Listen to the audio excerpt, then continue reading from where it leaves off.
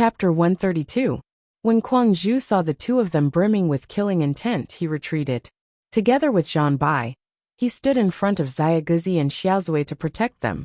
Right after that, he used moving shadows and brought the two aura-refining cultivators to the entrance of the main hall.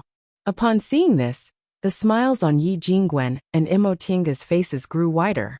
Senior Marshal Brother Kuang Zhu solved Xiaoguzi's and Xiaozui's worries, and even sealed their escape route. What else did they have to worry about? In contrast, the expressions of the Gujian sect cultivators were even more unsightly. Unexpectedly, Kuang Zhu seemed to feel that he hadn't dealt enough damage to their morale. Indifferently and elegantly, he said something that should have been full of killing intent. "We'll send them on their way sooner or later, so we better hurry up." Right after he finished speaking, an impatient early-stage foundation-building cultivator from Gujian sect shouted, "Don't go too far." Then he rushed towards Kuang Zhu with bloodshot eyes. When that early-stage foundation-building cultivator rushed towards them, Wan Honggan shouted, "Lay the formation." But in the end he was still one step too late. An early-stage foundation-building cultivator against a late-stage foundation-building cultivator. That cultivator naturally didn't have any chance of winning. Even when the sword light, which was almost solid, was about to pierce Kuang Zhu's head, it was wrapped up by a powdery substance scattered by Kuang Zhu's casual wave of his sleeve. The fact that the seemingly thin pink mist could block the flying sword, as if it was solid, was already shocking enough. Now it actually entangled the sword that was fused with the sword cultivator's divine sense like thorns. Not only the Gujian sect cultivators, but even Imo Tianga and Yi Jingwen were also quite astonished. Because of Imo Tianga and Yi Jingwen's surprise, the Gujian sect cultivators, who were subconsciously laying the sword formation, were about to finish. Kuang Zhu's calm and elegant voice said, "I'll help you lay it for a while." His voice still lingered in the air when that early-stage foundation-building cultivator crashed into the almost complete sword formation like a kite with a broken string, dragging a thin layer of powder behind him. When the other middle-stage foundation-building cultivator, from Gujian sect, saw his fellow disciple crashing into him, he naturally reached out to catch him, and easily caught him. However, no one noticed that the powder also attached itself to that cultivator's body. Kuang Zhu's action naturally reminded Yi Jingwen and Imo Tianga, who were somewhat distracted. Imo Tianga hastily controlled the shuttle of flying Apsara to collide with another early-stage foundation-building cultivator, who was standing on the star position of the sword formation. That cultivator naturally didn't dare to take this collision head-on, so he had no choice but to give up the star position he managed to stand on after much difficulty. Moreover, he was also injured by the flying needles Imo Tianga shot during the chaos. Wan Honggan was so angry that he gnashed his teeth. Since he couldn't lay a formation, he could only attack them one by one. Thinking that since they were both middle-stage foundation-building cultivators, the female cultivator would naturally be easier to deal with, Wan Honggan used two of his fingers to swipe the blade of his sword. A streak of dark red blood seeped into his sword. At the same time, Wan Honggan switched his sword-wielding hand to his injured left hand. Right after that, numerous flying blades formed from sword aura flew towards Imo Tianga, blotting out the sky and covering the earth. Senior Marshal Brother Wan Yu, the youngest early-stage foundation-building cultivator from Gujian sect, was greatly alarmed. Imo Tianga was very vigilant towards these unusual blood blades. The white silk handkerchief hovering above her head quickly formed a brick wall in front of her. Unexpectedly, the blood blades at the edge of the brick wall bypassed the brick wall and went straight towards Imo Tianga. Imo Tianga retreated rapidly while controlling her body-protecting true aura to expand. Unexpectedly, her body-protecting true aura only slightly slowed down the speed of the blood blades. Two of the blood blades, which she couldn't dodge in time, pierced Imo Tianga's left shoulder and calf with two slashes. Seeing that his attack had succeeded, Wan Honggan grinned malevolently. "Xiao Gaiji, if you want to live today, you have to risk your life first. Do you still think you can escape unscathed?" Upon hearing Wan Honggan's words, the young cultivator named Xiao Gaiji also injured himself as a sacrifice to the sword, just like Wan Honggan. When the three Gujian sect cultivators who were fighting with Yi Jingwen saw this movement, they also cooperated and injured themselves as a sacrifice to the sword, just like Wan Honggan. For a moment, the blood blades danced chaotically. Yi Jingwen and Mo Tiange were suppressed to the point where they couldn't control the situation. As for the 5 people from Gujian sect, they relied on the blood blades to open a path, and once again tried to lay a formation. A sneer appeared on the corners of Kwang Zhu's mouth. After pushing his hand away, he took out the bottle of medicinal pills he had been fiddling with before the battle. He poured out several bluish-green pills, then raised his hand and threw them towards the center of the battlefield. The people from Gujian sect naturally dodged in panic, but Mo Tiange and Yi Jingwen, who were being attacked, weren't so lucky. Since it was already too late to dodge, the two of them had no choice but to take this attack head-on. Unexpectedly, the pills turned into a mist the moment they came into contact with their protective true aura. The mist then flowed along the blood aura that overflowed from their wounds during the fight and entered their wounds. Mo Tiange and Yi Jingwen were startled by the coolness that entered their bodies. When they looked again, their wounds were actually healing at a speed visible to the naked eye. After Kwang Zhu threw the pills, he didn't stop. The green mist swirled around the battlefield, and the blood blades disappeared in an instant. The Gujian sect cultivators stared at their healed fingers in astonishment. Their fighting prowess had decreased sharply. Yi Jingwen and Mo Tiange didn't know whether to laugh or cry. This was the first time they learned medical cultivators' treatment could also be used as a means of attack. Senior Martial Brother Kwang smiled gently and said, "Today, I can be considered to have reached a higher level." Wan Honggan's ferocious expression didn't change as he revealed a smile. "This bleeding stopped just in time, so I won't thank you." Right after he finished speaking, he actually hit his own chest with his palm and spat out a mouthful of blood from his heart onto the ground in the center of the main hall. In an instant, the messy traces left on the ground by the blood blades unexpectedly squirmed, as if they were alive.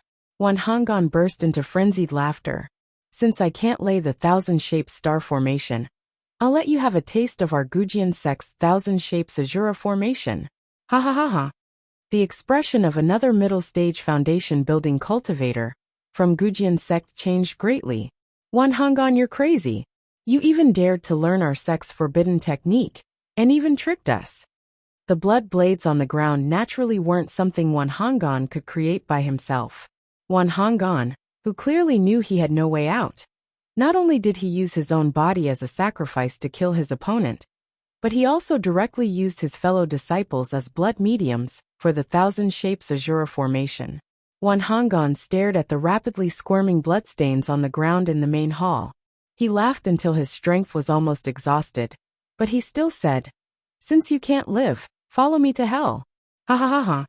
The expressions of the Gujian sect cultivators changed. Before Mo Tiange could figure out what was going on, Kwang Zhu, who was standing at the door, shouted, "Xiaobai, Dharma Protector." In just a breath's time, the bloodstains under Wan Honggan's feet formed a circle with him as the center. Then, with this circle as the center, they changed into words that emitted a gloomy aura and rapidly spread outwards. Kwang Zhu, who was sitting cross-legged, pushed his palms forward.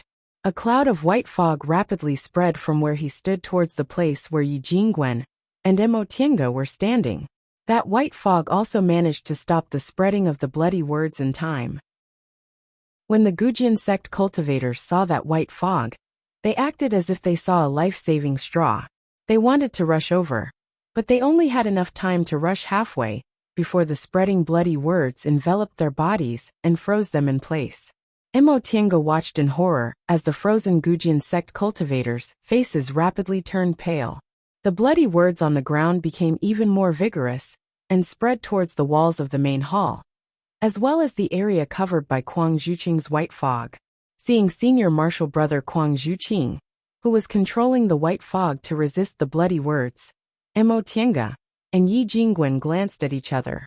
They naturally knew the key at this moment was Wan Honggan. Mo Tiange was about to take out her magic tool and give Wan Honggan, who was laughing himself hoarse, a fatal blow when Xiaobai shouted, "You can't!" Emotinga looked over with a puzzled expression.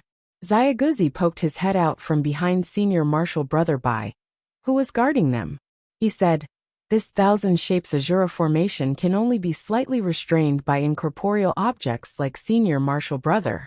Once it encounters a solid object, it'll use the solid object as a catalyst." Zyaguzi paused for a moment, unable to find the right words. He could only point at the Gujian sect cultivators who were being used as blood mediators and say, "It'll become like that." Yi Jingwen also explained, "The blood ring under his feet looks like it's only on the ground. But if someone really attacks him, it'll form a pillar from the ground to resist the attack. At the same time, it'll use the attacker's catalyst as a blood mediator." Yi Jingwen then said, "The Thousand Shapes Azura formation is an extremely vicious blood-refining formation. This formation shocked the world several hundred years ago, during the demonic beast war. However, because its destructive power was too great, and the owner of the blood-refining formation was prone to demonization, it was listed as a forbidden technique by Gujian sect. However, Tiange, you didn't grow up in West Kunwu, so it's reasonable that you don't know about it." In such a critical situation, Yi Jingwen was still in the mood to explain that he didn't grow up in West Kunwu, so it was reasonable that he didn't know about it. This made Emotinga speechless. While Emotinga's mind was racing, she suddenly heard Yi Jingwen nagging in her ear. "Tiange, you're proficient in formations. If there's an illusory beast inside the formation, you can attack. However, this place is too small, and formation discs, and the like are also solid objects. What a pity." Emotinga was delighted. "Illusory beasts?" Yi Jingwen nodded. "Anything without a solid object is fine." Emotinga asked again. "Then divine sense is also fine?" Yi Jingwen smiled bitterly. "Of course. However, when it comes to divine sense, sword cultivators also cultivate their divine sense while cultivating their swords. Even Senior Marshal Brother Kwang, who's in the late stage of the foundation building realm, might not necessarily be able to defeat the divine sense of a middle-stage foundation-building sword cultivator." Emotinga thought that with the soul-refining art, she wouldn't be an ordinary cultivator anymore. Nevertheless, the soul-refining art was Emotinga's only trump card, so she naturally didn't want to expose the secret of her powerful divine sense in front of so many people. Thus, she took advantage of Yi Jingwen's previous words about being proficient in formations to say, "Formations can also be big or small. We might as well give it a try." Yi Jingwen didn't know much about formations, so he didn't doubt Emotinga's words at all. He said happily, "In that case, let's give it a try quickly." However, he didn't know that formations that could summon illusory beasts were all complicated big formations. Just the eye of the formation alone wasn't something a few people could set up. Judging from Kwangju's expression, Emotinga knew Xiaobai and Kwangju wouldn't be able to hold on for much longer. She didn't dare to hesitate, took out several spirit stones from her Qingquan bag, laid a metal element formation that could sense spiritual aura, and said to Yi Jingwen, "Senior Marshal Brother Yi, I'll have to trouble you to protect me." Yi Jingwen was very anxious. He also didn't know why laying a formation required protection, so he just nodded and agreed. Emotinga quickly released her divine sense, using the soul-refining art's only divine sense technique, to kill the defenseless Wanhong'an's primordial spirit. A primordial spirit was naturally weaker than a tyrannical body, let alone a defenseless primordial spirit. Once the soul-refining art was used, it would naturally be a one-hit kill. Kwangju felt his body lighten. When he opened his eyes, he saw Wanhong'an lying on the ground. The blood-refined characters around him also lost control and rushed towards Wanhong'an's body. Kwangju hastily clasped his palms together. The white fog only had enough time to block several people before Wanhong'an's body exploded and died. The power of a foundation-building cultivator's body explosion was so great that it actually raised the main hall of Qianmen Ridge to the ground. As for the several Gujian sect cultivators outside Kwangju's white fog, they didn't die directly from the Thousand Shapes Azura formation, but they also died from the formation's backlash. When the aftermath of the explosion subsided, Senior Marshal Brother Kwangju, with his sleeves fluttering in the wind, stood on top of the ruins. He glanced at the cultivators from other cultivation groups who rushed over, but didn't say anything. Yi Jingwen and Emotienga naturally wouldn't explain, but these foundation-building cultivators weren't fools. Their divine senses had been paying attention to this place, so they could roughly figure out what happened. Thousand Shapes Azura Formation. This is the Thousand Shapes Azura Formation, someone muttered to himself. However, even though he was muttering to himself, the hearing of foundation-building cultivators was sharp enough to hear him clearly. They couldn't help but turn pale. Right now, they could still feel the aftermath of the Thousand Shapes Azura Formation. Although they didn't know why the Thousand Shapes Azura Formation was activated, the fact that he was able to break the Thousand Shapes Azura Formation showed how powerful this medical cultivator, who rarely made a move, was. The several big friendly cultivation groups of Gujian sect inside Qianmen Ridge Station naturally didn't dare to rashly stick their heads out.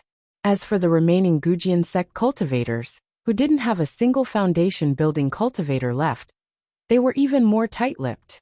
5 foundation-building cultivators died inside Qianmen Ridge Station all of a sudden. Even under normal circumstances, this wasn't something that could be glossed over with just a few words. Moreover, after the demonic beast war, Gujian sect also lost a large number of foundation-building cultivators. Coupled with the 2 early-stage foundation-building cultivators Emotienga and Yi Jingwen killed outside the station, Gujian sect actually lost 7 foundation-building cultivators in this internal strife. When this matter was spread to the sect head of Gujian sect was furious. He actually didn't hesitate to travel thousands of miles straight to Qianmen Ridge Station, wanting to behead Kuang Zhu and the others who were directly involved in this matter. Among the 6 people in the room, 4 were foundation-building cultivators, and 2 were aura-refining cultivators. We'd better leave quickly. If this matter spreads out, their Gujian sect cultivators will definitely rush over here. At that time we'll be in trouble. That won't do. Big brother, we've already alarmed a core formation grandmaster. How can we escape? Then what should we do? We can't just sit here and wait for them to kill us, can we? Even if we want to run, we can't. The 4 foundation-building cultivators didn't say a word, while the 2 aura-refining cultivators chattered. Xiaoguzi and Xiaozui argued for a long time, but neither of them could convince the other. In the end, the 2 of them squatted on the side and compared their eyesight. Kuang Zhu swept his gaze over them and said, "I've already informed the sect head about this matter, so you don't need to worry about it anymore." Xiaoguzi and Xiaozui turned their heads at the same time and widened their eyes. "Why didn't you say so earlier?" They argued for a long time until their mouths were dry from all the talking. Kuang Zhu lightly answered, "You didn't ask." The 2 of them were speechless and both snorted angrily. The 2 children were so angry that they stopped talking. Zhanbai looked at them helplessly, then turned to Kuang Zhu. "Senior martial brother, how will the sect head handle this matter?" Kuang Zhu held a cup of tea and said, "I called you here to talk about this matter." Yi Jingwen put down his tea and said, "Senior martial brother Kuang, junior martial brother Zhan, this matter started because of me, so you don't need to feel embarrassed. Just tell me directly." Before he made the killing move, he already thought about the consequences. No matter what, the sect head would protect their disciples, so in the end, it would still become a showdown between the 2 groups. In this demonic beast riot, every cultivation group suffered heavy losses, and Gujian sect's strength was also greatly damaged. Although Xianqing School also lost a lot of foundation-building disciples, it still retained its basic strength, because it sealed off the mountain. Between the 2 groups, Xianqing School still won. Besides, Grandmaster Jinghe had a murderous temperament, and was extremely protective of his disciples. If he found out his Clear Spring Peak disciples did this kind of thing, he would definitely clap his hands and laugh heartily instead of punishing them. With Grandmaster Jinghe's protection, what was there for him to be afraid of? Nevertheless, Kuang Zhu said faintly, "No, I think it's better if you don't say it directly." Yi Jingwen was puzzled. Why? Kuang Zhu's gaze circled around the scene, and finally landed on Emotienga, who was quietly drinking tea. We might as well push this matter onto junior martial sister Mo. Once he said that, not only were Mo Tiange, Yi Jingwen, and Zhan Bai stunned, but even Xiaoguzi and Xiaozui, who were squatting angrily, raised their heads. Yi Jingwen blurted out again, "Why?" Kwang Zhu didn't answer, and just lowered his head to drink his tea. Mo Tiange, on the other hand, quickly calmed down and nodded. "Okay." Yi Jingwen was even more surprised and turned to Mo Tiange. Mo Tiange smiled and said softly, "Big brother Yi, have you forgotten my identity in the school?" Yi Jingwen was stunned, but then he suddenly understood. "You mean?" Junior martial sister Mo is Grandmaster Jinghe's registered disciple. Kwang Zhu took over the conversation. "What junior martial brother Yi said just now is very reasonable. But for the same reason, it's more appropriate for junior martial sister Mo to come forward. Grandmaster Jinghe indeed had that kind of temperament. However, Yi Jingwen and Mo Tiange, on the other hand, were separated by a layer. Since Mo Tiange was Grandmaster Jinghe's registered disciple, it was reasonable for Grandmaster Jinghe to come forward. Even if Grandmaster Jinghe didn't come forward, Martial Uncle Xianin, who had the most seniority in Clear Spring Peak, would come forward. That way, not only would the others be safe, but Mo Tiange wouldn't necessarily have any mishaps. After thinking about all this, Yi Jingwen couldn't help but sigh inwardly. This senior martial brother Kwang Zhu looks cold, indifferent, and aloof from worldly affairs. But his mind is so meticulous and his vision is also so sinister. Thinking about this, Yi Jingwen suddenly felt a chill on his back. Isn't this the same as scheming against a nascent soul grandmaster? Although he sensed Yi Jingwen's strange gaze, Kwang Zhu's expression was still calm. Mo Tiange, on the other hand, pondered for a moment, then said, "That being the case, we might as well go all the way. We'll just say they wanted to kill me and rob me of my treasures. Moreover, they even harbored improper thoughts and didn't let me off after they failed. Senior martial brother Kwang Zhu, does this mean I can get some benefits from Grandmaster Jinghe?" Yi Jingwen felt even colder on his back. Based on Grandmaster Jinghe's temperament, if his disciple was plotted against, but was able to counterattack and kill the plotters, not only would he not blame her, but he would also reward her greatly. Mo Tiange chuckled softly, then turned towards Yi Jingwen and said, "Big brother Yi, if I get any benefits, I naturally won't keep them to myself." Before Yi Jingwen could answer, he heard Kwang Zhu's voice. "Then what about us?" Mo Tiange's gaze fell on Xiaoguzi and Xiaozui's sparkling eyes in the corner. She smiled and said, "Of course we'll get both." Yi Jingwen was drenched in a cold sweat. He thought he was vicious and merciless, but he never expected these people to be much bolder than him. Not only did they want to scheme against a nascent soul grandmaster, but they also wanted to divide the spoils in advance. Kwang Zhu smiled and took out a summoning talisman. "In that case, I'll have to thank junior martial sister Mo's generosity in advance." The sect head replied that Grandmaster Jinghe is already on his way here. Chapter 133. Mo Tiange withdrew her aura and breath, ended her cultivation, and opened her eyes. Divine sense was born from one's primordial spirit. If one didn't deliberately cultivate it, one's primordial spirit would slowly strengthen, along with one's cultivation level. The divine sense of a person with a high cultivation level would naturally be powerful. If one's cultivation level reached the core formation or nascent soul realm, their divine sense could also cause harm. However, this kind of harm was produced with the spiritual aura pressure. It was extremely effective against low-level cultivators, but it had no effect on cultivators in the same realm. However, the first layer of the soul refining art could cause fatal harm to cultivators in the same realm. On the other hand, the second layer of the soul refining art allowed the cultivator to exert pressure on cultivators of the same cultivation realm. If this was the case, her opponent would be constantly suppressed in a battle of magical powers. Even if they were extremely powerful, they would only be able to display 60 to 70% of their full strength. After experiencing the power of the soul refining art, her cultivation focus now shifted to the soul refining art.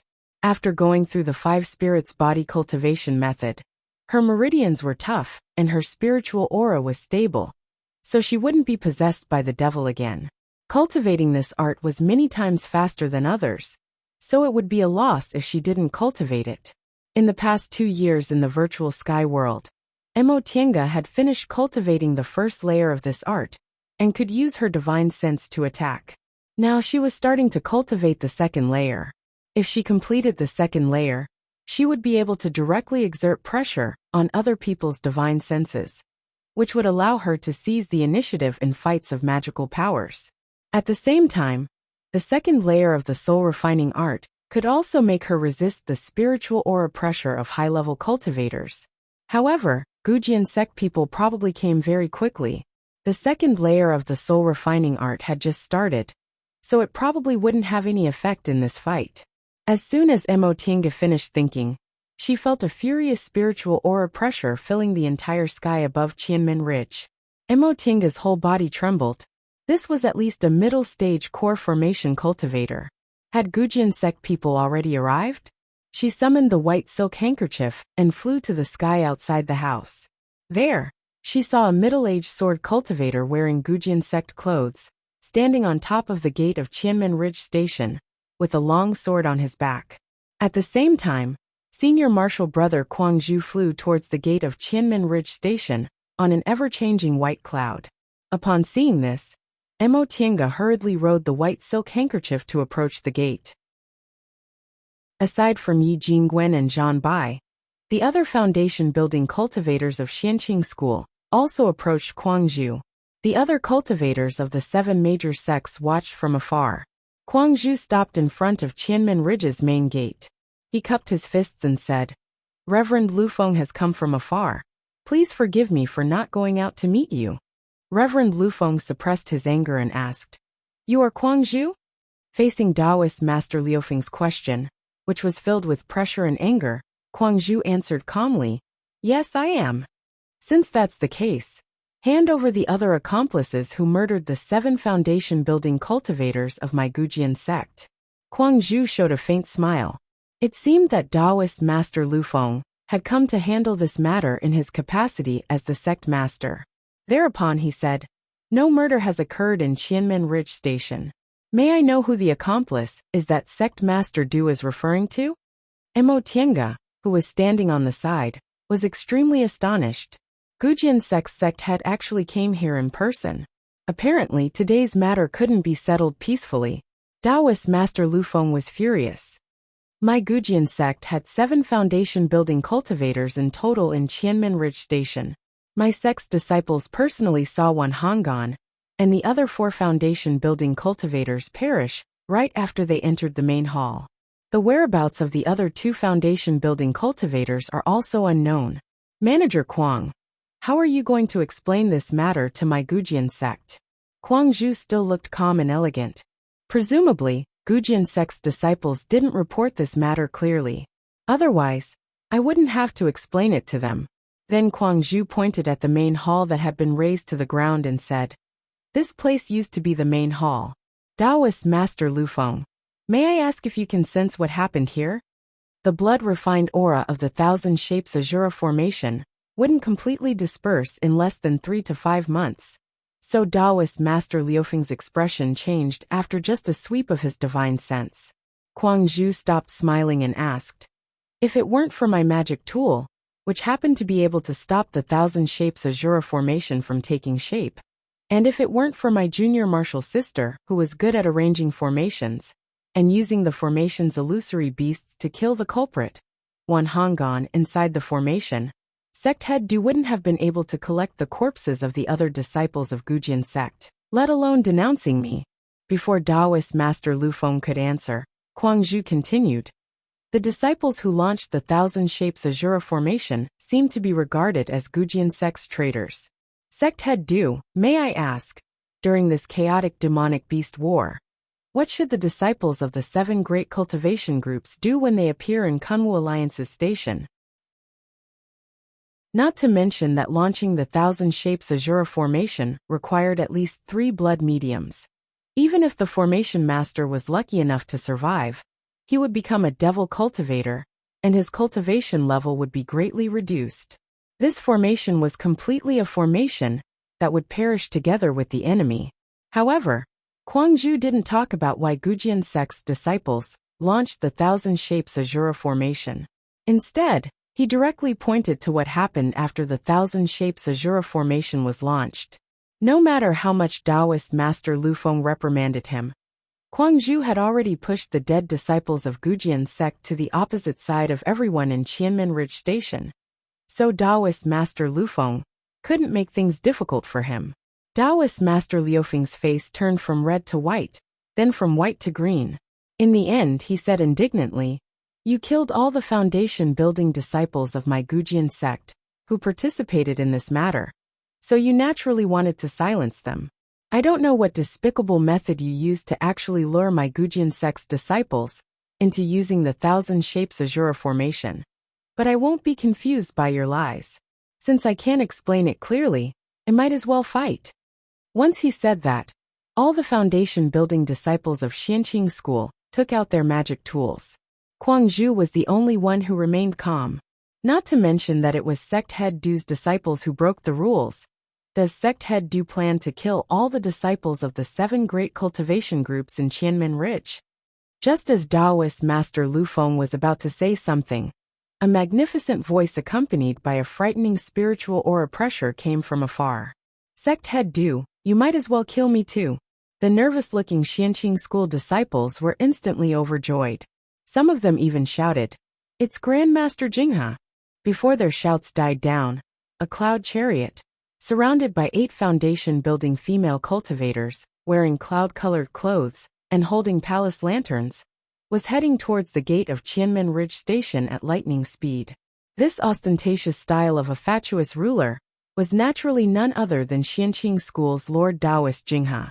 After the incident, the 1,000-mile sound-transmitting talismans from both sides were sent at almost the same time. Compared to Xianqing School, Gujian sect was a bit further away from Qianmen Ridge, so Lord Taoist Jinghe should have set off right after he received the sound-transmitting talisman. But he only arrived now. Presumably, the speed of the cloud chariot was hindered by those female cultivators. Kwang Ju's usually calm face seemed to be a bit gloomy as he watched the cloud chariot leisurely moving under the escort of female cultivators. The magnificent cloud chariot paid no attention to these people's gazes. The 8 female cultivators beside the cloud chariot were presumably also experienced people.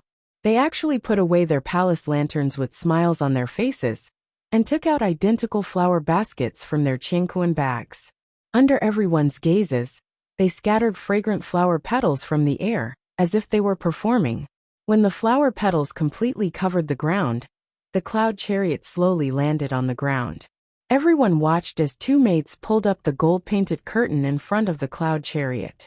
A middle-aged man wearing a golden crown and a king's robe, full of nobility, was sitting inside the cloud chariot, casually glancing at the people in front of him.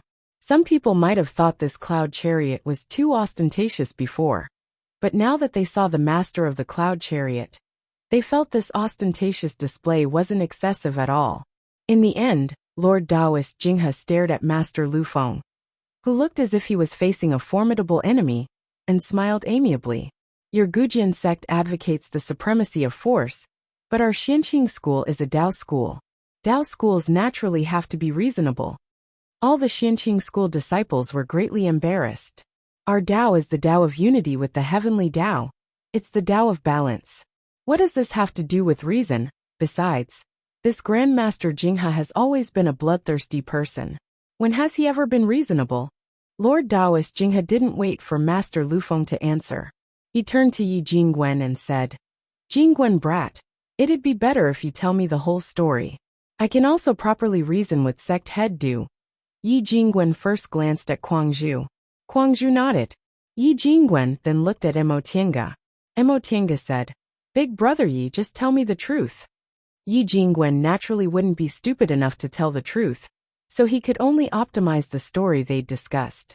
He cupped his hands and said, "Grandmaster, this matter has to start from when Junior Marshal's sister Emo arrived at Qianmen Ridge Station." Lord Taoist Jinghe said carelessly, There's no harm in telling me the details. A few days ago, Junior Marshal Sister Mo, who went missing during the battle at Danding School, finally recovered from her injuries and found our Qianmen Ridge station. Senior Marshal Brother Kwang arranged a place for Junior Marshal Sister Mo to rest, and then assigned her a mission to leave the station. Because Junior Marshal Sister Mo was new here, and the demonic beast war in the past 2 years caused a lot of changes, Junior Marshal Sister Mo decided to take a look around after she accepted the mission. Because of what happened that year, most people in the station didn't know Junior Marshal Sister Mo. Moreover, I was also carrying out a mission outside and hadn't returned yet, so Junior Marshal Sister Mo had no choice but to leave the station alone. Wan Honggan from Gujin sect took advantage of this, so he and 2 other early-stage foundation-building disciples from Gujin sect followed Junior Marshal Sister Mo out of the station with ill intentions. That day, I finished my mission and happened to be returning from outside the station. When I was about to reach the station, I suddenly sensed some people ganging up on Xianqing school cultivators. When I arrived, Wan Honggan and the others from Gujin sect bullied the Major General and surrounded Junior Marshal Sister Mo. At first, Yi Jingwen still felt a bit guilty because he was lying, but now, because he was the one who was involved and Mo Tiange was merely his name, he was furious. Therefore, the more he spoke, the more vivid and the more resentful he became. He vividly described the ugliness of those people who wanted to molest Junior Marshal Sister Mo, then kill her to seize her treasures. On the other side, Mo Tiange, whose head was hanging lower and lower, thought, Senior Marshal Brother Yi, these people who were ganged up on and beaten up like this have nothing to do with me. When he saw that everyone in the hall was starting to look angry, Yi Jingwen promptly adjusted the plot to the part where Mo Tiange fought back, and, with his assistance, launched a desperate struggle against several cultivators from Gujin sect. Furthermore, Wan Honggan even sacrificed his fellow disciple and escaped back to their station. Yi Jingwen also clearly explained the matter of Wan Honggan sacrificing his fellow disciple and escaping back to their station. When he reached this point, Lord Daoist Jinghe's face was already filled with anger. According to Yi Jingwen's story, the several cultivators from Gujin sect who died in the main hall would probably also be portrayed as heinous criminals. Kwang Zhu was still quite afraid this grandmaster of his would start a massacre, so he interrupted Yi Jingwen and said, I'll explain what happened next. Everyone heard Kwang Zhu's calm and elegant voice continue. After 2 of his fellow disciples died, this Wan Honggan came back and instigated several other Gujin sect disciples to come to the main hall and frame Junior Marshal Sister Mo. He even proposed that if Junior Marshal Sister Mo married him, he'd take responsibility for the deaths of his 2 fellow disciples in front of the elders of Gujin sect. Junior Marshal Sister Mo was surrounded outside the station by him before, so she had a deep understanding of this person's maliciousness, so she naturally wouldn't believe his words.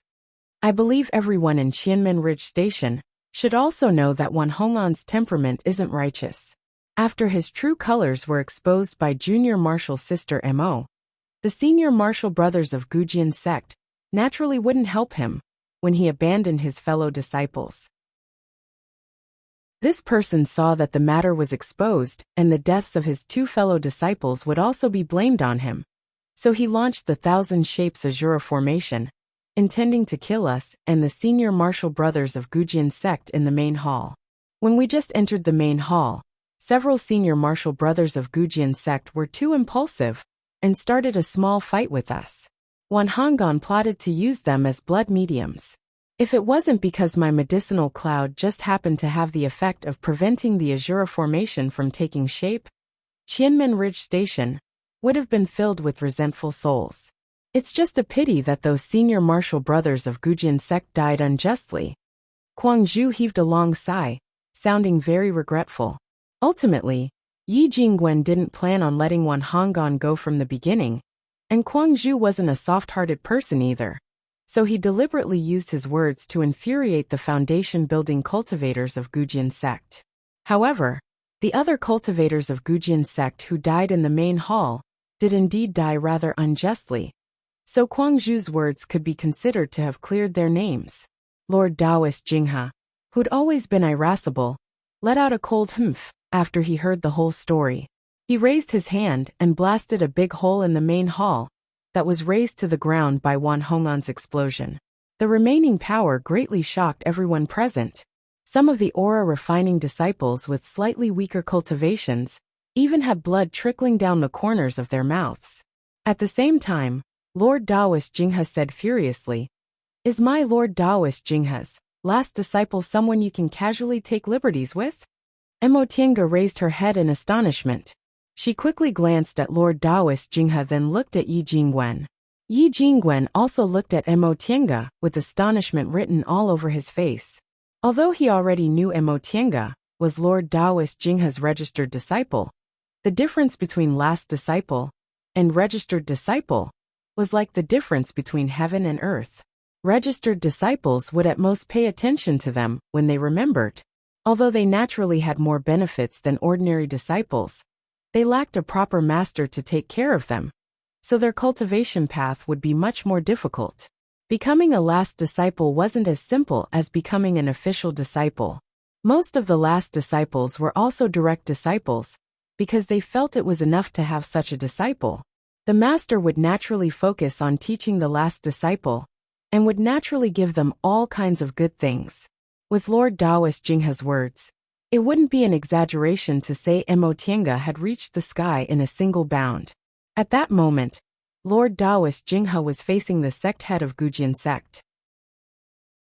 He released his spiritual aura pressure and said angrily, "You actually wanted to use people's lives to force me to marry a female disciple of my sect? Even if you had several lives, it wouldn't be enough. Since the person is already dead, I won't start killing today. However, in the end, it's your Gujian sect that isn't strict. Du Lufeng, go back and tell old Taoist Fuling that if he doesn't want me to kill my way to your sect, he has to give me a good explanation." Once he finished speaking, Lord Taoist Jinghe turned around and looked at Emotienga sternly. He called out, "Tienga." Although Emotienga was still shocked, she wouldn't hope this Lord Taoist could dispel her doubts in front of everyone. She hurriedly lowered her head and answered, "Disciple is here. This kind of unscrupulous and shameless person should die a quick death. 2 years ago, you even dared to lure a 5th-ranked demonic beast by yourself, but you actually didn't dare to kill this kind of scoundrel on the spot. As my disciple, you're really shameful. Today, you should follow me back to the mountain for closed-door meditation." Although Lord Taoist Jinghe spoke harshly, he actually said can't as don't dare. Moreover, he used the 5th-ranked demonic beast as a bait, making people easily believe that Gujian sect was being overbearing, because Xianqing school was being lenient. Compared to Yi Jingwen's cumbersome narration, Lord Taoist Jinghe's words were more convincing, and he was even more skillful in acting like a rogue. Soon after, Lord Taoist Jinghe reprimanded Yi Jingwen. "Yi Jingwen, you've been away from the mountain for some time, but you actually haven't made any progress. It's time for you to go back and listen to your master's teachings." After he finished speaking, he grabbed Emotienga and Emotienga into the cloud carriage. When the cloud carriage slowly rose into the sky, Lord Taoist Jinghe sneered and said, "This matter has been explained clearly, but sect head Du and your fellow martial brothers still haven't arrived. Presumably, they won't be able to make it. If sect head Du doesn't want to collect their corpses, you should hurry back to rescue them." Upon hearing what he said, Master Taoist Liufeng's expression changed greatly. He originally thought the bloodthirsty Lord Taoist Jinghe actually said something like, "I won't start a massacre today," and thought the heavens were looking after him. Who would have thought that Lord Taoist Jinghe had already vented his anger on the way here? They originally came to deal with the foundation building cultivators.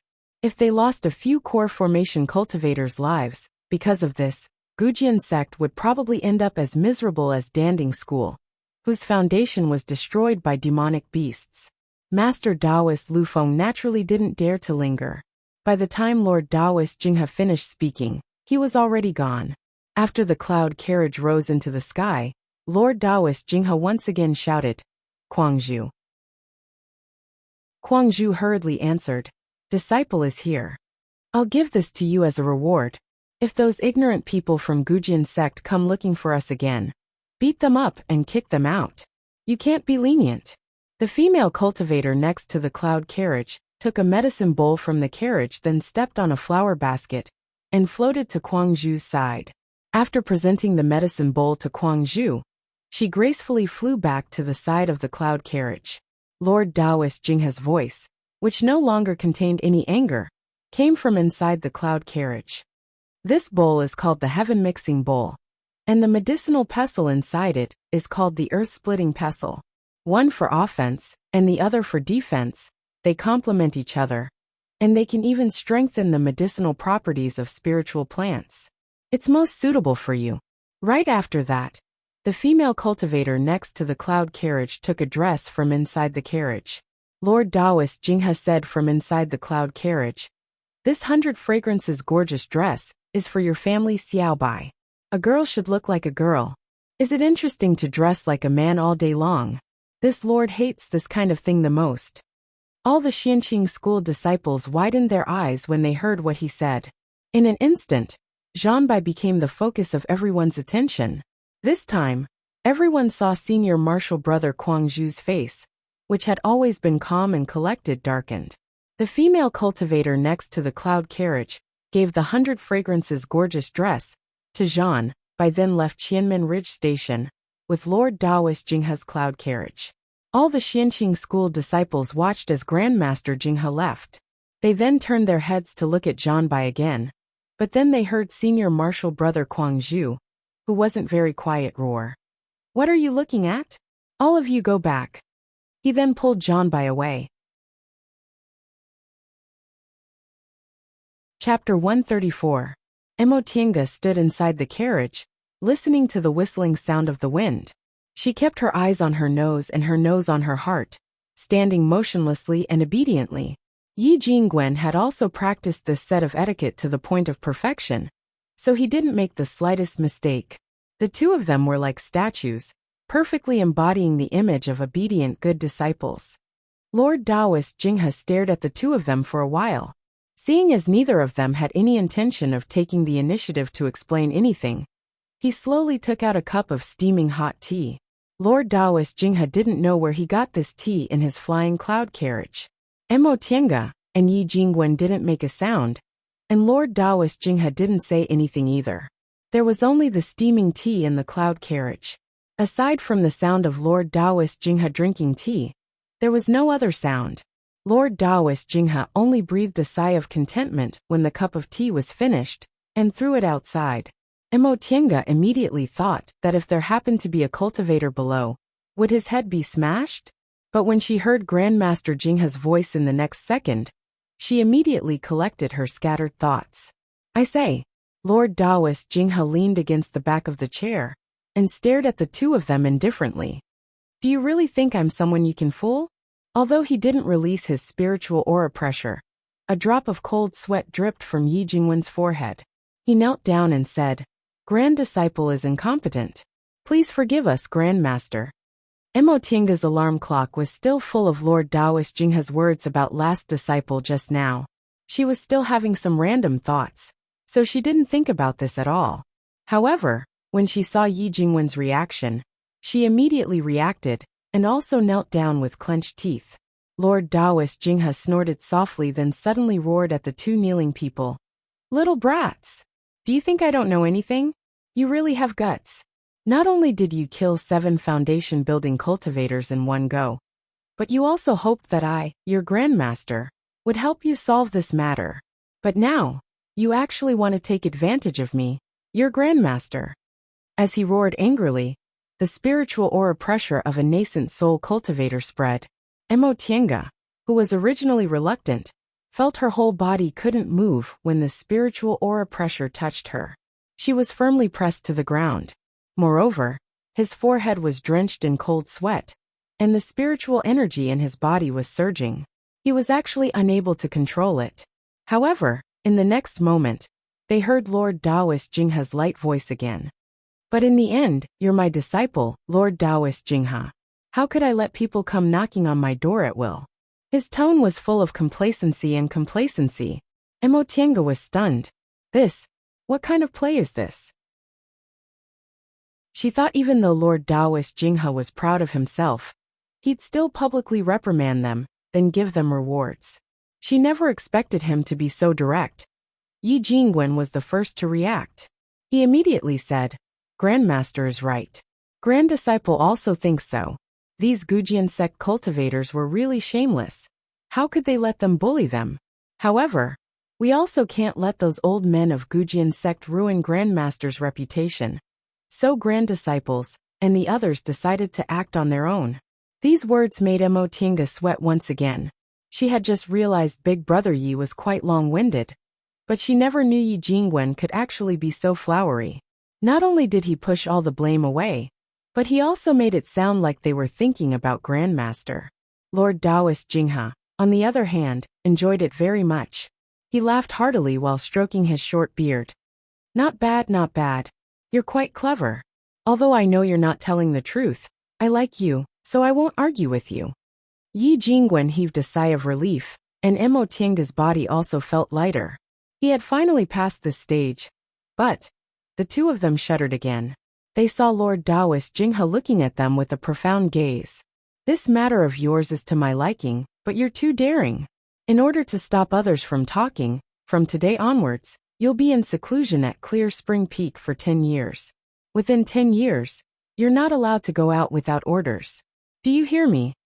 They weren't allowed to leave Mount Taikong for 10 years, so under Grandmaster Jinghe's protection, outsiders naturally wouldn't dare to do anything to them. Grandmaster Jinghe was deliberately letting them off. Both Emo Tinga and Yi Jingwen were delighted. They glanced at each other, then prostrated on the ground with sincerity. "Thank you, Grandmaster." "Yes." Lord Taoist Jinghe's eyes were still closed, but he raised one of his eyes and cast a glance at Emo Tinga. "Why are you still calling me Grandmaster?" Emo Tinga was stunned. For a moment, she didn't know what to say. "What's wrong with that?" Lord Taoist Jinghe snorted. "Do you think my words are all farts? Since you're my last disciple, you naturally don't need to address me like that." Huh? Emo Tinga was really dumbfounded this time. She just thought Grandmaster Jinghe said it as a stopgap measure for other people to hear. Did he really think she was his last disciple? "What, huh?" Lord Taoist Jinghe glanced at her. His words were full of intimidation. "Don't tell me you still don't want to be my disciple." Emo Tinga blinked. Before she could come back to her senses, Yi Jingwen bumped into her and whispered, "Why are you in a daze? Quickly kowtow." Emo Tinga kowtowed in panic. Disciple kowtows in salute to master." What was this? She had seen deification cultivators before, so she wouldn't be scared to death by Grandmaster Jinghe. However, she really couldn't adapt to the way this Grandmaster handled things. Lord Taoist Jinghe nodded with satisfaction. "That's more like it. Master is very unhappy now, so there's no master-disciple ceremony. Do you have any objections?" No. Did she dare to have any objections? She was merely a foundation-building cultivator without any foundation. Yet she could be accepted as the last disciple of a middle-stage nascent soul cultivator. What kind of glory was that? Even core formation cultivators would fight to the death for it. How could she have any objections? She was just a bit worried.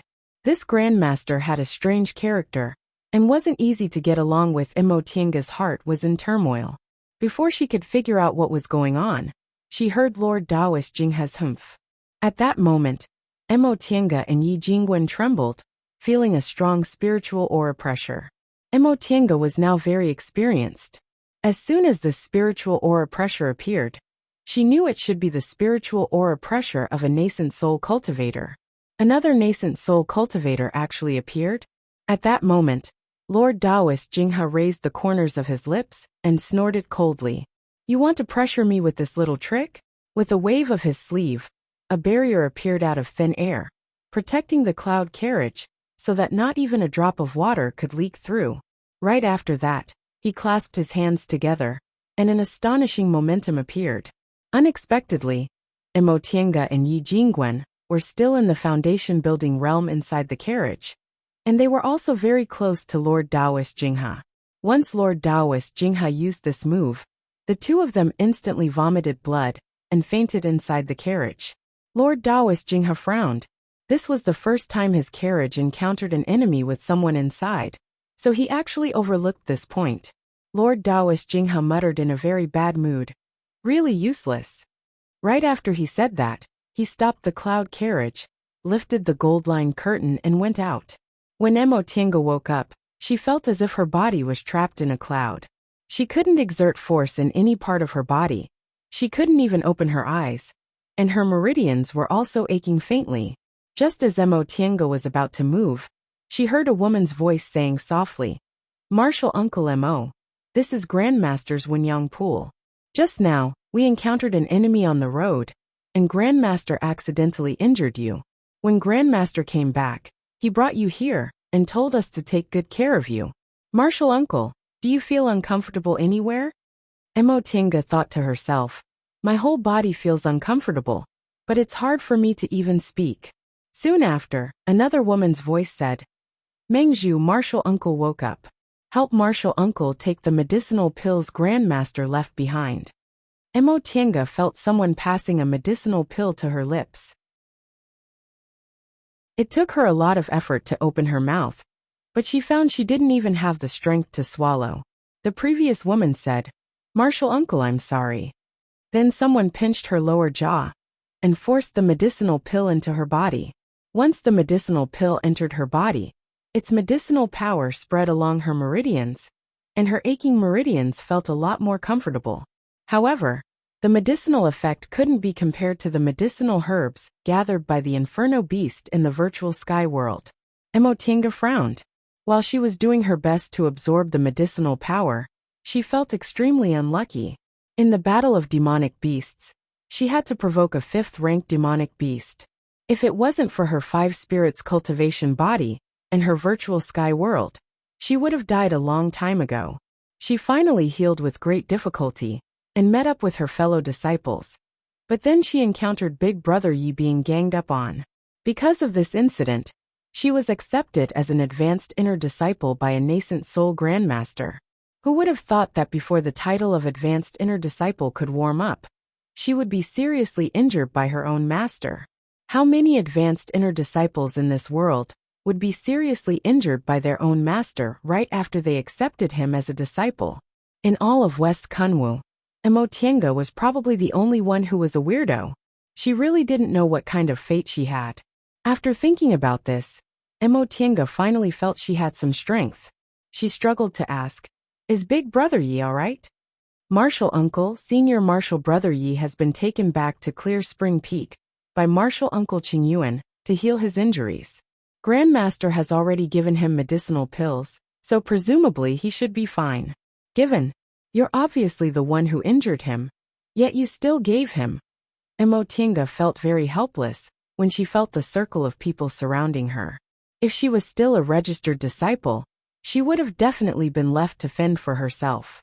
That way, she could enter the virtual sky world to heal her injuries. Whether it was medicinal plants or spiritual aura, it was many times better than the rewards bestowed by this master. With this thought in mind, Emo Tiange felt a lot better.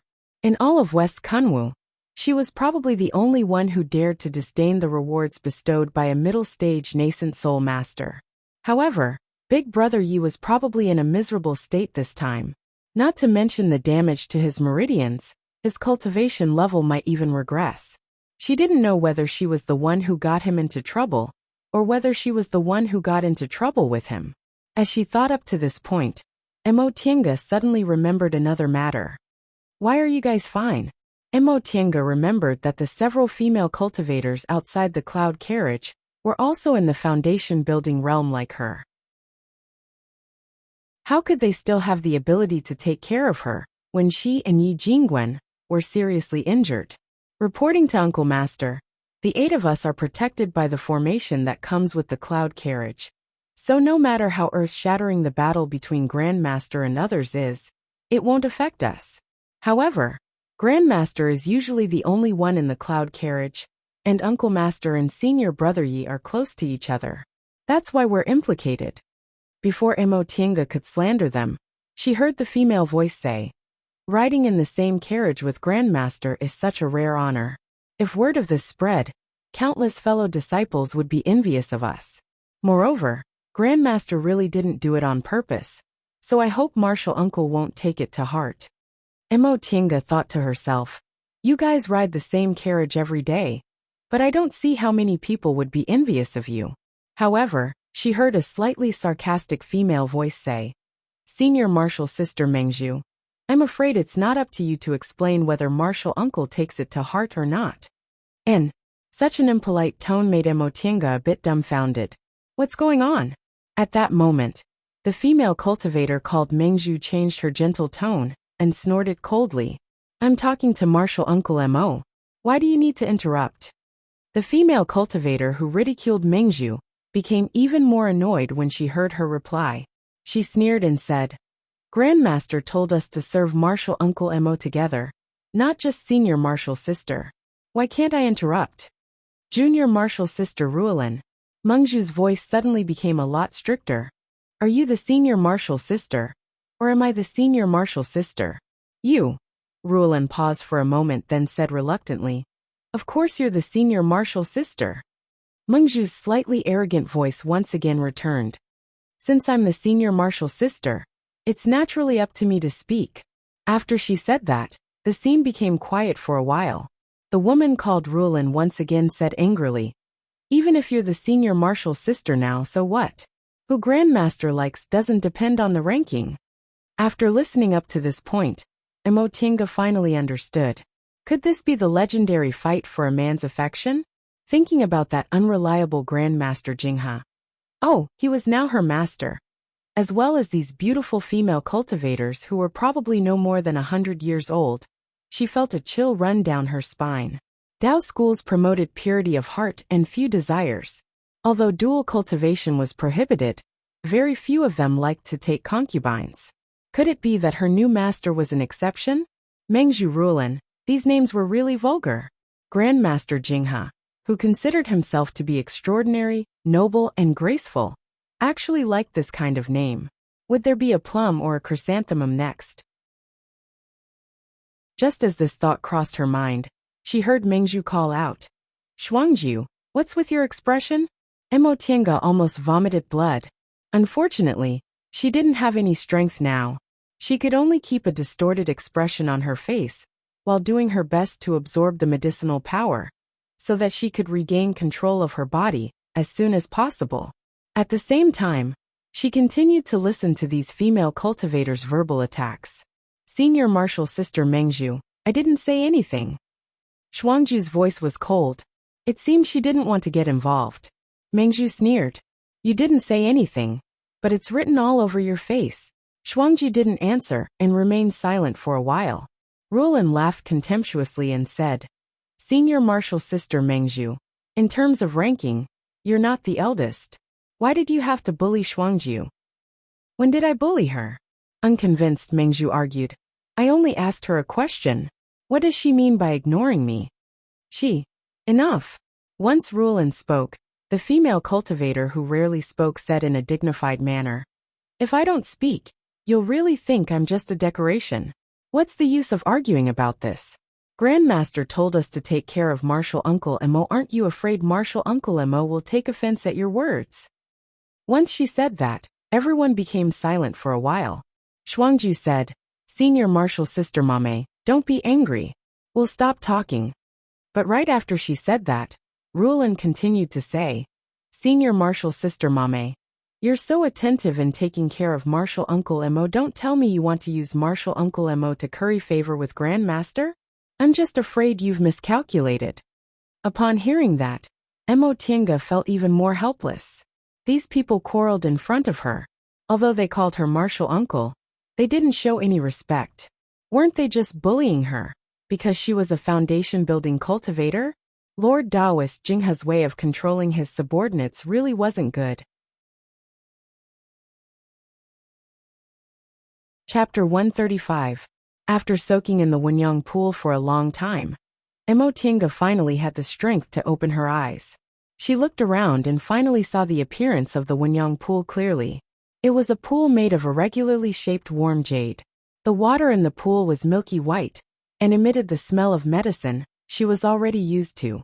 The place where the pool was located was built to look like a high platform. The steps and the floor were all made of white jade, and were decorated with carvings and paintings. It looked extremely luxurious.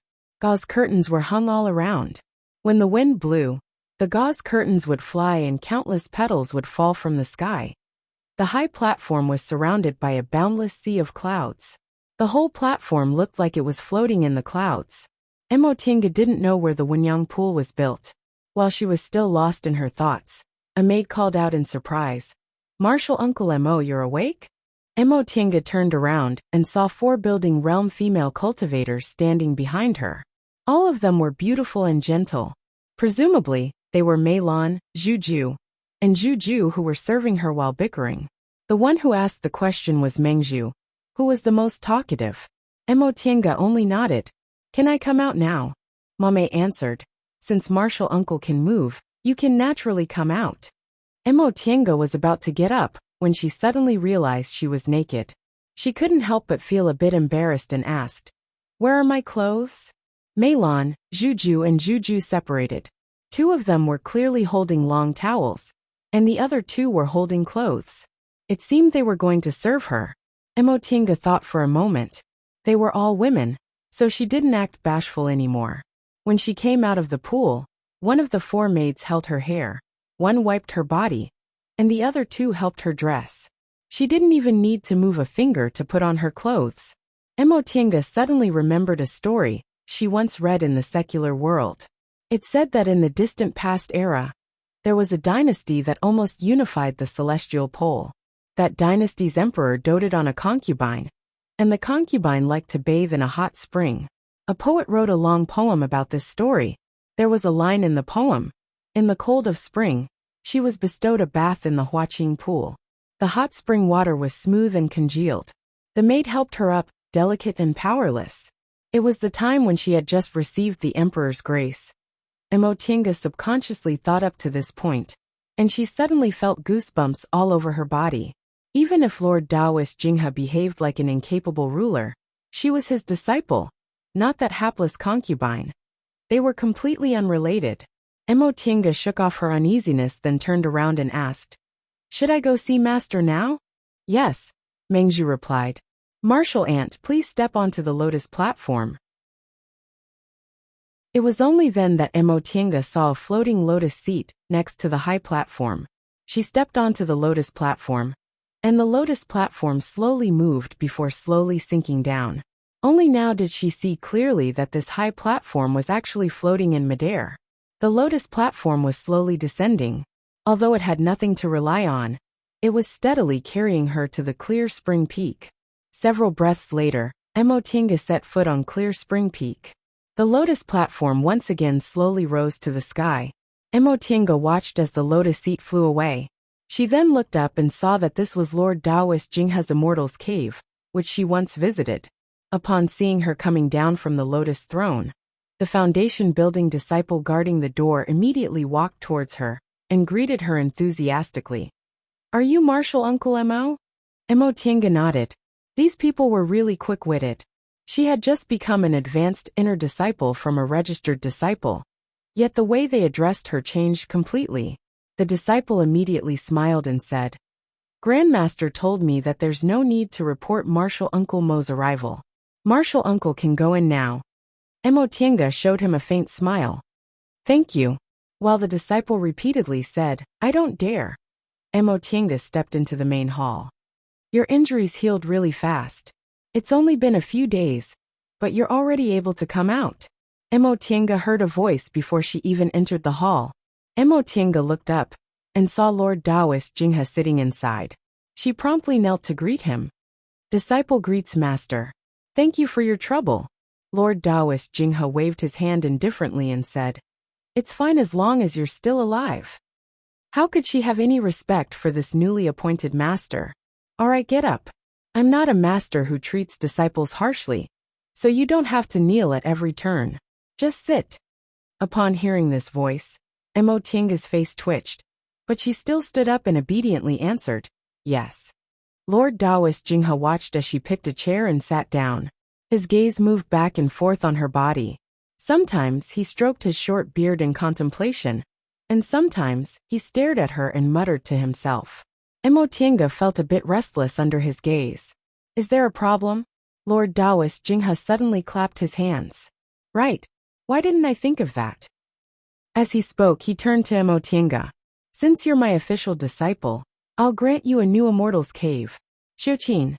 The female cultivator standing next to him answered. Yes. Take her to Mingxin residence. Yes, Grandmaster. The female cultivator bowed, then said to Emotienga.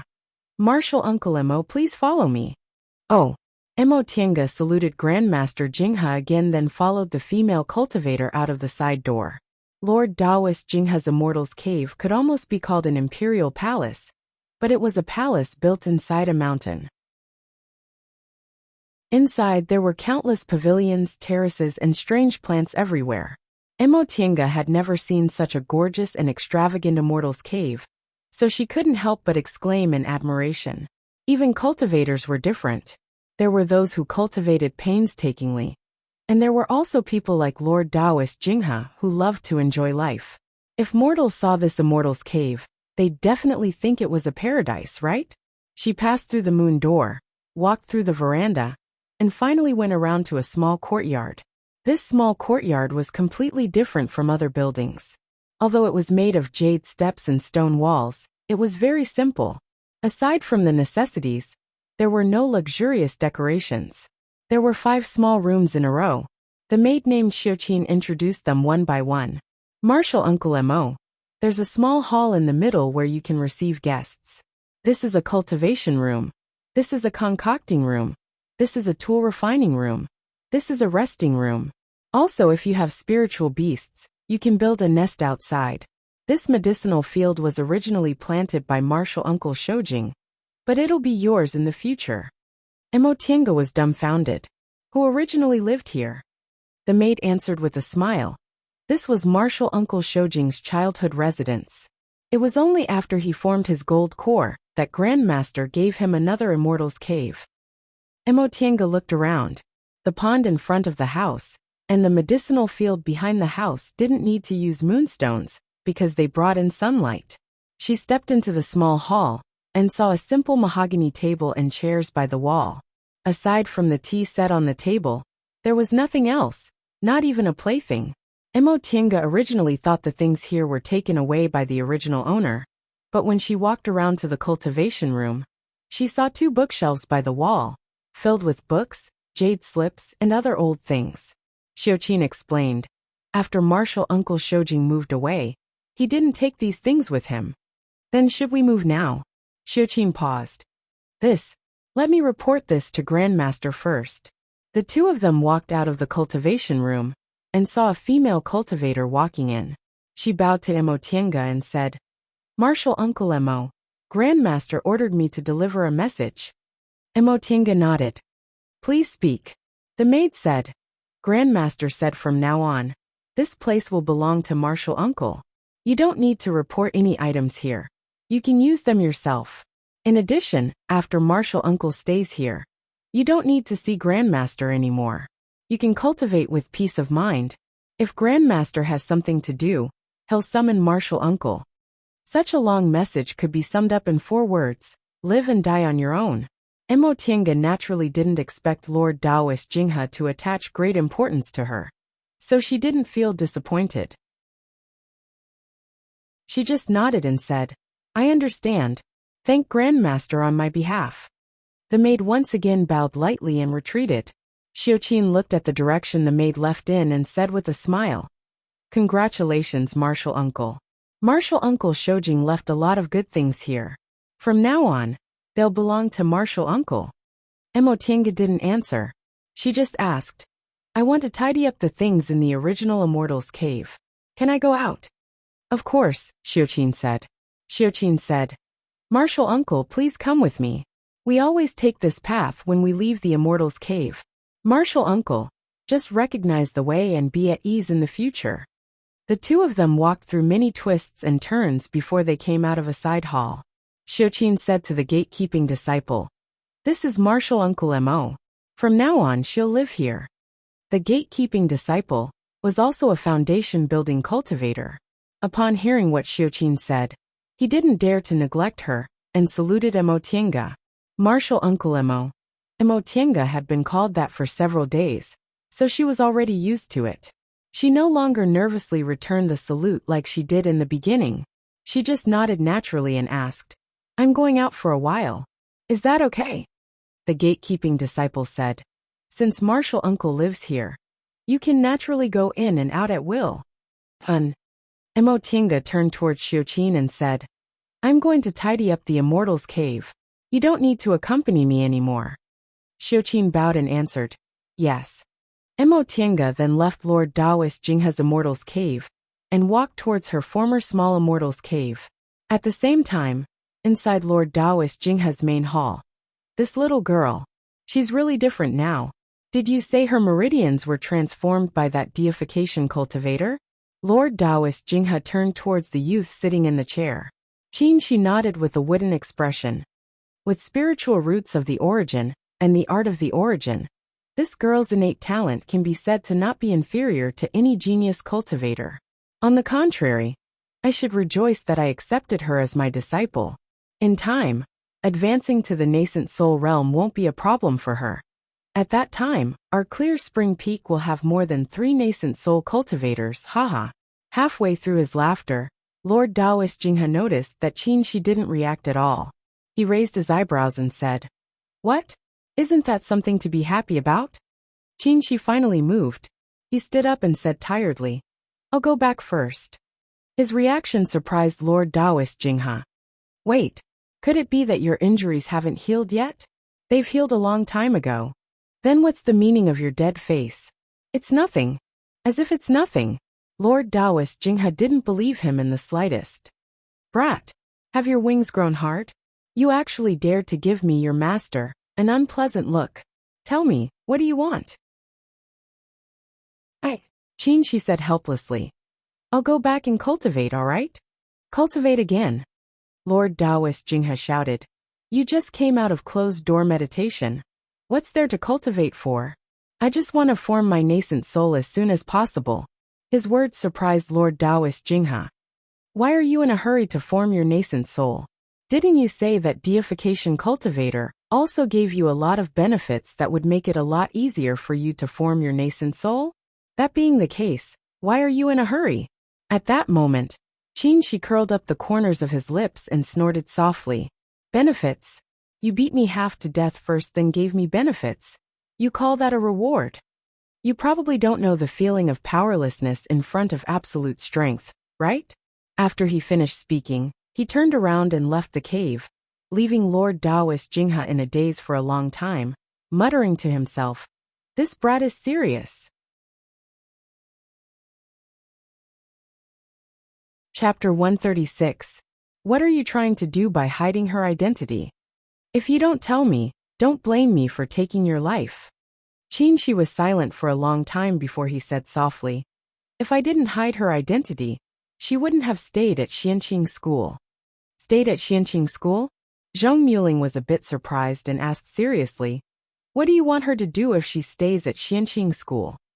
She showed a bitter smile and answered bluntly, "What can she do if she doesn't stay at Xianqing School?" Zhong Muling was dumbfounded. He naturally understood the meaning behind Xi's words. How long could an aura-refining cultivator with a special constitution and no backing live in the cultivation world? But when he thought about it again, he realized there was another meaning to Xi's words. If Mo Gu didn't stay at Xianqing School, this brat naturally couldn't do anything. He softened his tone a bit and said, "So you're doing this out of kindness?" This time, she didn't answer his question. After a long time, he finally said, "Senior, do you know about the matter between me and her father?" Emotienga had told him about this matter. Zhong Muling snorted. "I heard about it." She smiled and said, "There are some things she doesn't know. Presumably, Senior also doesn't know." He paused for a moment, then said slowly, "More than 20 years ago, before her father died, he helped me escape and told me to take care of his wife and daughter. But he promised me one thing." Zhong Muling was stunned. "What thing?" She said slowly, word by word. I'll be the one in charge of dual cultivation with this woman in the future. After he finished speaking, he didn't say anything else. Suddenly, there was a spiritual aura fluctuation. Zhong Muling silently appeared in front of him, with a livid expression. You'll be the one in charge? He shook his sleeves and released his spiritual pressure. Qin Shi fell to the ground again, suffering more injuries on top of his previous injuries. Zhong Muling's expression darkened. You mean her father promised her to you? Qin Shi was seriously injured, but he smiled and didn't lower his head. If Senior wants to understand it that way, it's fine. What about you? What do you think? Me. Qin Shi wiped the bloodstain on the corner of his mouth and sat up. Before her second uncle passed away, I promised that if she wasn't willing, I wouldn't force her. Zhong Muling no longer said anything. His expression was gloomy and uncertain. Sometimes, a fierce expression flashed across his face, and other times it calmed down. He stared fixedly at Qin Shi's pale, bloodless face. Qin Shi didn't look at him, but he was also fearless. His expression was calm. Ling. There was another spiritual aura fluctuation inside the hut. Yuan Bao suddenly appeared. He stared at Qin Shi with great interest, then said to Zhong Muling, Don't you think dual cultivation is a good idea? Zhong Muling glowered at him with an unpleasant expression. Ingot spread his hands and said innocently, All right, dual cultivation isn't a good idea. However, this brat has the yang spiritual bead, and has 2 metal and fire spiritual roots, so his yang aura is extremely strong. He's not a bad choice to be Tiange's human furnace. Once she said that, Qin Shi's expression changed. He raised his head and stared at the 2 people. Zhong Muling's expression softened. He muttered to himself for a while, then slowly nodded. What you said does make sense. The 2 of them then looked down at Qin Shi, as if they were examining whether he was qualified or not. The spiritual aura inside Qin Shi's body surged. Anger attacked his heart, and he suddenly spat out another mouthful of blood. Yuan Bao clicked his tongue and crouched down to grab Qin Shi's hand. His surging spiritual aura rushed into Qin Shi's body. It's not good to be a human furnace this week. Ling, let me train this brat, okay? He has the yang spiritual bead inside his body, so he's not far from having a pure yang constitution. He's actually suitable to learn from me. Zhong Muling snorted, then flicked his sleeve and disappeared from the hut. If you like him, then take him. Why are you asking me? ***** human furnace.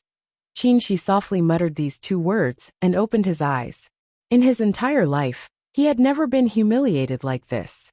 He knew that although those 2 people seriously injured him, they also gave him a lot of benefits. Even if they didn't know him anything, it couldn't be considered a grudge. It was just that he couldn't swallow this humiliation. Human furnace. They actually wanted him to be a human furnace.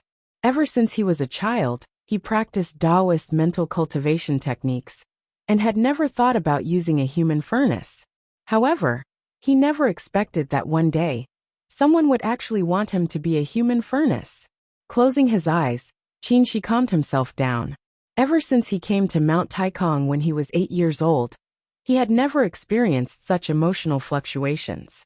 He had a nascent soul grandmaster, and his cultivation was fast, so no one dared to give him a hard time. Even if he went out alone, he was resourceful enough to protect himself. In those few short days, that deification cultivator called Yuan Bao taught him a set of incantations, and fed him a lot of strange things. Some of them made him feel so much pain that he wished he was dead, but some of them made his cultivation level increase rapidly, almost tormenting him to the point where he was half dead. Before he left, Yuan Bao told him with a grin that he had to form his nascent soul as soon as possible, so that he could be a good human furnace. Thinking up to this point, Qin Shi once again clasped his palms and pursed his lips. Human furnace. He couldn't even say these words to his master, so he could only bury this secret in his heart. The incantations Yuan Bao gave him allowed him to get closer and closer to having a pure yang constitution. Many of the thresholds for realm breakthroughs would become easier and easier for him. This was naturally a huge benefit for him. If he didn't do anything excessive, he wouldn't return kindness with enmity. However, those words not only made him feel humiliated, but he also worried. If those two people really prepared to become his human furnace after he advanced, what should he do? He didn't hate Emotienga, and he didn't deny that he once had such thoughts. But that was only for a moment. He hadn't reached the great Tao yet, so his heart couldn't hold other things. Dual cultivation also wasn't within his scope of consideration. However, this kind of thing happened, making him feel extremely embarrassed when he faced her. This kind of embarrassment had nothing to do with her, but he didn't want to face her. He thought for a long time about how to solve this problem. If he practiced the incantations, his pure yang aura would become more and more abundant, until it was infinitely close to a pure yang constitution. Then, he would be more suitable to become their human furnace. However, if he didn't practice, his cultivation speed wouldn't be so fast.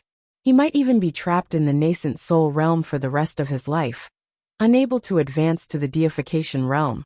Therefore, in the end, he decided not only to practice, but also to advance quickly. He had to advance to the nascent soul realm as soon as possible, and then advance to the deification realm. Only after he advanced to the deification realm and took control of his own fate could he erase this taste of humiliation. After taking a deep breath, Qin stood up and walked out of the cave. His injuries were completely healed, and his cultivation level had also made progress in the past 2 years. In a few days, he would be ready to advance to the late stage of the core formation realm. He thought he was very confident that he could advance to the peak stage of the core formation realm in another 20 to 30 years. Then he could attempt to form his nascent soul. In this way, he was 143 years old now, so it was very possible for him to form his nascent soul in 200 years. As for after that, he didn't know how many years it would take. His master advanced to the nascent soul realm when he was 400 years old, and he was now more than 800 years old. He had been stuck in the nascent soul realm for more than 400 years, but he was still in the middle stage of the nascent soul realm, and still couldn't touch the threshold of the late stage. His aptitude was only slightly worse than his master's. It was only because he had the yang spiritual bead, and had no distractions, that he could have such a cultivation level. If he advanced to the nascent soul realm, he probably wouldn't have any advantage. He was absent-mindedly thinking along the way when he suddenly heard movement in front of him. His footsteps stopped and he was startled. This place is... Tienga, congratulations. Grandmaster accepted you as an official disciple so quickly. I'm really envious. Ah, wrong, I should call you Martial Uncle. Emo Tienga talked to Luo Fengxue while tidying up the things in the cave. Hearing what she said, she couldn't help but smile. Senior Martial Sister Luo, you calling me Martial Uncle really makes me nervous. Why are you nervous? Luo Fengxue said matter-of-factly. You're Grandmaster's official disciple, so you naturally have to call me Martial Uncle. You shouldn't call me Senior Martial Sister anymore. I can't afford to call you that now, and it wouldn't be good if other people heard it. Then all right, Fengxue. Upon hearing this form of address, Luo Fengxue smiled. I didn't expect you to call me by my name until today. Martial Uncle Mo. In fact, you're the most vigilant person. Luo Fengxue's tone was teasing, but it made Mo Tienga blush. Luo Fengxue was right. Mo Tienga just didn't want to be too close to other people, so she was reluctant to call her by her name. However, Luo Fengxue always treated her with sincerity. In fact, Mo Tienga felt sorry for Luo Fengxue. Fengxue, that's enough, you don't need to explain. Luo Fengxue smiled and said, I understand. You've experienced many ups and downs in the past, so you're always wary of others. If you weren't brought back by Martial Uncle Shoujing and accepted as Grandmaster's disciple, I also wouldn't have treated you sincerely. Mo Tienga felt a bit better after hearing what Luo Fengxue said, so she smiled and said, All right, Fengxue, I won't live here anymore. I'll leave the medicinal fields to you. In the future, if new people move in, it's up to you whether you want to move them or not. All right, you're Grandmaster's official disciple now, and the spiritual plants we bought from Danding School last time are still in my hands. I won't be polite and will take them all. You won't object, right? Mo Tienga couldn't help but laugh. Of course. I'm an elder now, so I naturally can't bicker with the younger generation. Huh. You adapted to your identity quite quickly. But now you're already putting on the airs of an elder. Humph. In any case, I've taken advantage of you, so I won't fight with you over this title. The two of them chatted for a while before Luo Fengxue took Emotienga to see Master Daoist Xianin. During the Great Battle 2 years ago, both Luo Fengxue and Wei Jiasi were injured. Wei Jiasi's injuries were more serious, so she was still recuperating. Luo Fengxue, on the other hand, was already much better. She even received medicinal pills and other things as a reward from the school. As for Han Qingyu, she was injured recently and was still in closed-door meditation to recuperate. Therefore, when Emotienga returned, she only saw Luo Fengxue. As they approached the cave, Emotienga saw that the disciple guarding the entrance immediately came to greet them. Greetings to Martial Uncle Mo, Senior Martial Sister Luo. Emotienga was a bit astonished. Had the matter of her being accepted as an official disciple already spread throughout Clear Spring Peak? Luo Fengxue whispered to her. As soon as Grandmaster returned, he said you dared to face a 5th-ranked demonic beast by yourself during the demonic beast battle, and didn't let down Xianqing School's prestige. Therefore, he announced that he accepted you as an official disciple. So that was the case. No wonder the disciple guarding the entrance changed the way he addressed her. When Emotienga entered the cave's hall, Master Daoist Xianin was meditating with his eyes closed. Luo Fengxue called out, Master! Master Daoist Xianin opened his eyes. His gaze swept over them, before it finally fell on Emotienga. Tienga, are you all right? Emotienga stepped forward and solemnly saluted him. Martial Uncle Xianin, I'm fine. Thank you for worrying about me. Master Daoist Xianin stroked his long beard and said with a smile, Since you've been accepted as an official disciple by Master, you don't need to call me Martial Uncle anymore. You can just call me Senior Martial Brother. Yes. Emotienga changed the way she addressed him. Senior Martial Brother Xianin. Tienga doesn't dare to forget the several years of teaching you. I have to leave today, so I especially came to express my gratitude. This child. Master Daoist Xianin stared at her with a loving gaze. She disappeared for 2 years, and built her foundation in 2 years. Honestly speaking, he taught her for no more than 3 years. However, although they weren't master and disciple in name, they were actually master and disciple. Tienga, since you've become Master's disciple, you must cultivate diligently in the future and mustn't let down Master's prestige. Do you understand? I'll sincerely follow Senior Martial Brother Xuanin's instructions.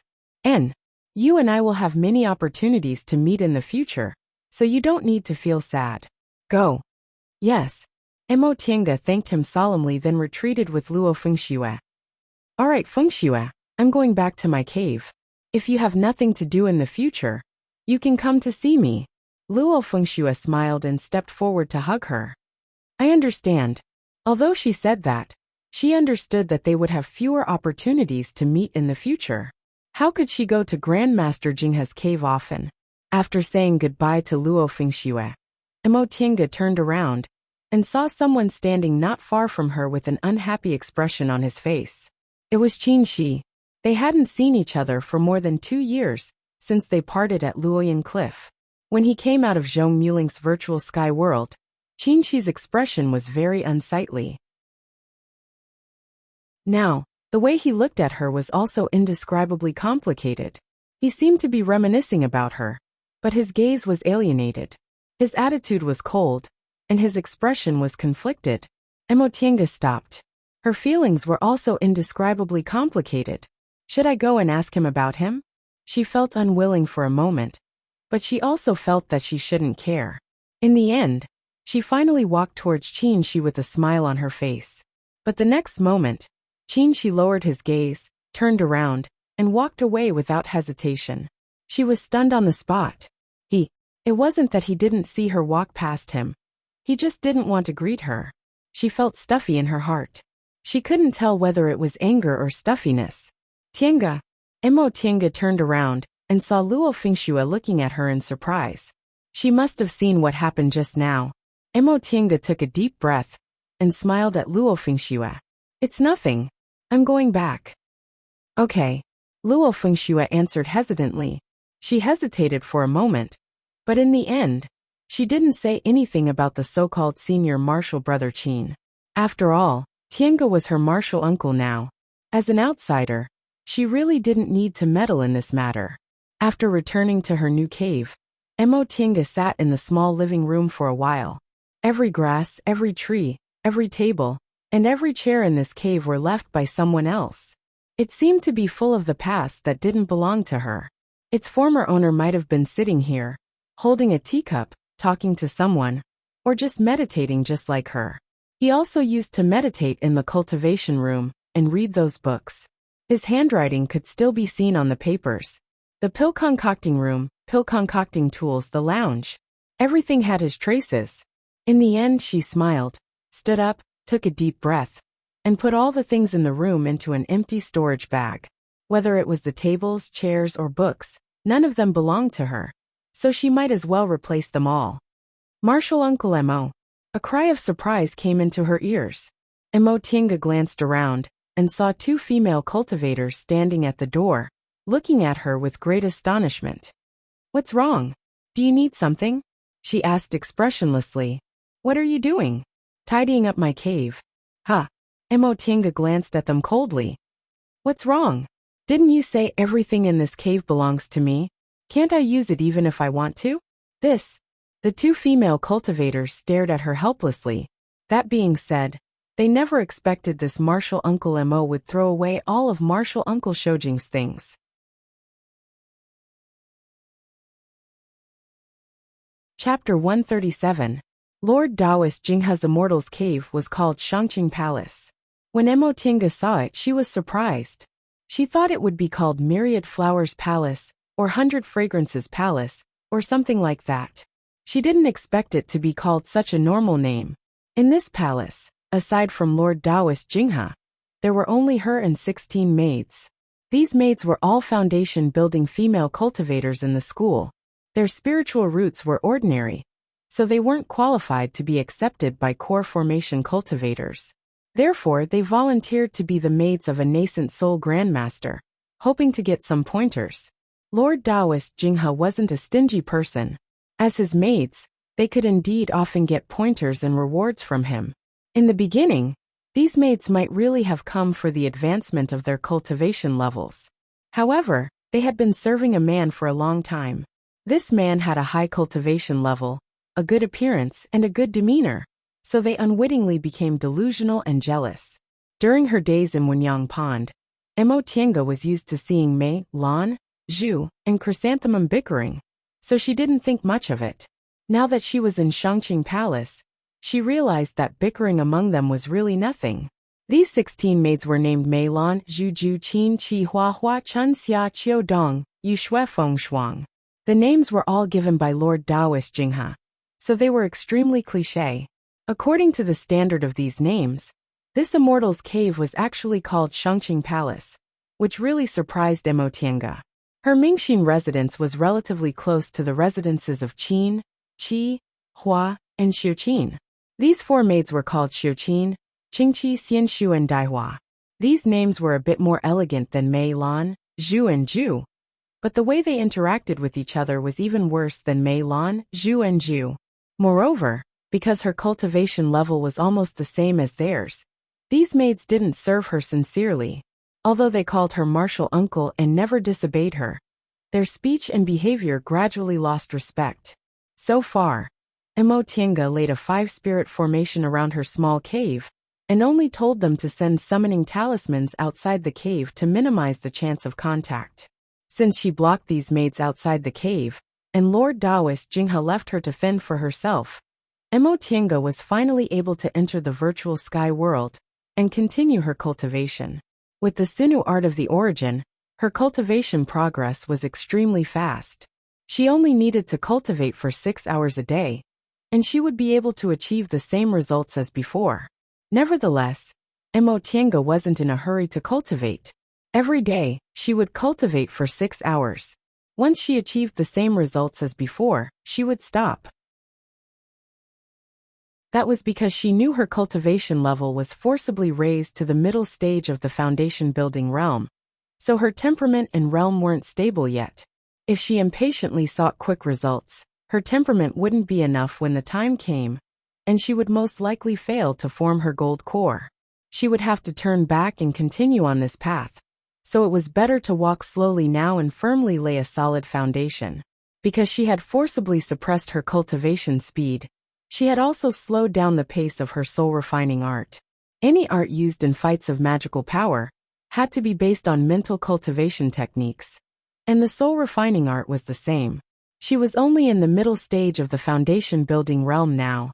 Although her primordial spirit and meridians were different from those of ordinary foundation-building cultivators, she couldn't ignore her cultivation level. If her cultivation level wasn't high enough, the soul-refining art would eventually backfire on her.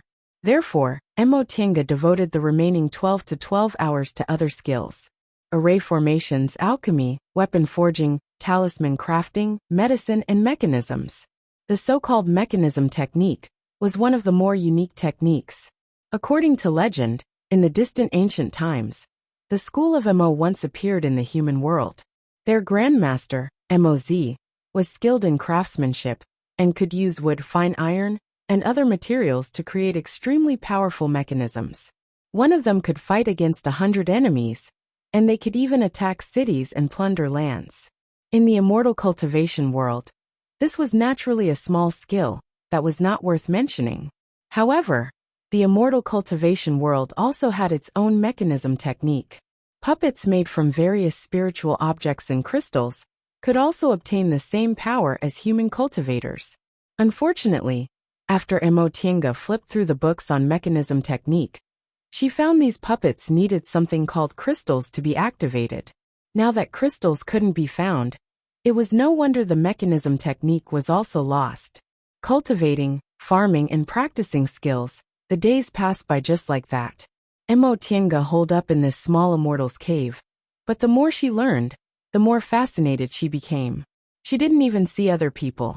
She didn't know how much time had passed in this kind of lonely but not lonely life. But her nominal master finally remembered her. Emotinga sat on the chair, still looking down and letting Lord Taoist Jinghe examine her without raising her eyes. Lord Taoist Jinghe stared at her for a while and finally said, "Girl, you're quite smart. You actually didn't cultivate desperately and slowed down your cultivation pace. And you're much smarter than that stinky brat." Stinky brat? Emotinga's mind raced. Who is he talking about? After saying that, Lord Taoist Jinghe lay down again. You deliberately suppress your cultivation speed every day. Are you very idle? She wasn't idle at all. But Emotinga didn't dare to say this directly, so she just nodded and looked at her nominal master very carefully. Lord Taoist Jinghe didn't care. He didn't even look at her, and continued to peel grapes with his spiritual power. How about master give you something to do? This is considered an errand? Emotinga looked at him even more carefully. Lord Taoist Jinghe glanced at her, chuckled and said cordially, "Disciple, master is thinking about you. Look at you. You still have more than 9 years to live. Locking yourself up like this doesn't seem good, does it?" "Master," Emotinga said thoughtfully, "disciple thinks it's very good. I like this kind of life very much." Lord Taoist Jinghe raised his eyebrows. "How is it very good? You don't need to be embarrassed. Master has already thought about it for you. I'm guessing you don't cultivate more than 10 hours every day, right? There are 24 hours in a day, and there's still half of it left. You don't need to sleep, so why are you idle? Therefore, master thought of a way for you.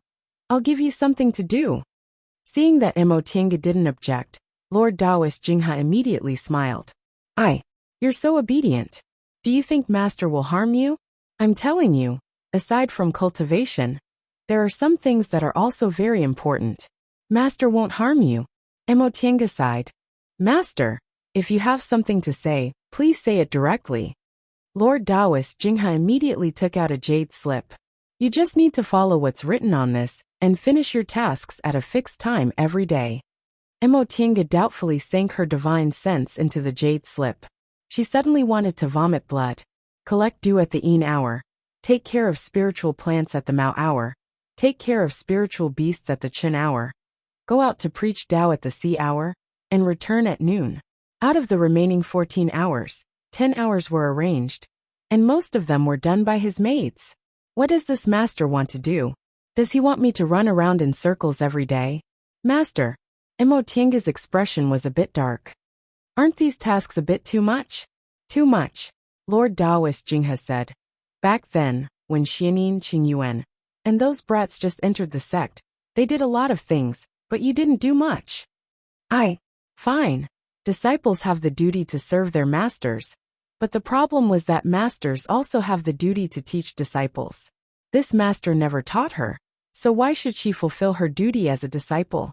Seeing that she didn't speak, Lord Taoist Jinghe blew his beard and glared at her. Is there a disciple like you? I ask you to do something, yet you're so reluctant. Back then, Xianin and the others. All right. Emotienga said helplessly. I'll do whatever master says. Disciple will just do as you say. That's more like it. She braced herself and agreed to Lord Taoist Jinghe's orders. In fact, she had no choice but to agree. Did she dare to disobey a nascent soul cultivator? But what made her even more depressed was that even though she was already in a bad mood, the maids she took over were still giving her bad looks. Here. The maid who previously did the dew collecting task threw her the jade bottle containing the dew, and the jade stick containing the dew. Her expression was cold and full of disdain. Grandmaster likes the dew before 2:45 in the morning. If it's a little later, he won't want it. In addition, they must have fragrant and clean spiritual plants. If there's a strange smell, Grandmaster will definitely fly into a rage. You do as you see fit. Emotienga took them, but she didn't feel like thanking her. She just turned around and left. However, she heard the two maids behind her talking loudly. Mingxia, your task has been taken over by others. What are you doing?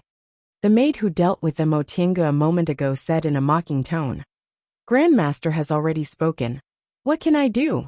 If there's nothing to do, then there's nothing to do. I can even have more time to cultivate. She's a disciple, and we're maids. Why did she come to steal our task? Why don't you think about what kind of person our Grandmaster is? In any case, he's a middle-stage nascent soul cultivator. Even if a core formation cultivator kneels and begs him, he'll definitely accept her as his disciple, let alone a small foundation-building cultivator. So what if she has the title of disciple? She's still the same as us. You're right. I heard Grandmaster accepted her as his disciple because he had a conflict with another cultivation group. It was just an expedient measure. Some people don't really think they've reached the sky in a single bound. Hey, don't say it like that. A disciple is a disciple, but we're maids. If we offend her, maybe Grandmaster won't want to give us guidance anymore. By the way, Grandmaster said he's going to preach Tao to us today, right? Yes, let's not be late. Emotienga clenched her teeth, pretending not to see or hear. What's the point of gossip? It's not like I'll lose a piece of flesh. He actually preached Tao to maids, but he didn't give her any guidance, let alone give her a master-disciple gift. After picking the dew at 2:45 in the morning, Emotienga rushed back to Shangqing Palace and took over the job of taking care of the spiritual plants. This time, the ones who handed over the task were Weiyu and Qingxue of the Rain, Snow, Wind and Frost sect. The two of them were rather straightforward. They just threw her a jade slip that classified spiritual plants, then turned around and ignored her. It took Emotienga almost an hour to clearly understand how to handle the various spiritual plants, but the two maids were still mocking and ridiculing her on the side. Qingxue, this hairpin of yours is pretty good. Is it a magic tool? This was bestowed to me by Grandmaster a few days ago. Master said my skin is fair, so I look the most beautiful with this fragrant green snow hairpin. If I encounter a fight of magical power, I can use it to protect myself. I also received a reward. Look at this ribbon. Grandmaster said girls should be beautiful to be pleasing to the eye. Wearing a gray sect uniform without even a hairpin on her head is too uncouth. Isn't that right? Last time when we went to Mount Tianhua, Grandmaster saw Senior Marshal's sister Jeanne from Seoul's Retreat Peak and bestowed her clothes. As maids, we have to serve Grandmaster every day, so we have to dress even more beautifully. But it's really strange. It's not like Grandmaster hasn't accepted any female disciples. Martial Uncle Sushin is also extraordinarily beautiful. So why did he accept a completely unremarkable one now? Aya, that depends on whether she can dress herself up or not. Say, she looks like that. What else can Grandmaster do? You're right. The two mates covered their mouths and giggled. Emotienga numbly finished pruning the branches, catching the insects, watering the plants, closing the restrictions on the medicinal garden, and leaving. When it was 7 in the morning, and the sky was bright, she went to the back of the mountain behind the cave. Wearing a dusty sect uniform? Not even a hairpin on her head. Just like that. Emotienga let out a snort. The sect uniform of foundation building cultivators was blue with white sleeves. How is it gray? Elite disciples like Han Qingyu, Luo Fengxue, and Yi Jingwen all dressed like that. Even senior martial brother Xianin, and the others also dressed like that. Hairpin? She was combed into a Taoist bun right now, so why would she need a hairpin? Senior martial sister Sushin was also plain and clean. She even said she looked like that. Even if she didn't say she was as beautiful as a fairy, at least she was much better than them. Emotienga angrily walked to the spiritual beast courtyard at the back of the mountain. This time Qin Qi Shu and Hua were waiting for her. As a nascent soul cultivator, Lord Taoist Jinghe had many spiritual beasts. This courtyard was full of spiritual beasts ranging from the 2nd rank to the 6th rank. Reportedly, he took care of the spiritual beasts with higher ranks. But the spiritual beasts above the 5th rank were equivalent to the core formation realm. They were only in the foundation building realm. So the 4 of them took care of them together to avoid any accidents. Martial Uncle Mo, Grandmaster must have given you the Spiritual Beast Institute's restriction tablets a long time ago. We only have some specific methods to use them, so we'll give them to you for reference. As Xiuqin spoke, she passed a jade slip to Emotienga. Emotienga calmed down a little. Finally, this group of people didn't anger her. She didn't notice that Xianshu's eyes shifted, and she glanced at Daihua. The 4 maids understood tacitly, but they just stared at Emotienga without saying anything. Emotienga took the jade slip and quickly finished reading it. After all, spiritual beasts weren't spiritual plants that could be planted casually. There were only a dozen kinds of spiritual beasts in the entire spiritual beast courtyard. After she finished reading the jade slip, she went to prepare all kinds of fodder. Soon after, she used the identity tablet Lord Taoist Jinghe gave her to open the restriction at the entrance of the spiritual beast courtyard. 3 2nd-rank spiritual beasts, 3 3rd-rank spiritual beasts, 1 4th-rank spiritual beast, 2 5th-rank spiritual beasts, and 1 6th-rank spiritual beast. She put the fodder in order until she reached the 5th-rank spiritual beast. This was a 5th-rank sky-treading bull. It had huge horns, and was said to have the power to step on the sky and split the earth. Emotienga followed the instructions on the jade slip, opened the outermost restriction, and put the fodder down. Just as she was about to turn around and leave, the restriction on the inner layer suddenly flashed. In an instant, the sky-treading bull moved towards the sky. Its hind hooves rubbed against the ground and bumped into the restriction. With a flash, the restriction disappeared. When Emotienga heard this sound, she turned around halfway and suddenly saw the bull's horn rushing towards her. She immediately summoned the white silk handkerchief, and a brick wall fell down, firmly blocking the force of the bull's horn. Soon after, she reached out to grab the white silk handkerchief that had returned to its original state. She then carried herself and ran outside. On the way, she glared fiercely at Qin Qi Shu, Hua, who were standing at the edge of the courtyard. These 4 people didn't ridicule her, because they already planned to teach her a lesson like this. But she didn't have much time to think about it now. The sky-treading bull was chasing after her, dashing left and right, but its horn was always aimed at her. Emotienga had already used the white silk handkerchief to avoid the 5th-rank demonic beast's attack a long time ago. Now that she could control it more easily, she wasn't in a hurry. The sky-treading bull's power lay in its strength, but its speed wasn't very good. She used the white silk handkerchief with all her strength, so it wasn't easy to hide. However, it was also difficult to catch it. Of course, She could also run ahead with the bull and ask Lord Daoist Jinghe for help. But wouldn't that make her look very incompetent? Emo Tiange hastily retreated, and a lamp appeared in her hand. The lamp flew high and shone brightly. Emo Tiange pointed with her spiritual aura, and the light shone on the sky-treading bull's body. The sky-treading bull slowed down a bit. At that moment, Emo Tiange threw out several formation discs and spirit stones. Disorienting formation, the enchanting lantern, which she had never used before, was paired with the disorienting formation. In an instant, the sky-treading bull was at a loss.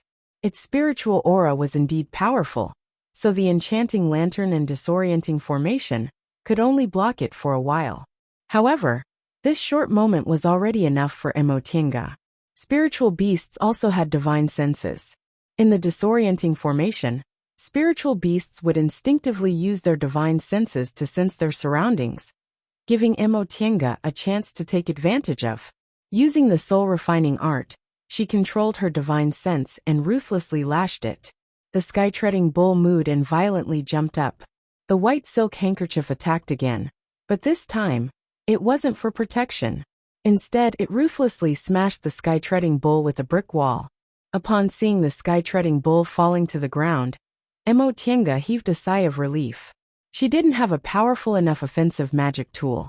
Only the white silk handkerchief, a magic weapon, could possibly injure the sky-treading bull. Coupled with the soul-refining art's unexpected attack, she was able to temporarily immobilize the sky-treading bull. Emo Tiange locked the sky-treading bull back into the spiritual beast compound, opened all the restrictions, then walked out of the compound. She coldly stared at Qin Qi Shu Hua, who had been standing on the side from the beginning. She clearly saw that when the sky-treading bull rushed out, smiles appeared on these four people's faces. They were obviously ready to scheme against her. If she didn't have the soul-refining art and several treasures on her, as well as the several restrictions here that limited the sky-treading bull's power, she would have most likely lost half her life just now. Right now, when these four people looked at her, the mocking expressions on their faces were no longer there. Instead, they were replaced with terror. From the moment the sky-treading bull broke through the restrictions, to when Emo Tiange knocked it out, only a few breaths had passed. A middle-stage foundation-building cultivator was actually able to subdue a fifth-rank spiritual beast. Although it was also because the restrictions in this place limited the sky-treading bull's power, it was still enough to shock them. They were just unconvinced. So they wanted to borrow the power of the fifth-rank spiritual beast to teach this martial uncle, who was also a foundation-building cultivator, but was looked upon favorably by Grandmaster, a lesson. There were restrictions here, and the four of them were ready to attack at any time. So presumably, they wouldn't take her life. However, it was very possible that she would lose half her life. They weren't afraid of Grandmaster's anger, because Grandmaster didn't like people who didn't have abilities. As long as they kept her alive, Grandmaster wouldn't blame them. But they never expected that a fifth-rank spiritual beast would actually be subdued in just a few breaths' time. Emo Tiange sneered. She held the white silk handkerchief in one hand, and the shuttle of flying Apsara in the other. It seems you're very unconvinced. In that case, let's fight. All of you come at me together. I'll let you know why I'm a disciple and you're my maids. Qin, Qi, Shu, and Hua originally had frightened expressions on their faces, but when they heard what she said, they looked at each other with anger in their eyes. That's right. They were unconvinced. Their aptitudes were a bit inferior, but their cultivation levels weren't weak. There were also middle-stage foundation-building cultivators among them. So why did they have to call a cultivator in the same realm as the martial uncle? Why did Grandmaster value her so much and make her familiar with everything in Shangqing Palace? Junior martial sisters, since martial uncle said so, let's play with her.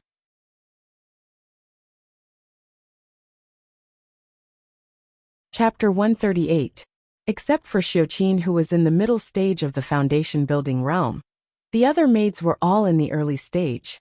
Their aptitudes were average, and they didn't have a strong backer, so they were already very lucky to be able to advance to the foundation-building realm. Even with the guidance of a nascent soul cultivator, Only a few of them could advance to the middle stage.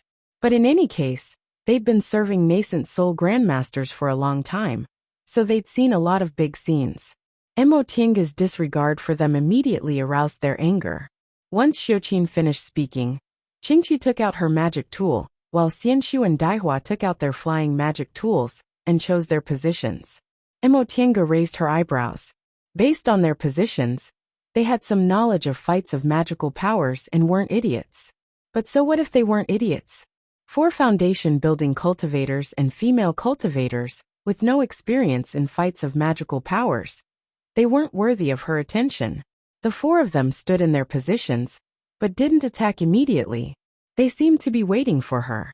Mo Tianga smiled and raised her left hand. The shuttle of flying Apsara rushed towards Xiuqin, while she stepped on the white silk handkerchief, and instantly flew away from her original position. Seeing her attack, Qin, Qi, Shu, and Hua each took out their magic tools. Some were flower baskets, some were ribbons. In short, they were all beautiful things that women liked. Although Mo Tianga didn't take them seriously, she had a good habit. No matter who her opponent was, once they started fighting, she would treat them with caution. The shuttle of flying Apsara turned into a golden light and enveloped Xiuqin. Xiuqin raised a Rui Jade, which emitted light and blocked the attack. At the same time, the other 3 people used their own methods to attack. Mo Tianga didn't even look at them. She waved her hand and retrieved the shuttle of flying Apsara, instantly changing her position. With this move, Mo Tianga had a rough idea of the situation. The 4 people's magic tools were good, but they didn't have much experience in fighting. Presumably, they didn't need to fight when they followed Lord Daoist Jinghe. Moreover, female cultivators didn't like fighting, so their knowledge of fights of magical powers probably came from Lord Daoist Jinghe's explanations. This made things a lot easier. Ever since Mo Tianga entered Kunwu, she'd experienced countless life and death battles. At first she followed second uncle, but later she fought on her own.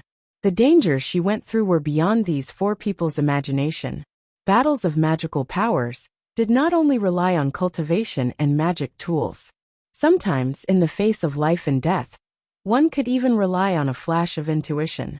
This was the accumulation of countless experiences. Opponents without experience were the easiest to deal with, because even if they knew what they should do at this time, they often couldn't do it. After a series of probing attacks, Mo Tianga released the enchanting lantern.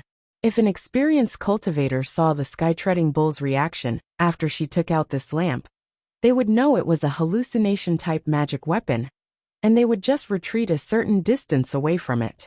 Therefore, this kind of magic weapon had very little use against cultivators who were good at fights of magical powers. However, these 4 people didn't notice it at all. They were still focused on their own magic weapons. The enchanting lantern flew up and shone brightly. Mo Tianga condensed her aura on her fingers and guided the light to shine down slowly. Qin, Qi, Shu, Hua and Hua immediately felt their vision darken, and the surrounding scenery disappeared.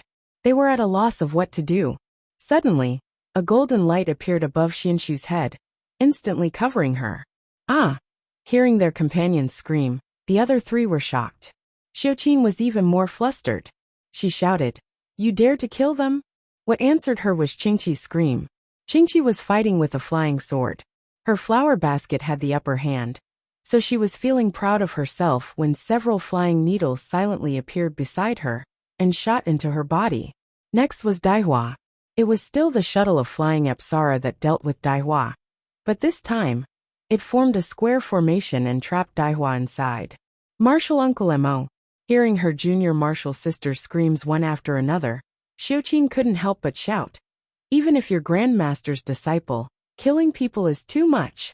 Right after she said that, her eyes suddenly lit up. Mo Tianga, who was flying in the air, smiled coldly. "Too much? You also know I'm Master's disciple, so why do you want to take my life?" Seeing her smile, Xiuqin felt cold, but she still answered, "We sisters don't want to take Martial Uncle's life. We just want to teach me a lesson, right?" Mo Tianga flung her sleeves. A seemingly substantial spiritual aura flew out and hit Qingqi, Xianshu and Daihua, who were lying on the ground. The three of them let out muffled screams, but they didn't die. Xiuqin shouted, "Martial uncle!" Her voice was filled with fear and anger.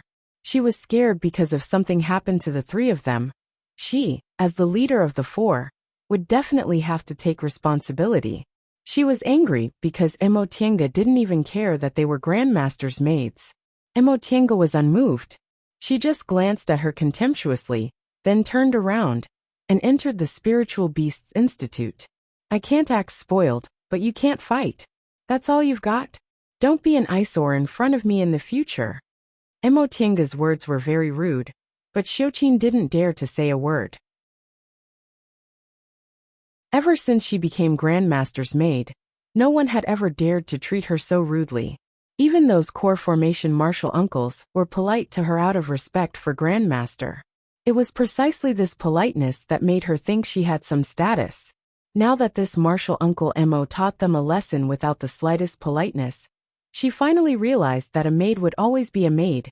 She carefully checked every restriction, put food and water in place, cleaned every spiritual beast room, and finally left the Spiritual Beasts Institute. Qin, Qi, Shu, Hua, and Qin were no longer here, so they must have learned their lesson. The corners of Emotienga's lips curled up, thinking mockingly. Sure enough, this world couldn't tolerate people always being humble and small. If you endured, you'd be bullied instead. Only by being strong and suppressing others could you gain some respect. In Yunwu sect, she had no background, no backer, and no cultivation level, so she had to restrain herself. Now that she was at Xianqing school, she was a nascent soul grandmaster's advanced inner disciple, and had a certain level of strength, so why should she be excessively patient? After teaching them a lesson today, those four women should know their place. If the others also provoked her, she'd give them a good beating. It was time to go out and give a sermon. Emotienga was a bit worried when she saw what she had to do next.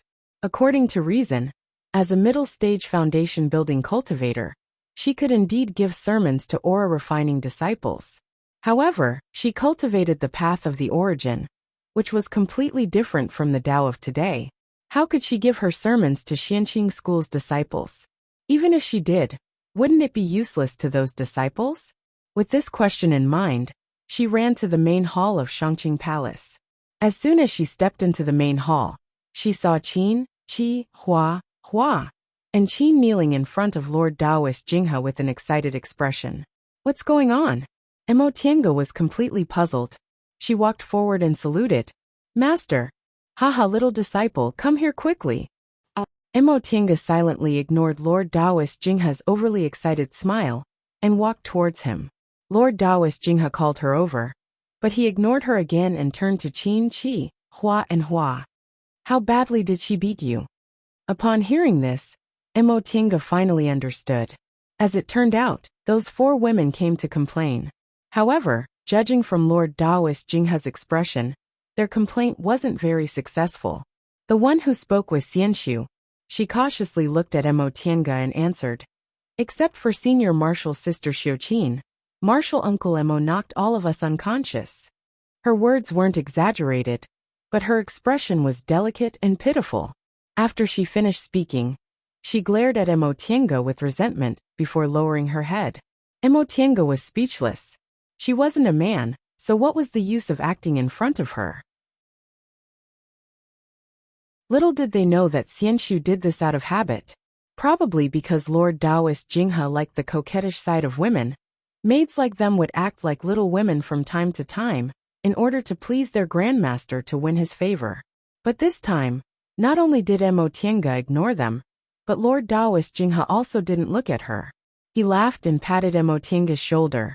Not bad. This is my Qin Jinghe's disciple. If you dare to be disobedient, won't you be obedient after a beating?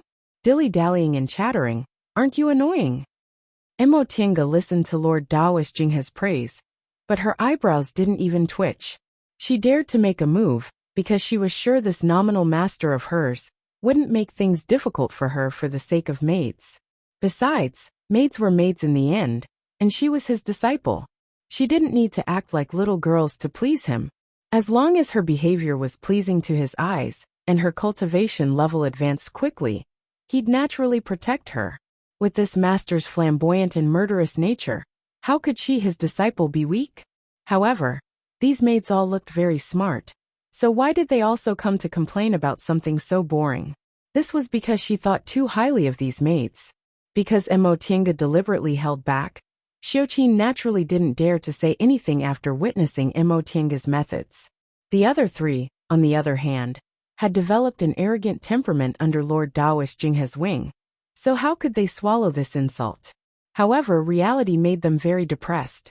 Judging from Grandmaster's reaction, not only did he not blame this martial Uncle Mo, but he even seemed to admire her very much. Lord Daoist Jinghe ignored the maid's embarrassed looks and raised his chin at Emotienga in a very good mood. Girl, you're not bad. This lord is in a good mood today, so I'll reward you with something. Just treat it as a gift from the other day, when I took you as my disciple. Take out all your magic tools and whatnot. Let me see what you lack. Emotienga's heart was filled with joy when she heard what he said. Medicinal pills and cultivation techniques were fine since she didn't lack them at all. As for magic tools and whatnot, she also felt she had too few means of attack. She promptly took out all the magic tools and magic weapons she used in fights of magical powers. The white silk handkerchief, the enchanting lantern, the shuttle of flying Apsara, the land-fleeing ruler, the flying needle, and the flying sword senior martial brother Xianin gave her when she built her foundation that day. Emotienga thought for a while, then said, Master, I still have the heaven and earth cloud silk armor, and the spirit-concealing pendant. I don't need these, do I? Lord Daoist Jinghe didn't answer, and just stared at the things on the table. He first picked up the flying sword and looked at it. It was a very common weapon for foundation-building disciples. The flying needle was a good thing, a good weapon for sneak attacks. Soon after, he saw the land-fleeing ruler and the shuttle of flying Apsara, and his brows furrowed. That stinky brat. Although the land-fleeing ruler wasn't refined by him, there were still traces of him refining it. Also, this shuttle of flying Apsara was clearly something he bestowed upon him after he built his foundation. It turned out he'd long since given it to this girl. Finally, when he saw the enchanting lantern and the white silk handkerchief, Lord Daoist Jinghe's brows became tighter and tighter, until they were almost vertical. This lantern was fine since it wasn't very useful. But this handkerchief, he didn't know what material it was made of, but he actually couldn't tell. Putting the things back, Lord Daoist Jinghe shouted, For magic tools, 2 magic weapons, and the armor you mentioned just now, you still think it's not enough? Don't you know most foundation-building cultivators only have 1 or 2 magic tools? You have magic weapons, but you're still not satisfied. Take them all back. I won't give them to you. A man who is never content is like a snake trying to swallow an elephant. As he spoke, he even turned around and flung his sleeves. Emotienga was dumbfounded. She already knew this master of hers wasn't like other nascent soul cultivators who pretended to be mysterious and had a temperamental temperament. But wasn't this too exaggerated? He was obviously the one who wanted to reward her. So how did it become her being insatiable in the end? It wasn't her who asked for it. Lord Daoist Jinghe gave her a sidelong glance. Why are you still standing there like a fool? Quickly go and do your thing. Emotienga clenched her teeth and swallowed her anger. She put away the things, then turned around and walked away. Halfway there, she suddenly stopped, turned around and asked, Master, disciple wanted to ask, disciple isn't qualified to preach Tao, right? Lord Daoist Jinghe shouted again. You're not qualified? You're my disciple. But you actually said you're not qualified to preach Tao to aura refining cultivators? You must be joking. But, disciple now practices the art of the origin, which is different from their Tao. What does it have to do with being different? They won't divide it among themselves. If they tell you to go, just go. Yes, disciple will take her leave. Emotienga rubbed her head, walked out of Shangqing Palace, and silently asked the heavens. What kind of sin did I commit to have such a master? He doesn't give me pointers, doesn't reward me, and is temperamental and emotional. Having him is equivalent to not having him. Preach Tao, preach Tao. While muttering these words, Emotienga went to the steward's hall. Marshal, Uncle Mo. The one who received her was Luo Fengxue. who was still a bit unaccustomed to calling her that. Emotinga saw her expression and understood tacitly. She then followed her into the hall. Since there was no one else there, Luo Fingxue changed the way she addressed her. Tienga, what brings you here? Emotinga smiled bitterly. Master arranged for me to preach Tao. Oh, Luo Fingxue suddenly understood. You're in the foundation building realm now, so it's not strange for him to arrange for you to preach Tao.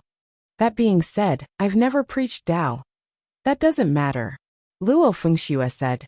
Since you've built your foundation, you naturally have more experience than aura refining disciples, so you can preach anything you want. What did Grandmaster say? Master told me to preach Tao every day for 4 hours. Ah.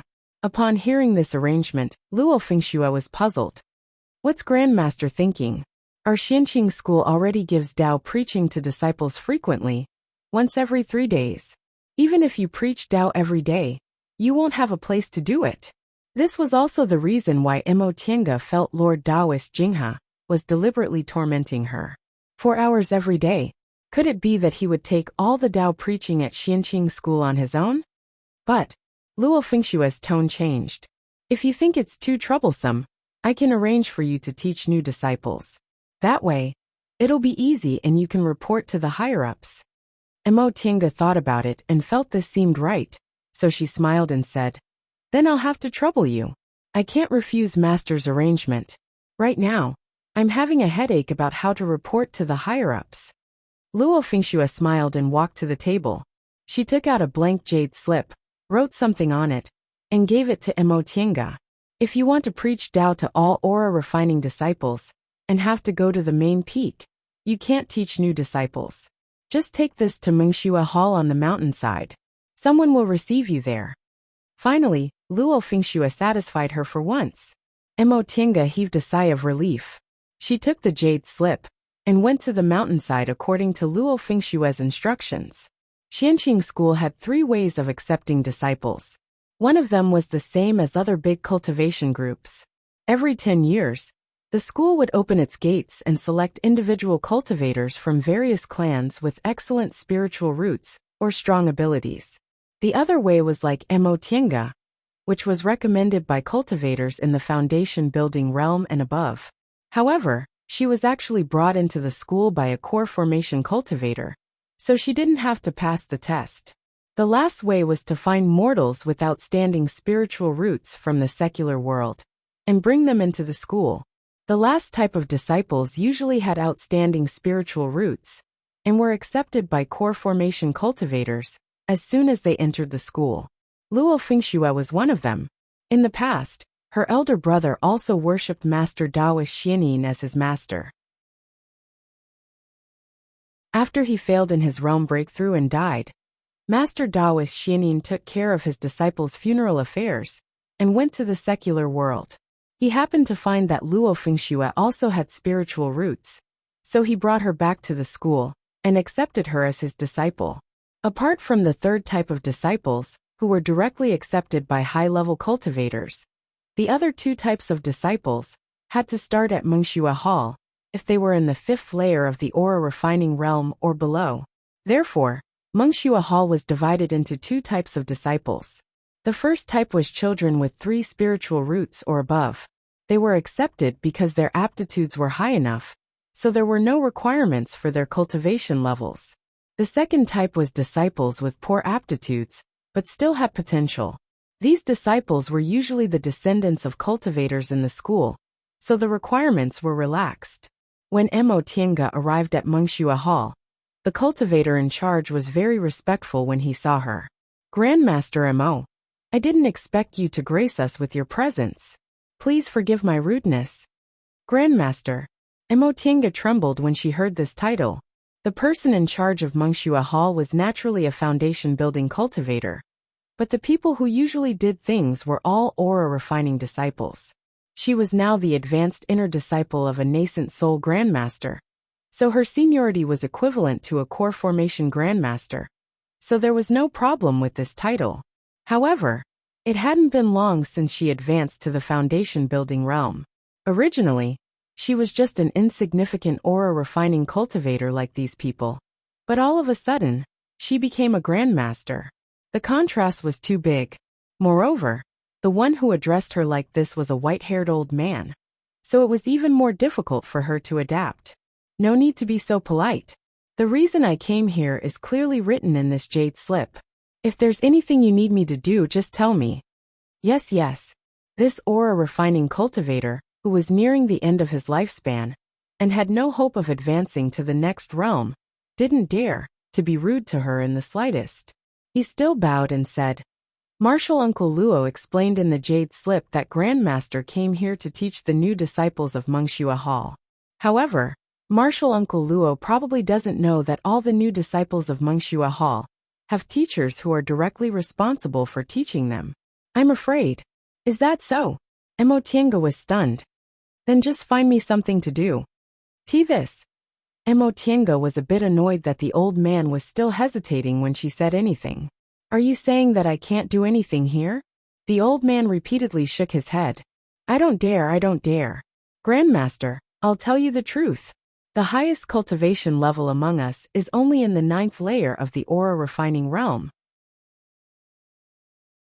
You can teach us directly, so why do you need to give sermons to the new disciples? Does this mean my cultivation level is too high and I'm being disliked? Mo Tiange resisted the urge to roll her eyes. She just wanted to muddle through this period of time. Why didn't this old man understand? I said anything. Do you understand? If there's nothing else, just let me sweep the floor, okay? I don't dare to trouble Grandmaster. Mo Tiange felt helpless. Then I won't do anything. I'll just sit here for 4 hours, okay?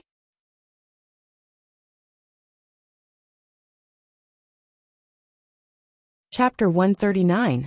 The cultivators of Mengxua Hall naturally wouldn't let her sit there for 4 hours. After the cultivator who received Mo Tiange reported to the manager of Mengxua Hall, an early-stage foundation-building cultivator, learned that it was Patriarch Jinghe's idea, so he came to pay a visit and gave Mo Tiange all the tasks she needed to do at Mengxua Hall. After reading the contents of the jade slip, Mo Tiange realized the cultivator who received her was right. These new disciples all had special teachers to teach them, so they didn't need to do anything. Besides, it wasn't convenient for her to do other chores. After a while, Mo Tiange looked up at the manager of Mengxua Hall and said, That being the case, how about I help teach them their homework? New disciples had to start teaching Taoist scriptures, and teaching Taoist scriptures had to start from learning how to read. Since the distant past era, many characters have been left behind. Cultivation techniques and treasures from different eras might use different characters. Disciples who had just come into contact with cultivation had to spend a lot of time learning how to read every day. The manager naturally didn't have any objections. After repeatedly agreeing, he informed the supervising disciple that Mo Tiange only needed to follow the supervising disciple to teach her homework. Mo Tiange sighed inwardly when she saw the various teaching methods of Mengxua Hall. When she embarked on the path of cultivation, all she knew was a cultivation technique. When she was in Mo family's village, even the old master didn't know that knowledge, so she could only explore it bit by bit. Later she found second uncle and was taught by him personally. But how could uncle and niece take care of everything when they were wandering? Second uncle wasn't a teacher. Most of what she knew and learned were things she encountered on her own, and second uncle only remembered to teach her. In Xianqing school, each subject was clearly separated and taught by different cultivators. If she could do this back then, she wouldn't have had such a hard time. Nevertheless, she was just sighing. She was already very lucky to be able to reach this point. With second uncle's guidance, she was much better than individual cultivators who struggled to survive. After being led into the hall by the supervising cultivator, Mo Tiange saw that the prayer mats in the room were full of children between 6 and 17 years old. Their cultivation levels were between the 1st and 3rd layer of the aura refining realm. When they saw her walking in, their gazes all fell on her. She didn't conceal her aura. In front of these early-stage aura refining disciples, the aura of a foundation-building cultivator was naturally very powerful. The steward coughed. And the children immediately stood up and respectfully saluted him. Disciple greets teacher. Although the steward was in the same realm as them, he was in charge of teaching them, so they addressed him as teacher. The steward led Mo Tiange to the center and said, Disciples, this is Grandmaster Mo, the disciple of Patriarch Jinghe of Clear Spring Peak. Grandmaster Mo's talents were outstanding. She wasn't even 30 yet, but her cultivation level was already in the middle stage of the foundation building realm. Patriarch Jinghe specially ordered Grandmaster Mo to come to Mingxua Hall. From today onward, Grandmaster Mo will teach all of you together with me. I hope you'll seize this opportunity and cultivate diligently with Grandmaster Mo as your example. Mo Tiange saw that these children's eyes were filled with amazement and admiration. For them, nascent soul cultivators were like immortals. Furthermore, when they saw that Mo Tiange looked like she was in her 20s, yet she already had this kind of cultivation level, they were even more amazed. Under their attentive gazes, Mo Tiange recalled the first time she met Yi Jingwen. She was also amazed and thought how great it would be if she had this kind of power. She never expected that she would also become the object of admiration for these young disciples, who had just entered the path of immortality. All right, all of you can sit down. Today we'll continue to study the Nanhua Heart Sutra. This mental cultivation technique is Xianqing School's basic mental cultivation technique, so it can't be underestimated. If there's anything wrong, please correct me. Grandmaster Mo. The steward bowed towards Mo Tiange, then invited her to sit on the praying mat in front of him. Last time, it was mentioned that it's not the other who has no self. It's not me who has no gain. It's near, but I don't know why. Do you all know what it means? A boy about 10 years old immediately raised his hand. The steward nodded with a smile. He was just worried that these children wouldn't dare to answer in front of Grandmaster Mo. But now that someone stood up, he felt relieved. The child stood up and looked at Mo Tiange before he answered. It's not the other who has no self. It's not me who has no gain. This sentence means that without the other, there's no me. And without me, there's no the other. For example, if there's no good, there's no bad. And if there's no bad, there's no good. Two opposite things often need each other to present themselves. And very good. The steward asked again. Then do you understand the meaning of the second sentence? It's near, but it's near, which means that it's close to the root of things. I don't know why, which means that I don't know whether there's something pushing behind the scenes. This explanation makes sense. The steward nodded and looked at Mo Tiange. Seeing that she didn't have any intention to speak, he continued to say, if this sentence is used on the path of cultivation, it's neither good nor evil. Everything's at its source.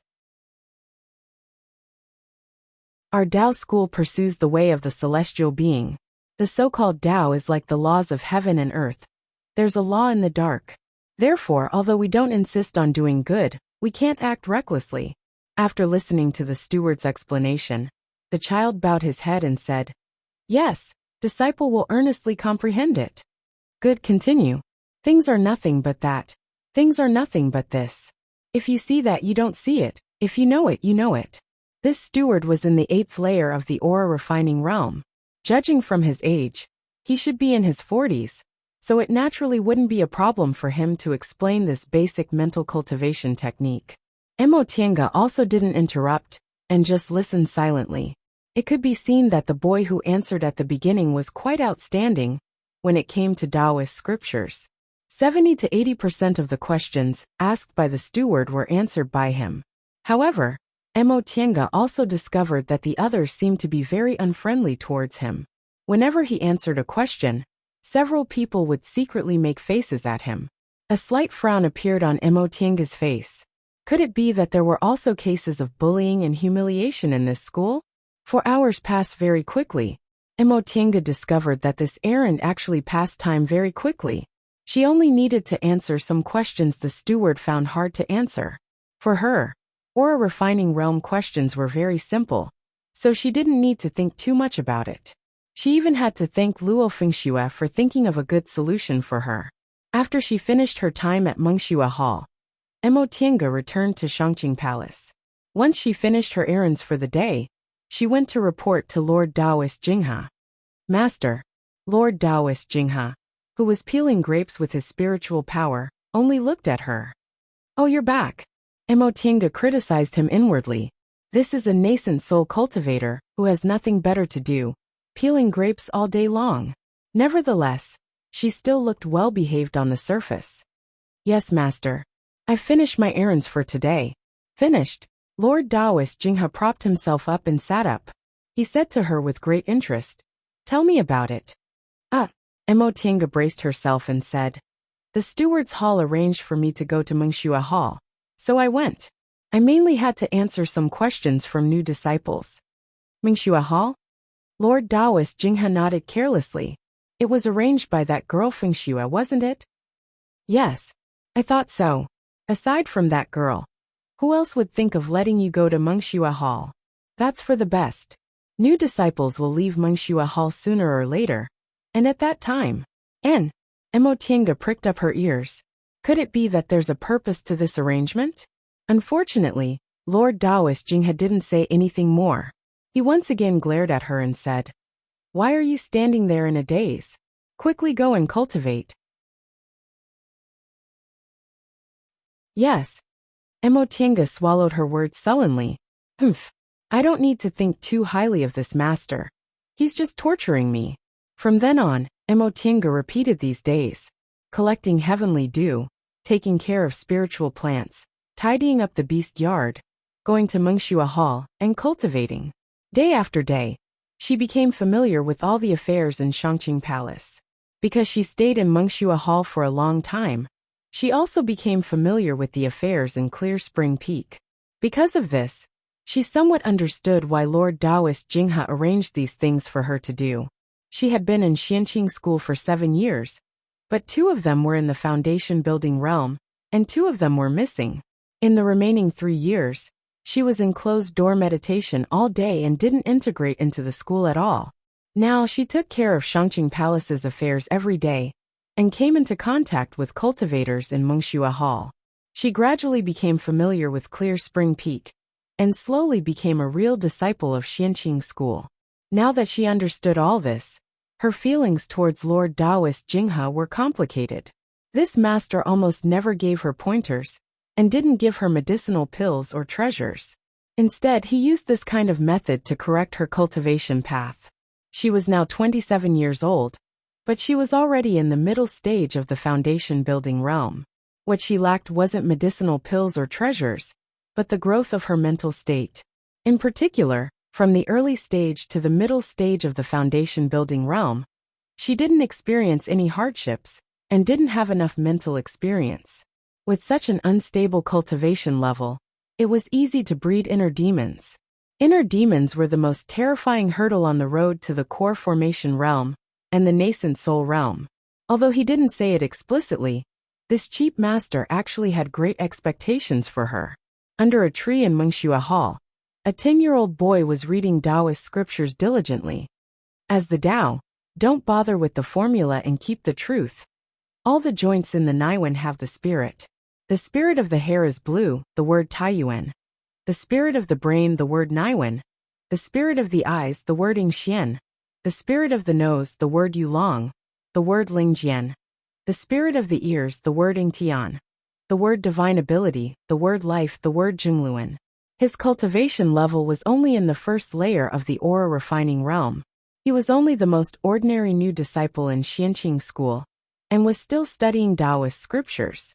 But his hard work was also obvious to all.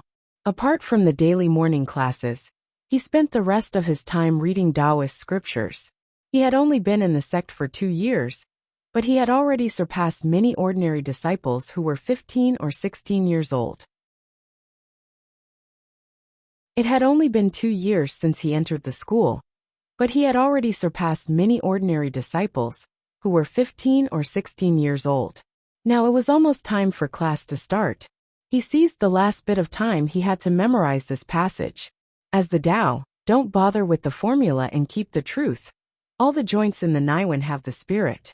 The boy turned his head, and saw 5 or 6 boys about his age making faces at him from a few meters away. One of the chubby boys shouted, Yi Zhenji, your pants fell.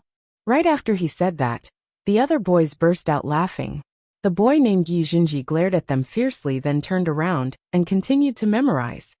As the Tao, don't bother with the formula and keep the truth. Another plum flew over and hit him squarely. Although he had spiritual aura in his body, these boys weren't ordinary people. They used spiritual aura to hit him with plums, so it was really painful. Yi Zhenji understood he couldn't memorize anymore. So he put the book away and turned around with a fierce expression. What do you want to do? However, although he looked fierce, the others weren't scared. The chubby boy made faces at his companions. Look, he's trying to scare us. Someone immediately pointed at him and laughed at him. Yi Zhenji, aren't you afraid your pants will fall again? Yi Zhenji's expression darkened, but he knew he couldn't beat them. Many of them were the descendants of the martial uncles in the school. They had been taught since they were young, so their cultivation levels were higher than his. He couldn't even beat one of them. Seeing that he didn't speak, the boys simply threw another plum at him. Why aren't you dodging? Aren't you very powerful? No matter what the teacher asked, you always answered. What? You don't dare to do it now? Why are you being polite with him? Let's beat him up first. I've been so annoyed by him these past few days.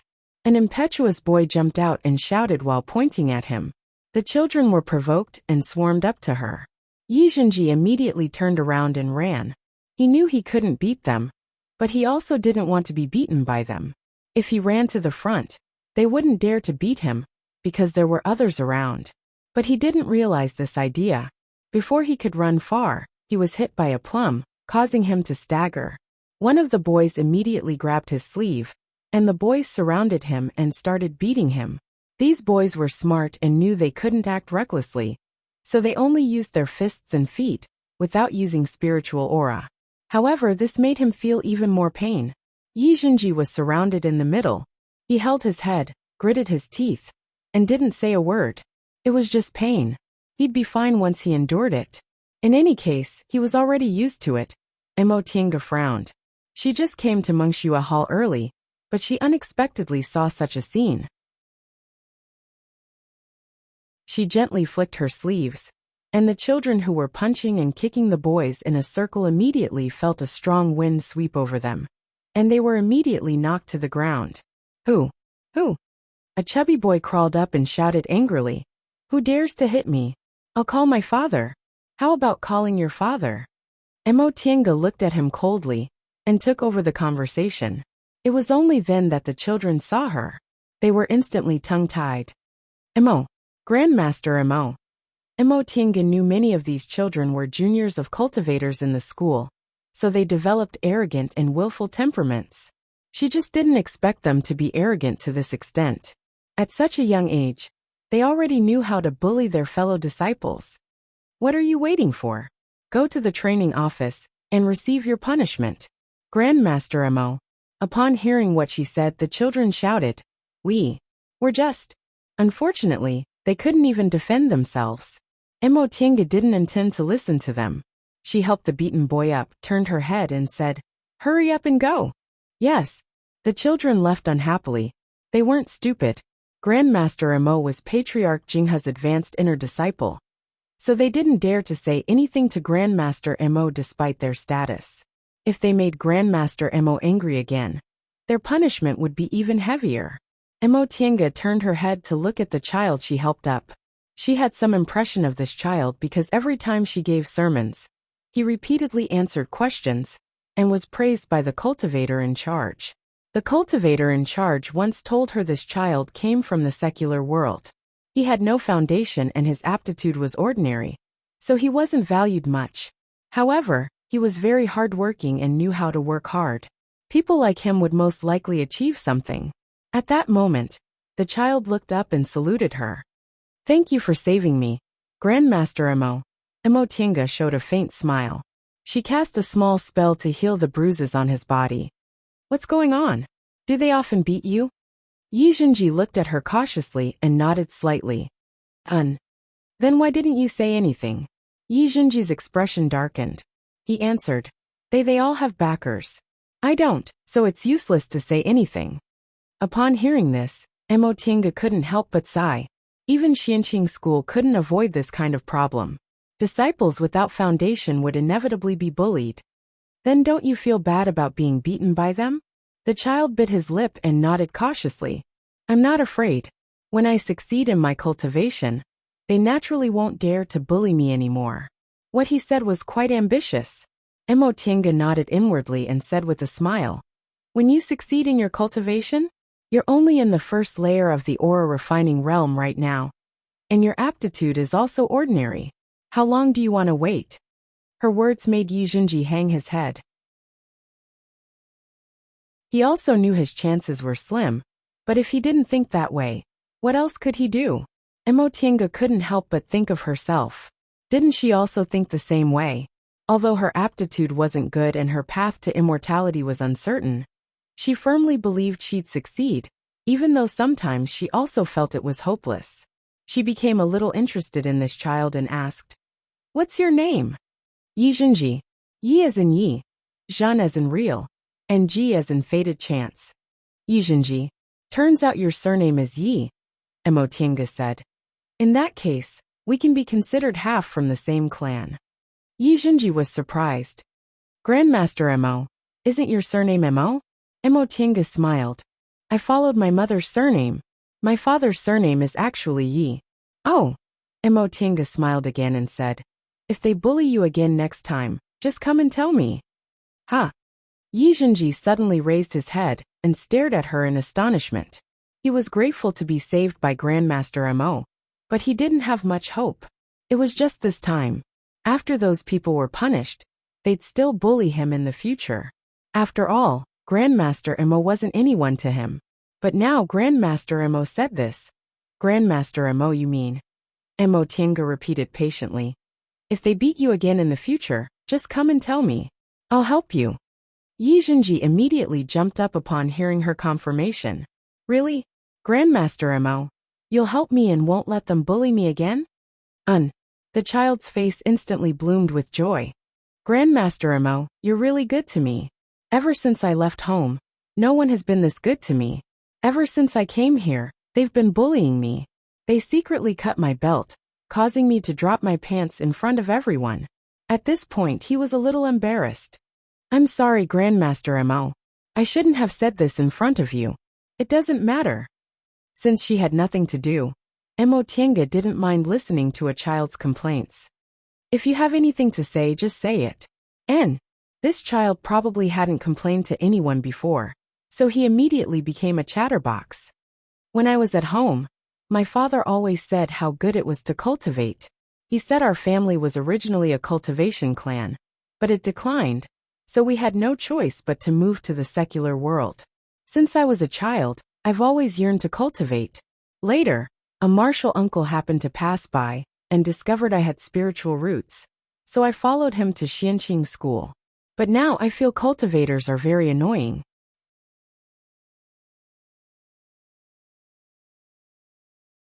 Chapter 140. Mo Tiange's heart skipped a beat. She asked, where's your home? Yi Zhenji widened his eyes in confusion. My home? Mo Tiange repeated. Your home in the secular world.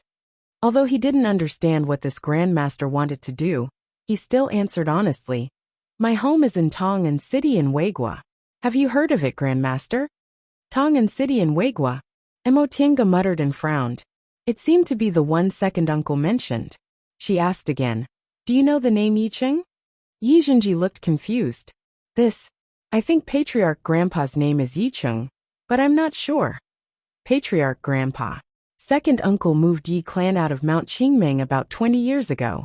At that time, the Patriarch Yicheng, who stayed in the secular world, was in his 40s and had very weak 5 spiritual roots. Now he should be in his 60s. Tell me about your family. Let me hear about it. A hint of vigilance appeared in Yi Zhenji's eyes. Grandmaster, what do you want to hear? How could Mo Tiange not see that this child was wary of her? She smiled and said, could it be that there's something in your family that I covet? Just tell me. Yi Zhenji thought about it and felt that it was reasonable. This grandmaster was the advanced inner disciple of a nascent soul cultivator. What could his declining family have that could attract her attention? He asked, Grandmaster, What do you want to know? Just tell me. For example, what's the situation of your family? Did you also live in Kunwu? And when he mentioned his family's past, a smile appeared on Yi Junji's face. He said proudly, "My father said our family used to be in Kunwu, and our ancestors even produced mini core formation cultivators. In the end, there was a granduncle who formed his gold core when he was just over 100 years old. At that time, he was famous in West Kunwu." At this point, a regretful expression appeared on his little face. But this granduncle also passed away more than 20 years ago. There weren't many people in our family, and there weren't many people with spiritual roots, so our family declined just like that. So there are no cultivators in your family now? Not really. Yi Junji tilted his head and said, "In fact, I'm not sure. My father said that at that time, there was another granduncle, who was a foundation establishment cultivator, and he left after sending us to the secular world. However, that granduncle is old, and hasn't contacted us for so many years, so we don't know if he's still around." "Didn't your granduncle leave behind any message talismans?" I don't know. These are all things that happened before I was born. My father didn't tell me anything. It was normal for the child not to know such a question. Emo Tinga had already made up her mind, so she no longer said anything. She raised her finger and forced out a drop of blood. With a wave of her spiritual aura, that drop of blood immediately rushed towards the child. "Grandmaster Yu." Yi Junji turned pale with fright. However, before he could finish speaking, the drop of blood already entered the space between his eyebrows and disappeared without a trace. Emo Tinga sensed that her blood essence entered the space between his eyebrows without any hindrance at all. It easily fused with him. This child was indeed her blood relative. "Grandmaster." Yi Junji sobered up and stared at her in horror. "What's this?" As Emo Tinga stared at the child, she was also a bit surprised. Kunwu was so big, but Yi Clan's child actually happened to come to Xianqing school. "This is a drop of blood identification." "Ah." Yi Junji was bewildered. "Drop of blood identification? My blood essence is compatible with yours, and there's no rejection at all. This means we're blood relatives." Yi Junji was completely dumbfounded. Emo Tinga stared at him. "I don't know how we should address each other, but the core formation granduncle you mentioned died more than 20 years ago should be my father. *****, Martial uncle your?" Xiuqin was stunned to see Emo Tinga leading a boy into the side hall of Shangqing Palace. Ever since Emo Tinga taught them a lesson, Qin, Qi, Shu, and Hua became obedient. Even the other 12 people who heard about her methods also became a lot more restrained. They no longer gossiped in front of her, and their speech and behavior also became respectful and courteous. Emo Tinga faintly glanced at her. "This is my grandnephew. I brought him here to pay respects to master." "Grandnephew?" Xiuqin was stunned. This martial uncle Emo just went to Mengxua Hall and brought back a grandnephew? Nevertheless, she was smart and didn't say much. She just bowed and said, "Yes, Grandmaster is still in the main hall. Martial uncle can go and pay respects to him." Emo Tinga didn't linger and walked around Xiuqin while holding Yi Junji's hand. Yi Junji was very excited. He turned to look at Xiuqin, and when they were far away he whispered, "Grandmaster, you're so proud. Last time, I saw Grandmaster Jinghe's martial uncle come to Mengxua Hall to pass a message, but he didn't even look at our manager." Emo Tinga smiled. The manager of Mengxua Hall was only an ordinary early-stage foundation-building cultivator, so how could he enter these women's eyes? They'd been with nascent soul grandmasters for a long time, so they didn't even pay attention to ordinary core formation cultivators. Yi Junji looked around again, feeling very curious. Ever since he came to Xianqing school, he'd only been to the main hall on the main peak once, and spent the rest of his time in Mengxua Hall. He hadn't even seen an ordinary foundation building martial uncle's immortal's cave, let alone a nascent soul grandmaster's immortal's cave. Emo Tinga couldn't help but smile as she looked at his innocent and happy appearance. This child had been very excited ever since he recognized himself as his relative. He originally thought he didn't have any backing, and would definitely be bullied by others. Unexpectedly, in the blink of an eye, he had a grandmaster who was related to him by blood. Those children who bullied him before couldn't compare to him. So he was so happy that he didn't know what to say. She recalled how Yi Jinji proudly stuck out his chest when she explained the reason to the cultivator in charge of Mengxua Hall, which made her feel both funny and pitiful. Jinji, our seniority can't be determined in a short time. I'm only 10 years older than you, so you can just call me auntie. There's no need to call me grandmaster. Oh, Yi Jinji raised his head to look at her, then called out in a low voice, auntie. Mo Tiange smiled and stroked his head. You don't have to be so reserved. We're relatives, so we're different from them.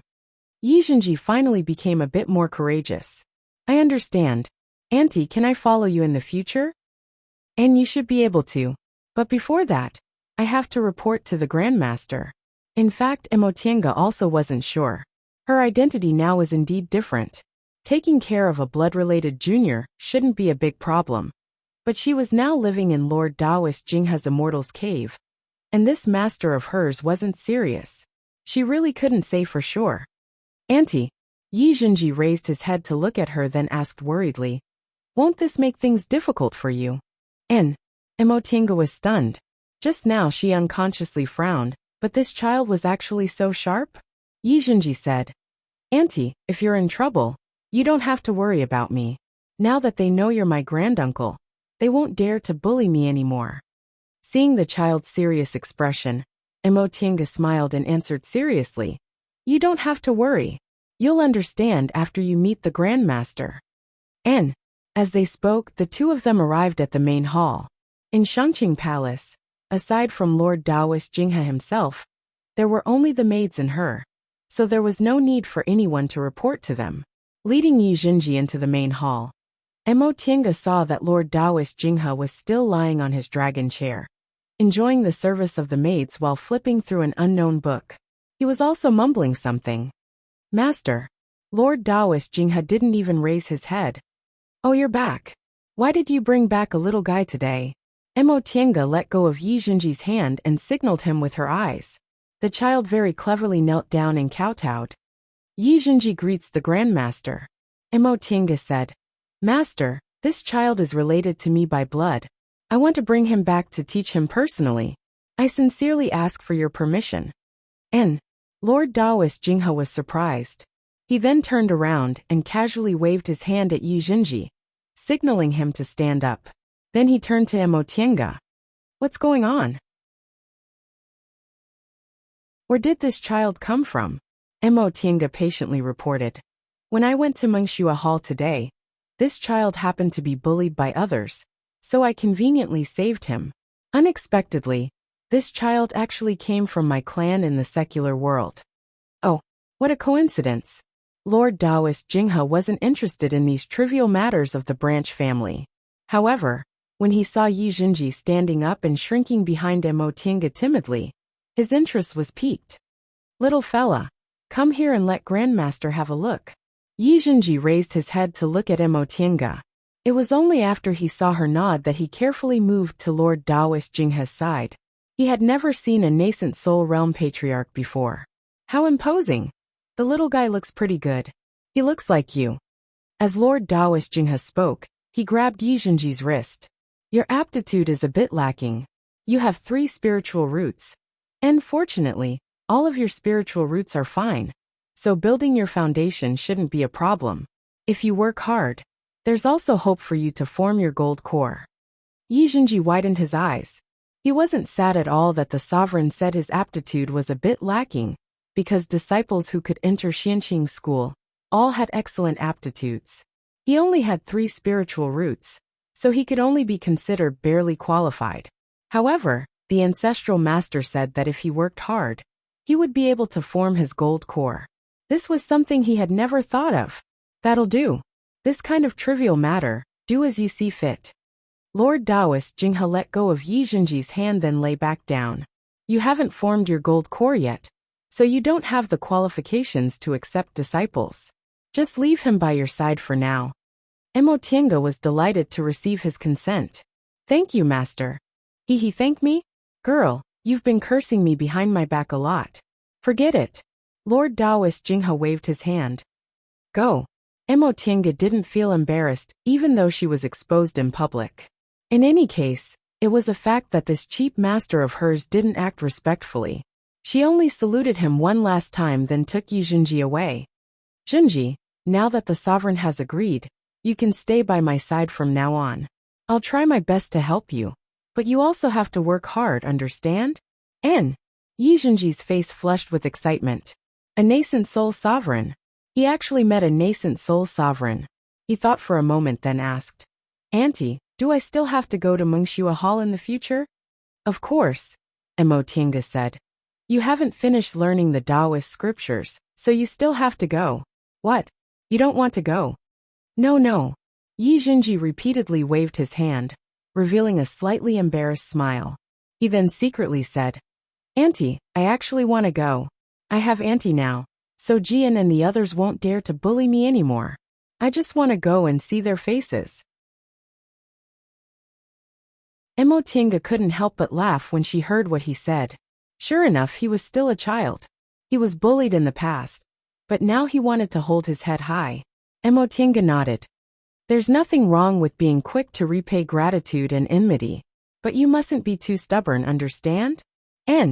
When they arrived at Mingxin residence, Mo Tiange opened the restriction. After thinking for a moment, she took out a blank jade tablet and engraved some instructions on it. She then handed it to Yi Junji. In the future, use this to open the defensive formation. Once they entered Mingxin residence, a small spiritual beast pounced on them and squeaked, startling Yi Junji. Mo Tiange said to Yi Junji, This is Auntie's spiritual beast. You can call it Xiaohua. It's very smart, and its cultivation level is equivalent to an early-stage foundation building cultivator. In the future, if you need anything, you can call it. She then crouched down and stroked the Inferno Beast's head. This is Junji. He's my nephew. In the future, treat him like you treat me, understand? The Inferno Beast squeaked again and intimately bit the hem of Yi Junji's robe. It didn't stop until Yi Junji also stroked its head. Mo Tiange smiled. She took out a jade bottle and poured several medicinal pills into it. Eat them and go play. If you want to go to the back mountain, that's fine. The Inferno Beast rolled its tongue and swallowed the medicinal pills. It then nodded at her and ran out of Mingxin residence, probably heading towards the spiritual beast courtyard in the back mountain. This Inferno Beast's cultivation level rose very quickly. Ever since they moved to Shangqing Palace, Missouri Tiange let it roam freely, so it often ran to the back mountain to play. Because there were restrictions in the Immortal's Cave, Mo Tiange also let it go. After leading Yi Junji into the courtyard, Mo Tiange introduced everything to him one by one. This is Auntie's Immortal's Cave. This is the concocting room. This is the tool refining room. And this is the cultivation room. As for this resting room, it'll be yours from now on. If you need anything, you can just ask the martial uncles here. They're the Grandmaster's maids, so all the affairs in Shangqing Palace are managed by them. Got it, Auntie. Yi Junji stood in the resting room and carefully touched the bed made of cold jade. There weren't many things in the room, but everything was so exquisite that he couldn't help but stare. Where's your luggage? Upon hearing Mo Tiange's question, Yi Junji took off the Qianquan bag hanging from his waist and poured out the things somewhat embarrassedly. There were some clothes, a few Taoist scriptures and mental cultivation techniques, some children's toys, 3 spirit stones, and several worn-out jade bottles. Mo Tiange opened them to take a look. There were healing medicinal pills and aura-nourishing pills, but there were only 2 or 3 of them. Among them, there was even an aura-nourishing pill that seemed to be half-eaten. Yi Junji seemed to feel his things were too shabby, so he said with a red face, Auntie, when I left home, there wasn't much left in the house. I only left these few things, and Grandpa Patriarch gave them all to me. Mo Tiange smiled. Presumably, those people in the Yi clan with meager spiritual roots were still unwilling to leave, so even though they stayed in the secular world, they still cultivated. Moreover, most of the valuable things were with second uncle, so they originally didn't have anything valuable. After 20 years, it was very normal for there to be nothing left. She thought for a moment, then took out 7 or 8 jade bottles from her Qianquan bag. These 2 bottles contain ore-nourishing pills. There are 100 pills in each bottle. You should know how to use them. These are ore-converging pills. They're also medicinal pills for cultivation, and their effects are 10 times better than ore-nourishing pills. However, you'd better increase your cultivation level before taking them. The medicinal effects are too strong, and your current cultivation level is too low. These are ore-purifying pills. For every 10 ore-nourishing pills you take, you'll have to take 1 to expel pill toxins. These are refreshing pills. They're used to detoxify poisons. Presumably, all the poisons you've come into contact with can be detoxified with these pills. These are restorative panaceas. You'll use up all your spiritual aura in a fight of magical powers, so taking 1 can restore a lot of your spiritual aura. These are mind-clearing pills. They're used to calm the mind. If you feel uneasy, you can take 1. Seeing that Yi Jinji's hands were trembling while holding the jade bottles, Mo Tiange smiled and took out a small pouch. There are 200 spirit stones in here. I know you new disciples haven't graduated from Wuxia Hall yet, so you can't get a disciple share. I'll give you these first for your cultivation. He only had 2 spirit stones in his possession, and he was reluctant to use them for a long time. Now that he suddenly received 200 spirit stones, Yi Jinji was completely dumbfounded. But it wasn't over yet. Mo Tiange thought for a moment, then took out the greenwood sword and the spirit-gathering pearl she no longer used. Touching these 2 things, she heaved a soft sigh. The spirit-gathering pearl wasn't a good thing, but it was left behind by her father. Moreover, it also guided her on the path of cultivation. After thinking for a while, she put it away and replaced it with the spirit-gathering formation she made herself. This is the greenwood sword. My second uncle passed it on to me. Now I'll pass it on to you. This thing has been refined by a core formation cultivator, so ordinary spirit tools can't compare to it. You have to use it well. As for this spirit-gathering formation, when you cultivate, you can place it in the surroundings to increase the density of spiritual aura. Yi Jinji received these things in a daze. Although he was only a new disciple, after entering Xianqing school, he still had some experience. He had seen spirit tools in the hands of fellow disciples, but they hadn't graduated from Wuxia Hall, so the school wouldn't give them spirit tools. Those who could have spirit tools were all people with powerful backgrounds. A small disciple from the secular world like him could only look at them with envy. However, this greenwood sword was obviously a high-grade spirit tool. It was much better than the ones he had seen before. Auntie, this is a lot. Since you're my relative, I'll naturally give you the best. Mo Tiange's expression turned serious. However, you also have to remember that you can only rely on yourself to walk on the path of cultivation.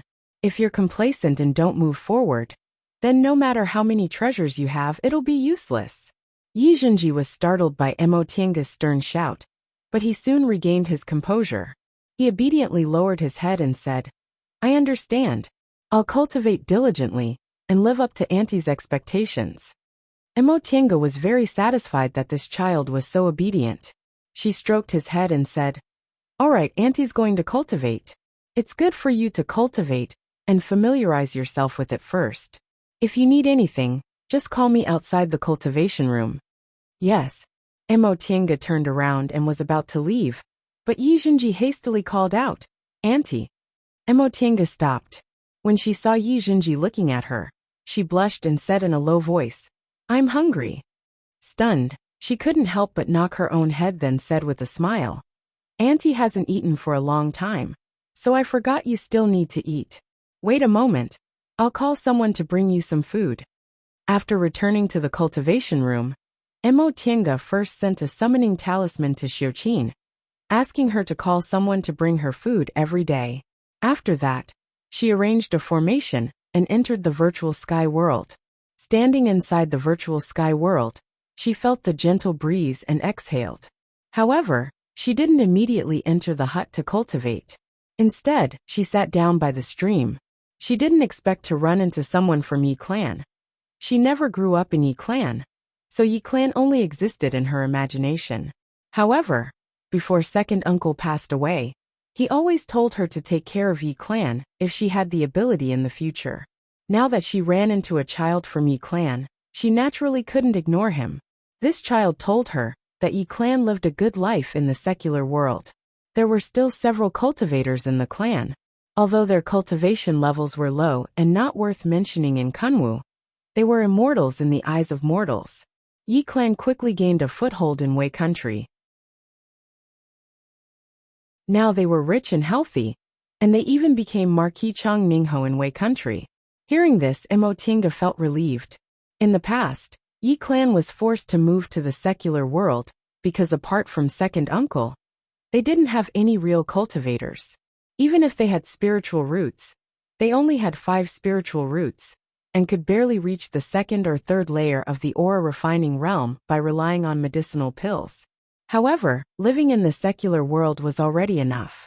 Far away from the bloody storms of the cultivation world, they could still enjoy glory, splendor, wealth, and rank in the secular world. What else could they ask for?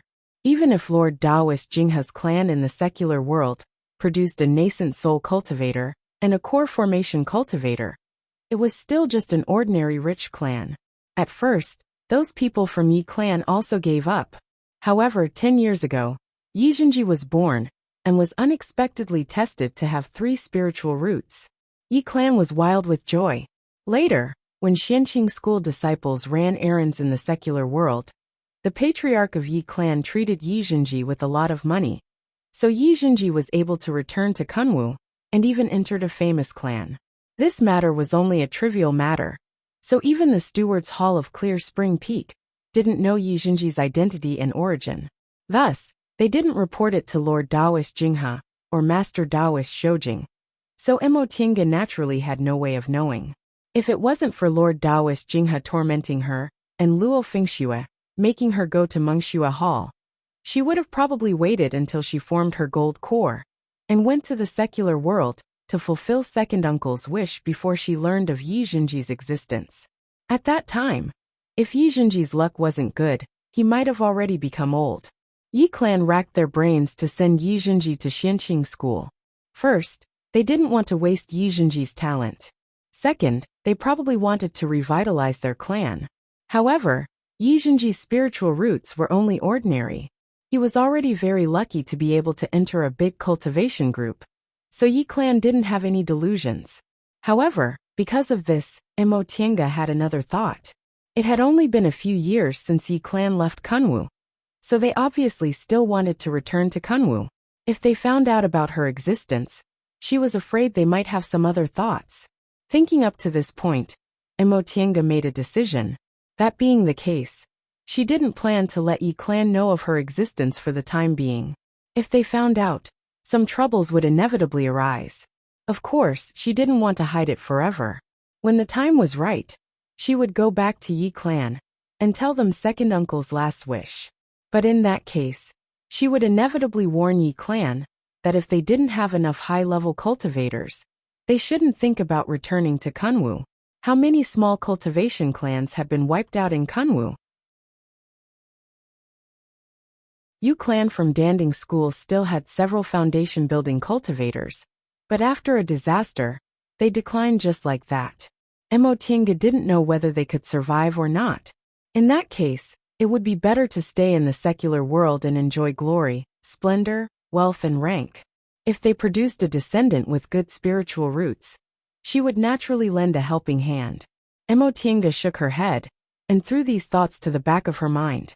She stood up and returned to the small room inside the virtual sky world, preparing to cultivate.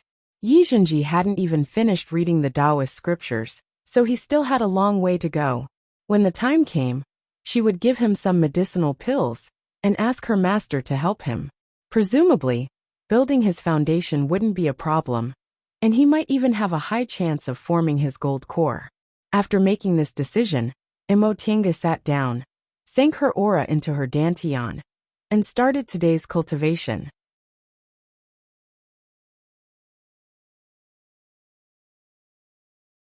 Chapter 141.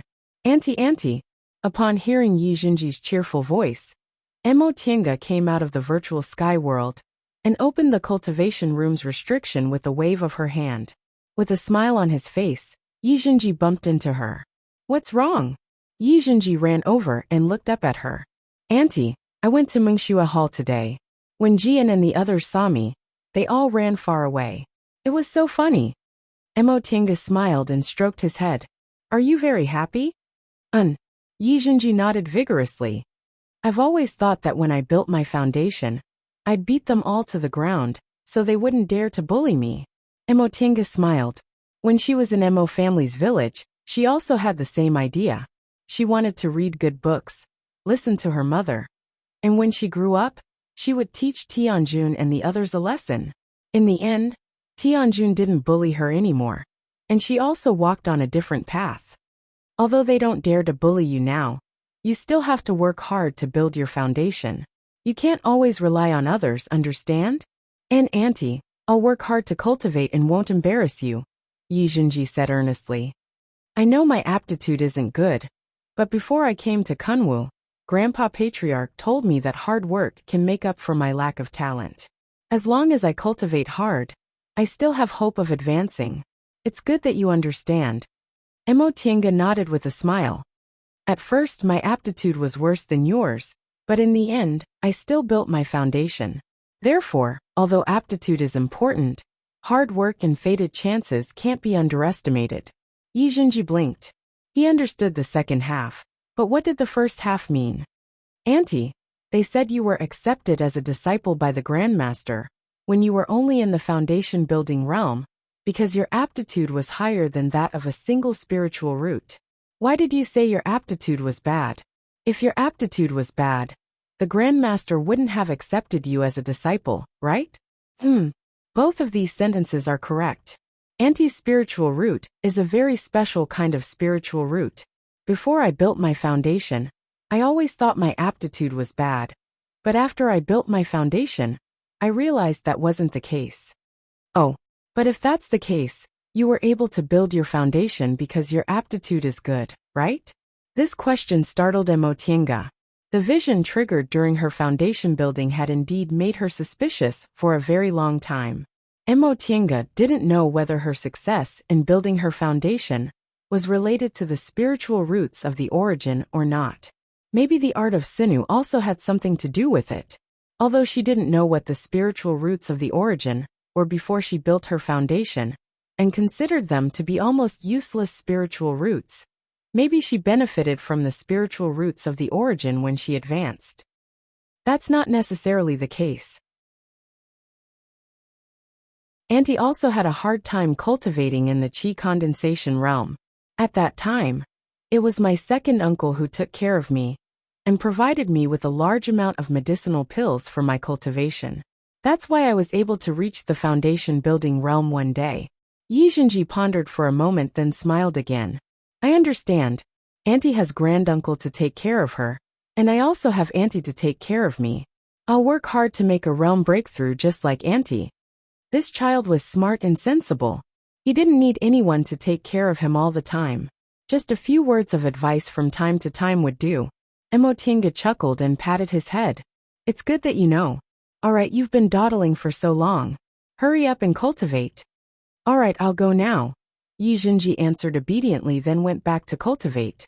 Mo Tiange closed her eyes and released her divine sense. The cultivation technique Yi Zhenji practiced was the same as that of all new disciples. It was Xianqing school's most basic cultivation technique, the Nanhua Heart Sutra. In fact, all new disciples of Xianqing school, regardless of their aptitude, spiritual roots, or status, had to practice Nanhua Heart Sutra first to lay their foundation. When Mo Tiange entered the school several years ago, although she wasn't a new disciple, she still roughly studied it. This Taoist scripture was indeed an ideal introductory cultivation technique. This cultivation technique didn't require the attribute of one's spiritual roots. The cultivation speed wasn't fast, and it couldn't be used in fights of magical powers. However, it allowed one to comprehend the Tao of heaven and earth, cultivate one's heart, and cultivate one's nature. If one could cultivate Nanhua Heart Sutra properly, before practicing other cultivation techniques, there would be a lot fewer barriers to one's nature. Although Yi Jinji's spiritual roots weren't obvious, he had a good understanding of Taoist scriptures. His nature and perception were also pretty good. Mo Tiange watched him for a while. Seeing that his cultivation was going smoothly, she no longer paid attention to him and entered the virtual sky world to continue cultivating. Time passed quickly. After she finished cultivating, Mo Tiange went to Mengxue school to give Yi Jinji some pointers, then entered the virtual sky world to cultivate. And so on. After 2 years of peace and tranquility, 2 major events happened on Clear Spring Peak at the same time. The first matter was that Master Taoist Xianin was about to enter closed-door meditation to attack the nascent soul realm. When Mo Tiange learned about this, she was very happy. Senior martial brother Xianin was their master's #1 disciple. Not only was he the earliest to enter the school, but his aptitude was also the best. He was already more than 400 years old now, yet he was still stuck in the core formation realm. Now that he finally entered closed-door meditation to attempt to form his nascent soul, Mo Tiange inwardly prayed that this martial uncle or senior martial brother, who always took care of her, could smoothly form his nascent soul. If senior martial brother Xianin really succeeded, she would have to call him martial uncle Xianin instead. According to the rules of the immortal cultivation world, once one reached the nascent soul stage, one would be a grandmaster. Although the master who entered the sect was still the master, the disciples of the same sect still had to address each other according to their cultivation level. The other thing was that Taoist Shou Jing had been in isolation for 2 years and successfully entered the late stage of the core formation realm. When Mo Tiange heard this, she just smiled and said nothing. Later, when she ran into Luo Fengxue, she tried to sound her out, but she also calmly rejected her. Speaking of which, she still hadn't met this senior martial brother Shou Jing. When she officially became her master's disciple 2 years ago, this senior martial brother Shou Jing had been in closed-door meditation and rarely left his cave. These 2 things weren't big, but they weren't small either. In the past 2 years, Mo Tiange had been dealing with Shangqing Palace's affairs and gradually got closer to the power center of Xianqing School. So she also learned some things. Xianqing School had a total of 5 nascent soul cultivators. Among them, the head Grand Supreme Elder, Lord Taoist Jinyang, was in the late stage of the nascent soul realm, Lord Taoist Jinghe was in the middle stage of the nascent soul realm, and the remaining Lord Taoist Lingxiu, Lord Taoist Miaoyi, and Lord Taoist Huayan were in the early stage of the nascent soul realm. Lord Taoist Jinyang was undoubtedly the pillar of Xianqing School. But the other nascent soul cultivators were also the foundation of Xianqing School. Losing one nascent soul cultivator would greatly reduce the school's strength. Right now Lord Taoist Lingxiu's lifespan was about to run out. In 100 years at most, this Lord Taoist would pass away. This was also the reason why Master Taoist Xianin was in closed-door meditation to advance to the nascent soul realm, and the reason why he was so happy about Master Taoist Shou Jing advancing to the late stage of the core formation realm.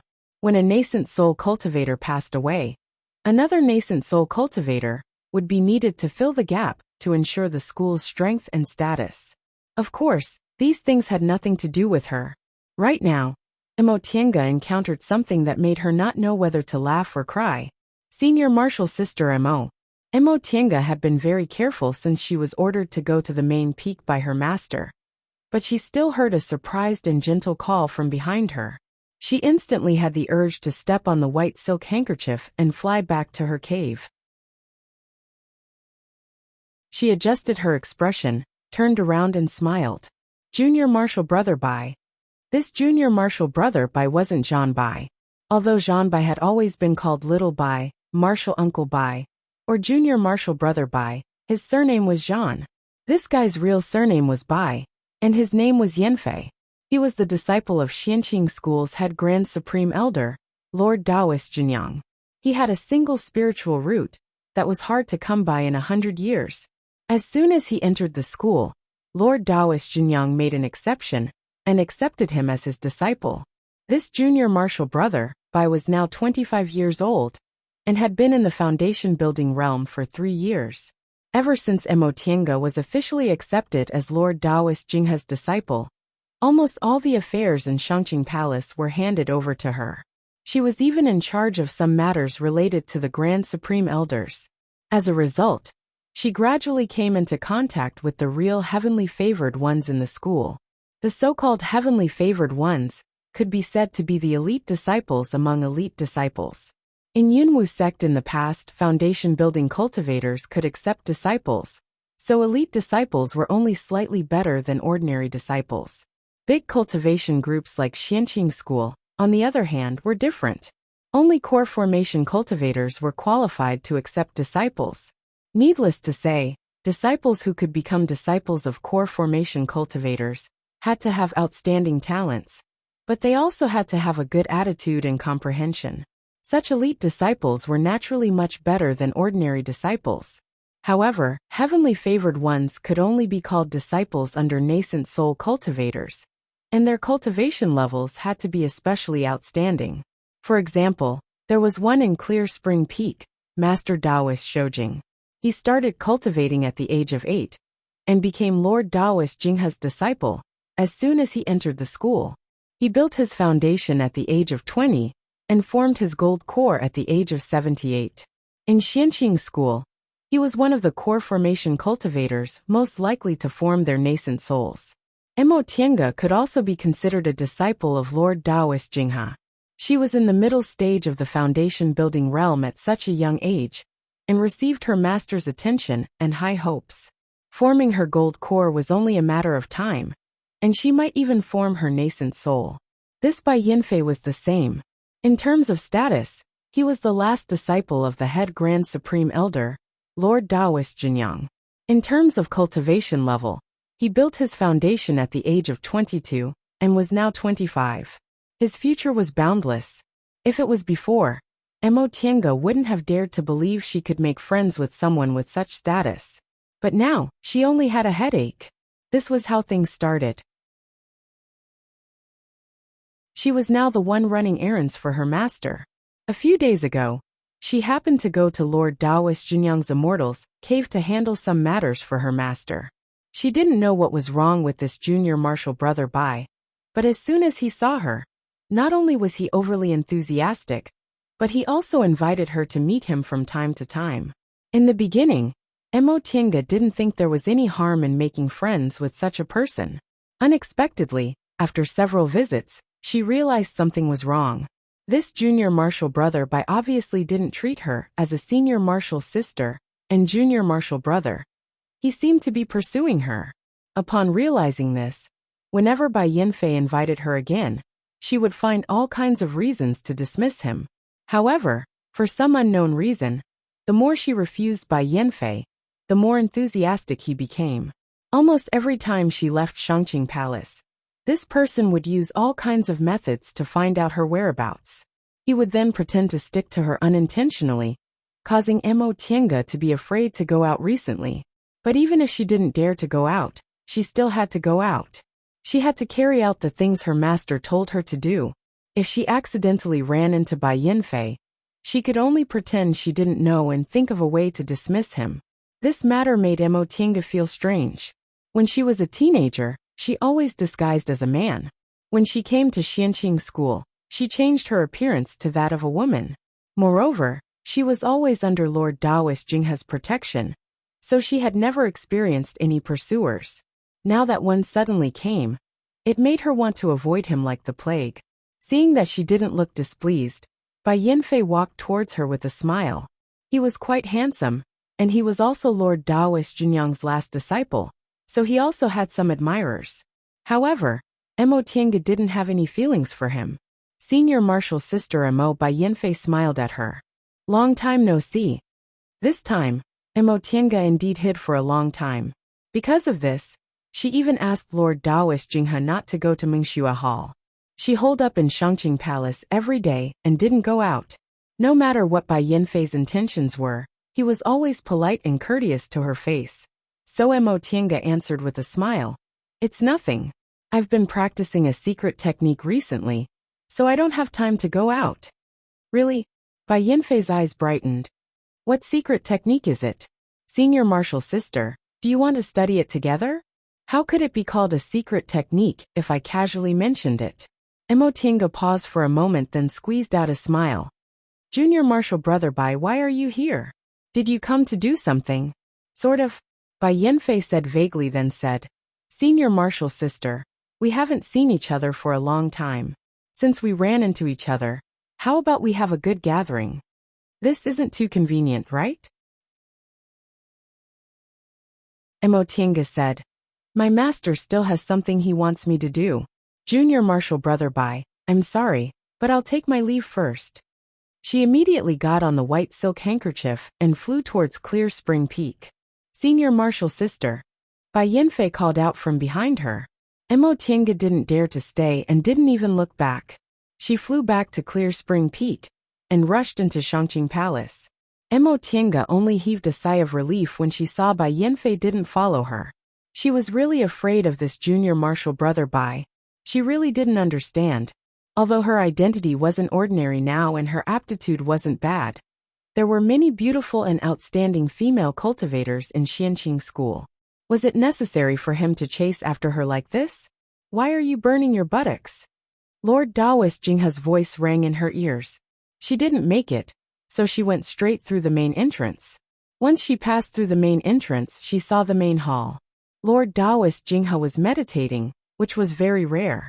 Now that he was disturbed by her, he was glaring at her while blowing his beard. Master, she called out obediently. Lord Daoist Jinghe glared at her and stopped meditating. What happened? I told you to go to the main peak to pass a message, but you ended up like this? Was there a wolf chasing after you? There wasn't a wolf, but there was someone, Emotinga answered. She'd been his disciple for a long time, so she didn't mind. She found a seat, sat down and poured tea for herself. Someone. Lord Daoist Jinghe was surprised. Who was chasing you? Emotinga only drank half of her tea. She rolled her eyes and told him the truth. It was junior martial brother Bai Yanfei from Morning Sun Peak. Bai Yanfei? Lord Daoist Jinghe thought for a while. Is he old Daoist Jinyang's disciple? Seeing Emotinga nodding, Lord Daoist Jinghe was even more surprised. Why was he chasing you? I also found it strange, Emotinga said. Junior martial brother Bai was too enthusiastic. Ever since I met him, he often invited me out. I didn't want to go. He was doing it out of kindness. If I went, I'd be a bit overwhelmed. Kindness? Lord Daoist Jinghe immediately understood and snorted. This brat is really bold. He actually wanted to attack my disciple. Attack? Emotinga stared at him with a puzzled expression. Master, junior martial brother Bai was very good to me. He didn't attack me at all. Humph. Lord Daoist Jinghe snorted even harder. He curled his lips and glared at her. Keep pretending. Do you dare to say you didn't say it for me to hear on purpose? Having been exposed, Emotinga immediately became well-behaved. Yes, master. I think this brat is very annoying, but it's not good to directly send him away, so I wanted to ask master to deal with him.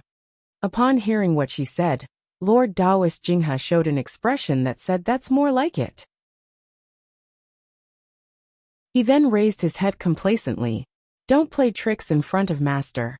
You're just a little girl who's lived for more than 20 years. What else can you hide from me? Emotinga smiled modestly. Yes, but how could I compare to you, master? You've lived for more than 800 years, and you've almost become a demon. Lord Daoist Jinghe felt refreshed after being flattered. However, he only laughed twice when he suddenly realized what she said wasn't quite right. Damn girl. You actually called me an old fart. No way. Emotinga immediately clasped her palms together. Master, I'm sincerely expressing my respect, and also asking you to help me deal with this matter. Lord Daoist Jinghe's temperament was that he loved to brag and flatter others. Once Emotinga assumed this posture, he was immediately appeased. He merely let out a humph and cast her a sidelong glance. His tone became amiable. Tell me, what's going on with this brat? Emotinga said. I'm also quite muddle-headed. It's just that when I went to Morning Sun Peak to ask to see Martial Uncle Jinyang, junior martial brother, Bai received me for a while. Later on, he often invited me out. This was the truth. She herself didn't understand what this junior martial brother Bai saw in her. Cultivation level? It wasn't that there weren't any young female cultivators in the middle stage of the foundation building realm in the school.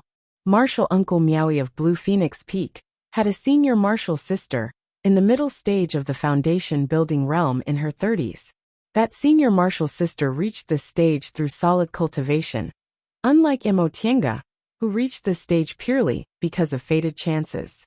Appearance. Imo Tienga thought her appearance wasn't bad, but in the cultivation world where beauties were as common as clouds, it didn't count as much. Identity. Being the disciple of a nascent soul grandmaster, Lord Taoist Jinghe, was indeed an extremely high identity. But at the same time, whatever she had, that senior martial sister from Blue Phoenix Peak also had. Furthermore, that senior martial sister wasn't the only one. Martial Uncle Lingxiu from Drifting Cloud Peak also had a junior martial sister, who was in her early 20s, and was even younger than her. Once Imo Tienga finished speaking, Lord Taoist Jinghe pondered for a moment then nodded. This brat has a bit of insight. My Qin Jinghe's disciple is naturally better than others. Imo Tienga clenched her teeth. Master. Upon seeing Imo Tienga's angry gaze, Lord Taoist Jinghe immediately burst into laughter. Don't. Master is praising you. Of the two girls you mentioned, the one under Miaowie isn't as beautiful as you, and the one under old man Lingxiu isn't as smart as you. If the three of them were placed in front of him to choose, he'd definitely choose you. In my opinion, this brat's Dao heart is definitely unstable. He wants to find someone to perform dual cultivation with, but he's too arrogant and doesn't want anyone who's slightly inferior. After picking and choosing, only these few people meet his requirements.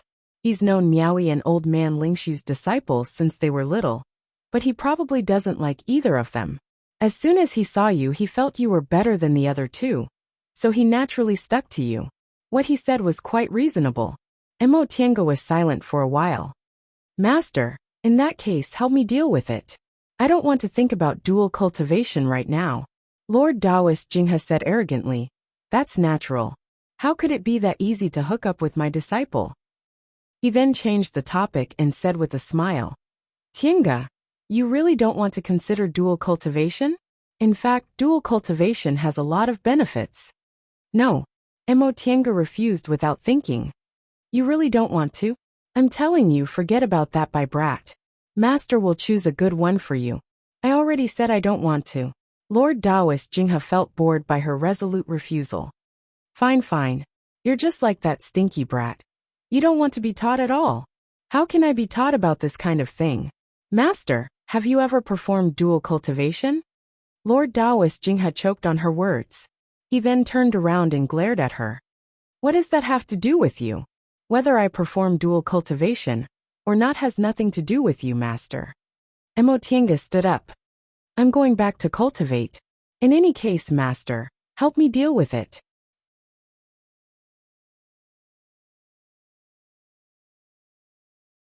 Chapter 142. Old Taoist Junyang. Lord Taoist Jinghe broke into Lord Taoist Junyang's cave in an imposing manner and shouted like an enemy.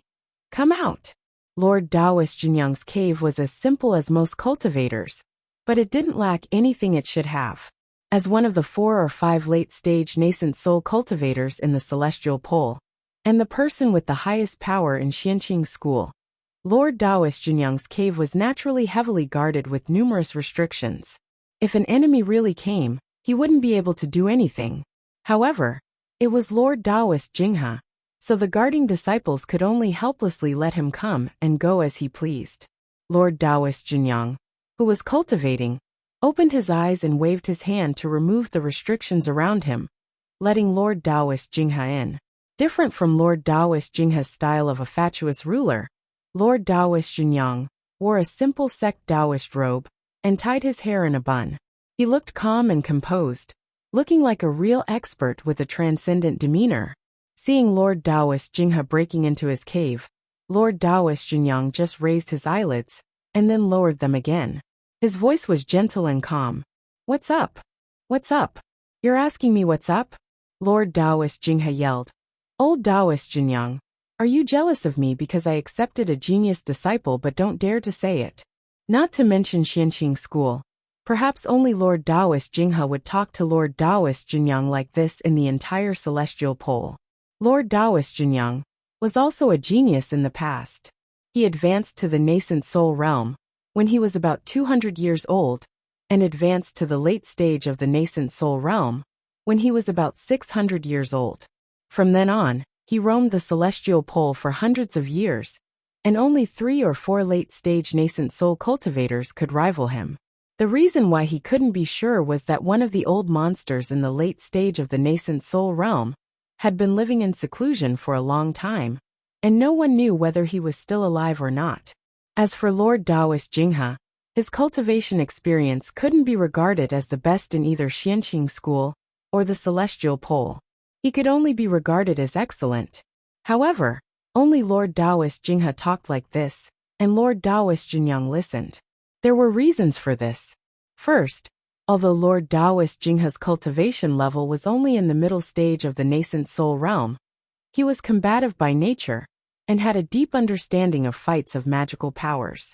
He had treasures and secret techniques in his hands, so even great cultivators in the late stage of the nascent soul realm wouldn't dare to say they could win against him for sure. Second, his temperament was like this.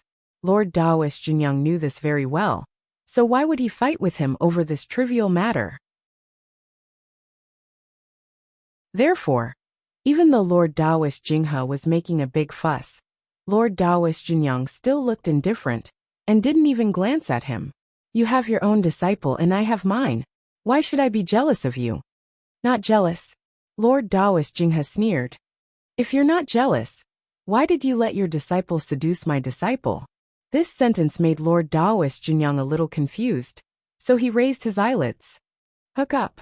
This choice of words was really inelegant, but Lord Taoist Jinghe continued to sneer. Don't tell me you don't know. You took in a disciple with a single spiritual root and treated him like a treasure. I don't believe you don't know about such a big matter as him seducing my disciple. Lord Taoist Jinghe deliberately emphasized the word big matter. He raised his eyebrows and looked at Lord Taoist Jinyang from the corner of his eyes, meaning, don't try to fool me. You mean Yanfei? Lord Taoist Jinyang raised his eyes. There were only a few disciples with a single spiritual root in Xianqing school, so he only needed to think for a moment to know who Lord Taoist Jinghe was talking about. You're not muddle-headed yet. Lord Taoist Jinghe ridiculed him. Soon after, he said in a seemingly sincere tone, I say, Old Taoist Jinyang, my disciple is very good, but you still have to ask me whether I can seduce him or not. Otherwise, wouldn't it be very bad if we hurt our friendship? Lord Taoist Jinyang wasn't fooled by his words. He just asked, what's going on? Either speak properly, or don't waste time. The only person in Xianqing school who could talk to Lord Taoist Jinghe like this was Lord Taoist Jinyang. Lord Taoist Jinghe knew this old Taoist was impatient, so he should stop while he was ahead. He immediately chose to speak nicely. I don't know what wrong medicine your disciple took, but he's been so attentive to my disciple that my disciple doesn't even dare to go out. What? You really don't know? How could I know such a trivial matter? After hearing the whole story, Lord Taoist Jinyang couldn't help but have a headache. This Jinghe was really something. Did he really have to report to his master that his disciple was attentive to a woman who was as free as him? He was already in the nascent soul realm, but he still came to question his disciple over such a trivial matter? Nevertheless, he still slowed down his voice to confirm. You mean Yanfei is pursuing your disciple? And the little disciple you just accepted, right? Yes. Lord Taoist Jinghe nodded, then put his hand on Lord Taoist Jinyang's shoulder. He once again said earnestly, Senior Martial Brother Jinyang, don't say I didn't give you face. My disciple is good, but I really can't give her to your disciple. Tell your disciple not to worry, okay? Lord Taoist Jinyang was confused. My disciple is unmarried, and your disciple isn't. Is there a problem? Is such a trivial matter worth you coming here in person? Lord Taoist Jinghe was furious.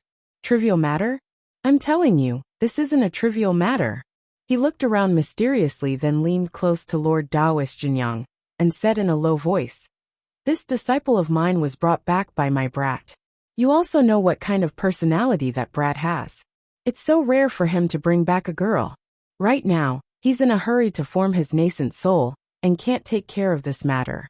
If I don't take care of her for him, he'll be angry with me when he comes out of closed-door meditation." Lord Taoist Jinghe then added, "You should tell your disciple not to pester my disciple anymore. It's useless even if she thinks about it." Lord Taoist Jinyang already understood what Lord Taoist Jinghe said, but Lord Taoist Jinghe complacently added, which made him unhappy, "Your disciple has his own good points, but my disciple has a single spiritual root that's hard to come by in 100 years. She's young and promising, and her future is bright. Why would he pester your disciple? I think he's just bored and wants to talk to your disciple. You shouldn't think too much about young people's interactions." "I'm thinking too much," Lord Taoist Jinghe shouted. "If I'm really thinking too much, would that brat keep asking my disciple out?" "Old Taoist Jinyang, don't just protect your disciple. Although your disciple has a single spiritual root, compared to my disciple, she's just SOSO. Do you want to know what my disciple's aptitude is? Hee, I won't tell you first." Lord Taoist Jinyang's face darkened when he saw Lord Taoist Jinghe blowing his own trumpet. "All right, don't treat your disciple like a treasure. There are many people who want to perform dual cultivation with my disciple. Do you need to rush to please your disciple? What are you worrying about?" "Hey, old Taoist Jinyang, you're jealous." "Jealous? I'm jealous? I have a disciple with a single spiritual root. Do I need to be jealous of you? Is such a trivial matter worth you coming here in person? Go back." Lord Taoist Jinyang was annoyed that his disciple kept being belittled. He flung his sleeve and ordered him to leave. "Do you think I'll go back just because you tell me to?" Lord Taoist Jinghe argued with him. "I'm telling you, my disciple has the spiritual root of the origin. You know what the spiritual root of the origin is, right? She even obtained the art of the origin, and is in the middle stage of the foundation building realm, before she's 30. Can your disciple do it? She only has a single spiritual root. She's still far from being able to catch up to my disciple. Spiritual root of the origin." Lord Taoist Jinyang was fuming, but when he heard that, he paused for a moment. "Your disciple has the spiritual root of the origin from the distant past era?" "Yes." Lord Taoist Jinghe raised his head. The next moment, Lord Taoist Jinyang sneered. "So what if she has the spiritual root of the origin? It's been lost for hundreds of thousands of years. I don't know what will happen to it. My disciple has a solid single spiritual root. She can't be that bad." Old Taoist Jinyang. Lord Taoist Jinghe was waiting for Lord Taoist Jinyang to admit defeat a moment ago. But when he heard what Lord Taoist Jinghe said, he also fumed. What's the use of a single spiritual root? How many of us nascent soul cultivators have single spiritual roots? Old man Song Feng has 3 spiritual roots, but you still can't beat him. Lord Taoist Jinyang was also angry when he heard Lord Taoist Jinghe mentioning this. "When did I lose to him? It's just that the winner hasn't been decided yet."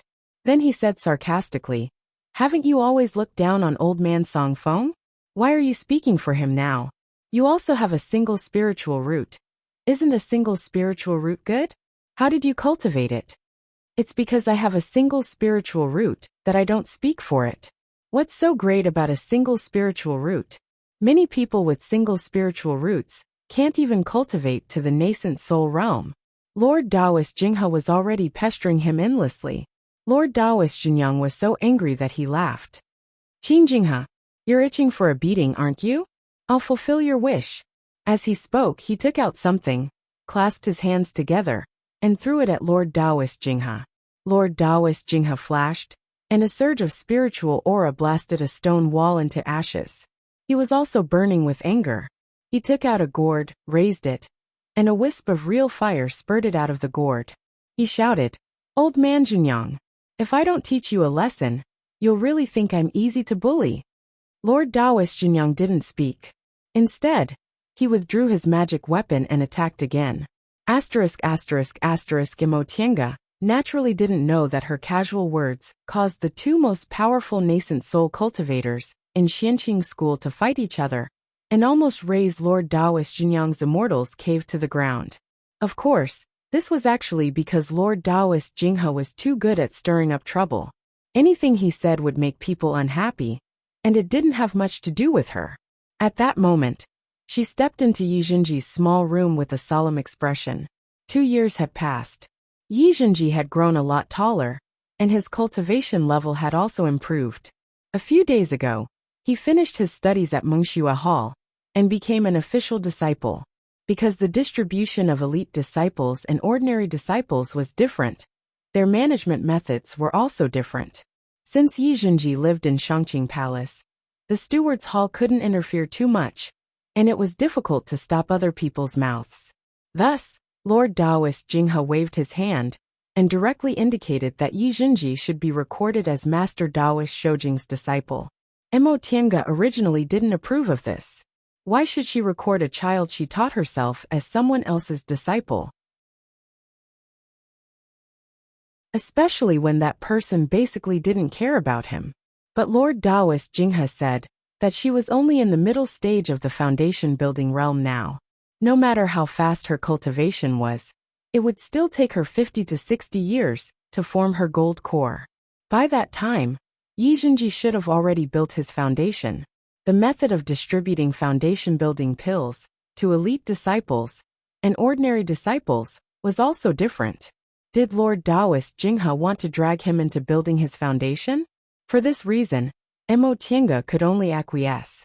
Now, Yi Xinji still lived here and hadn't even seen his nominal master. Mo Tiange walked to the frost jade bed and saw Yi Xinji lying on the bed. She frowned slightly and helped the child up. She placed her hand on the top of his head and inserted her spiritual aura into his body. After a long time, Yi Xinji groaned and woke up. When he saw her, he called out in a low voice, "Auntie." Mo Tiange let go of him and said, "Aren't you going to take some medicine to heal your injuries?" Yi Xinji's face reddened. He hurriedly took out some medicinal pills and ate them, then sat cross-legged. Mo Tiange stayed by his side, quietly observing his condition. Just now, when she was cultivating, she used her divine sense to pay attention to the outside world. Suddenly, she noticed spiritual aura fluctuations here. After careful examination, she found that the spiritual aura inside Yi Xinji's body was in disorder and showed signs of being possessed by the devil. Just now, when she placed her hand on the top of Yi Xinji's head, she immediately realized what was wrong. This child obviously ate several aura-converging pills. The medicinal power was too strong, and he couldn't control it, so he almost suffered from the devil. Before long, the spiritual aura inside Yi Xinji's body finally calmed down. When he opened his eyes, he saw Mo Tiange standing in front of him with a gloomy expression. He immediately lowered his head and said, "Auntie, I'm sorry." Mo Tiange regained her composure and shook her head. "Sorry for what? I made you worry." Mo Tiange sighed and sat next to him. "What does it matter if you made me worry? In the end, you'll be the one to bear the consequences. You didn't cultivate for me. You cultivated for yourself." "Yes," Yi Xinji answered. He then hesitated and asked, "Auntie, don't you blame me?" "Blame you for what?" Just now something happened because I ate aura-converging pills. Don't you blame me for acting recklessly?" Mo Tiange smiled. "What's the use of blaming you? The most important thing is that you won't make the same mistake again. And if you feel uncomfortable, you can tell me why you ate so many aura-converging pills. Don't tell me you never thought there would be problems." Yi Xinji paused for a moment, then answered honestly, "I think my cultivation speed is too slow, so I wanted to eat more medicinal pills to speed up my cultivation."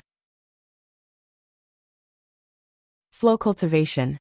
Mo Tiange couldn't help but laugh. "You're only 12 years old, but you're already in the 3rd layer of the aura refining realm.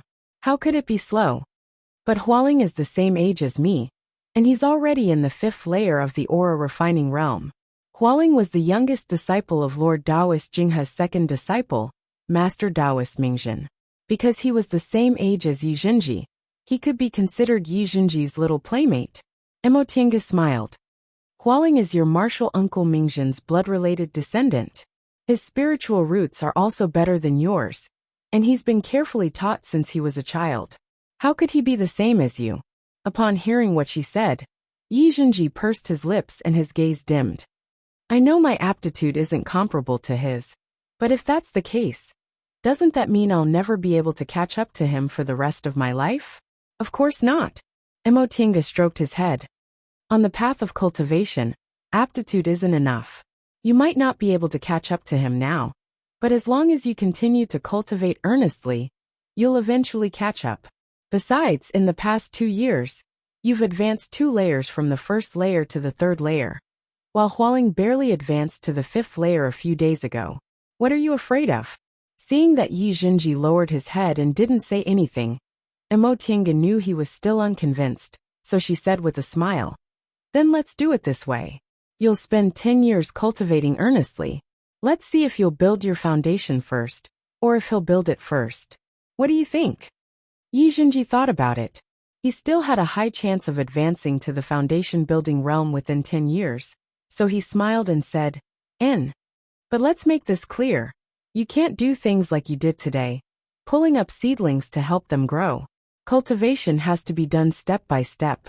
Being too impatient won't do you any good. If you're careless and end up suffering from qi deviation, you'll have to delay your cultivation for many years. The gains won't make up for the losses. All right, I'll listen to Auntie. On the other side, Lord Taoist Jinghe had just finished his fight. His luxurious golden dragon robe had already been burnt to ashes, and his face was also stained with a lot of unknown ash or soil. Even half of his beautiful short beard was burnt. He was in a sorry state. He flew back to Clear Spring Peak angrily. As he flew, he muttered, Old Taoist Jinyang, I gave you face today. If I used the Great Yang technique, even if you didn't die, you'd still be half dead. Humph. I'll let you off for the sake of us being fellow disciples. The old Taoist Jinyang he spoke of was currently directing his disciples to tidy up the cave with a dark expression. He himself called his youngest disciple over and locked him in a relatively intact stone room before he started scolding him. Brat, you're too bored, aren't you? Instead of cultivating diligently, you went to seduce that old fool Qin Jinghe's disciple? You could have fallen for anyone, but that old fool is a complete scoundrel. If the upper beam is crooked, the lower beam will be crooked. How good can his disciple be? If you behave yourself, I'll forget about this matter. Bai Yanfei was bewildered by his scolding. Master, I told you about this. Lord Taoist Jinyang was stunned. You told me? When did you tell me? Last time, when you were cultivating, I said I wanted to find someone to perform dual cultivation with. And you said I could do whatever I wanted. Thinking about it carefully, Lord Taoist Jinyang seemed to have said that. He couldn't help feeling embarrassed, but he still scolded him angrily. I said you could do whatever you wanted, but you really did? There are many beautiful female cultivators with high cultivation levels in our sect. How did you fall for that old fool's disciple? This time, he didn't even want to call him Qin Jinghe. He just directly called him old fool. Bai Yanfei felt even more wronged. I said I'd choose from the several martial uncles, but you agreed. I looked around, and only senior martial sister Emo was suitable. But you still didn't tell me. Lord Taoist Jinyang thought for a while, then said angrily, Doesn't your martial uncle Miaoi also have a girl? I remember she's not that old, and she's also suitable for you. Why didn't you choose her? Bai Yanfei cautiously looked at his master and said, That senior martial sister Wu doesn't look too. He didn't finish his sentence. But how could Lord Taoist Jinyang not understand? Lord Taoist Jinyang glared at him. You, as a cultivator, why are you so fixated on appearances? Whether they're beautiful or ugly, they're just bones under the skin. Besides, how ugly could a cultivator be? That old fool's disciple isn't that beautiful. Seeing his furious master, Bai Yanfei cleverly shut his mouth and stopped talking, now that his master had a falling out with martial uncle Jinghe. Saying anything more would only add fuel to the fire. Lord Taoist Jinyang paced around the room twice, then said, Let's just forget about this matter. You don't need to think about this girl anymore. That old fool was prepared to give her to his boy. It's not your turn. Ha! Bai Yanfei was dumbfounded. Master, what do you mean? What I mean is that girl belongs to Qin Shoujing. Do you understand now? This news shocked Bai Yanfei, but he quickly shouted, "What does it have to do with him?" I asked, and senior martial sister Mo clearly has no intention of performing dual cultivation. That's also none of your business. Lord Taoist Jinyang looked at his disciple and sneered. All right, brat, be a bit smarter. I had a falling out with that old fool. But you still went to provoke his disciple. Are you trying to humiliate me? Let's just forget about this matter. If you want to perform dual cultivation, just pick someone else. Lord Taoist Jinyang swung his sleeves, then turned around and left the stone room. Although Bai Yanfei understood his master wasn't sneering at him, he still gnashed his teeth.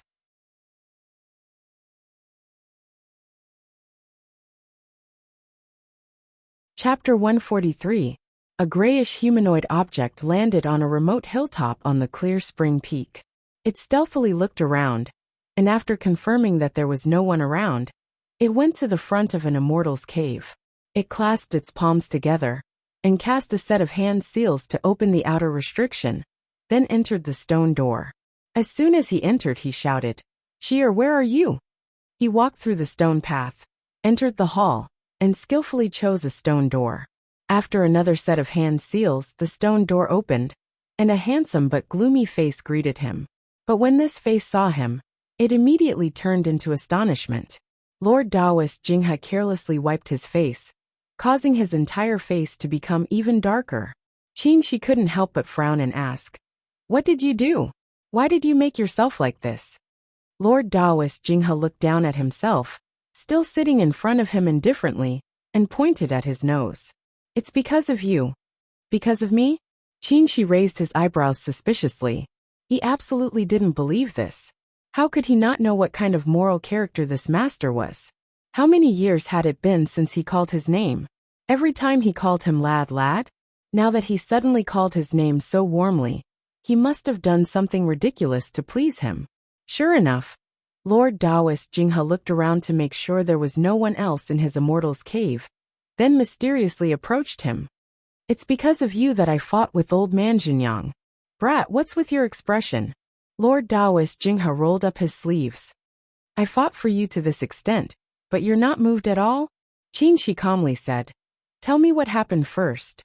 Being dragged back to the main topic, Lord Taoist Jinghe glared at him for a long time, but in the end, he couldn't help but proudly take credit. "Old man Jinyang's disciple wanted to steal your wife, so I fought with him." "My wife?" She asked slowly. "When did I have a wife?" "Oh, you still won't admit it?" Lord Taoist Jinghe stared at him with a "you don't have to be embarrassed" expression. "Tienga, I know you don't want to tell me now, but it's okay. I won't tell anyone. I'll wait for you slowly." Before he finished speaking, he automatically stopped because Shi's face was already gloomy. "Master." "What?" Lord Taoist Jinghe wanted to stroke his beard, but in the end, his hand was covered in dust.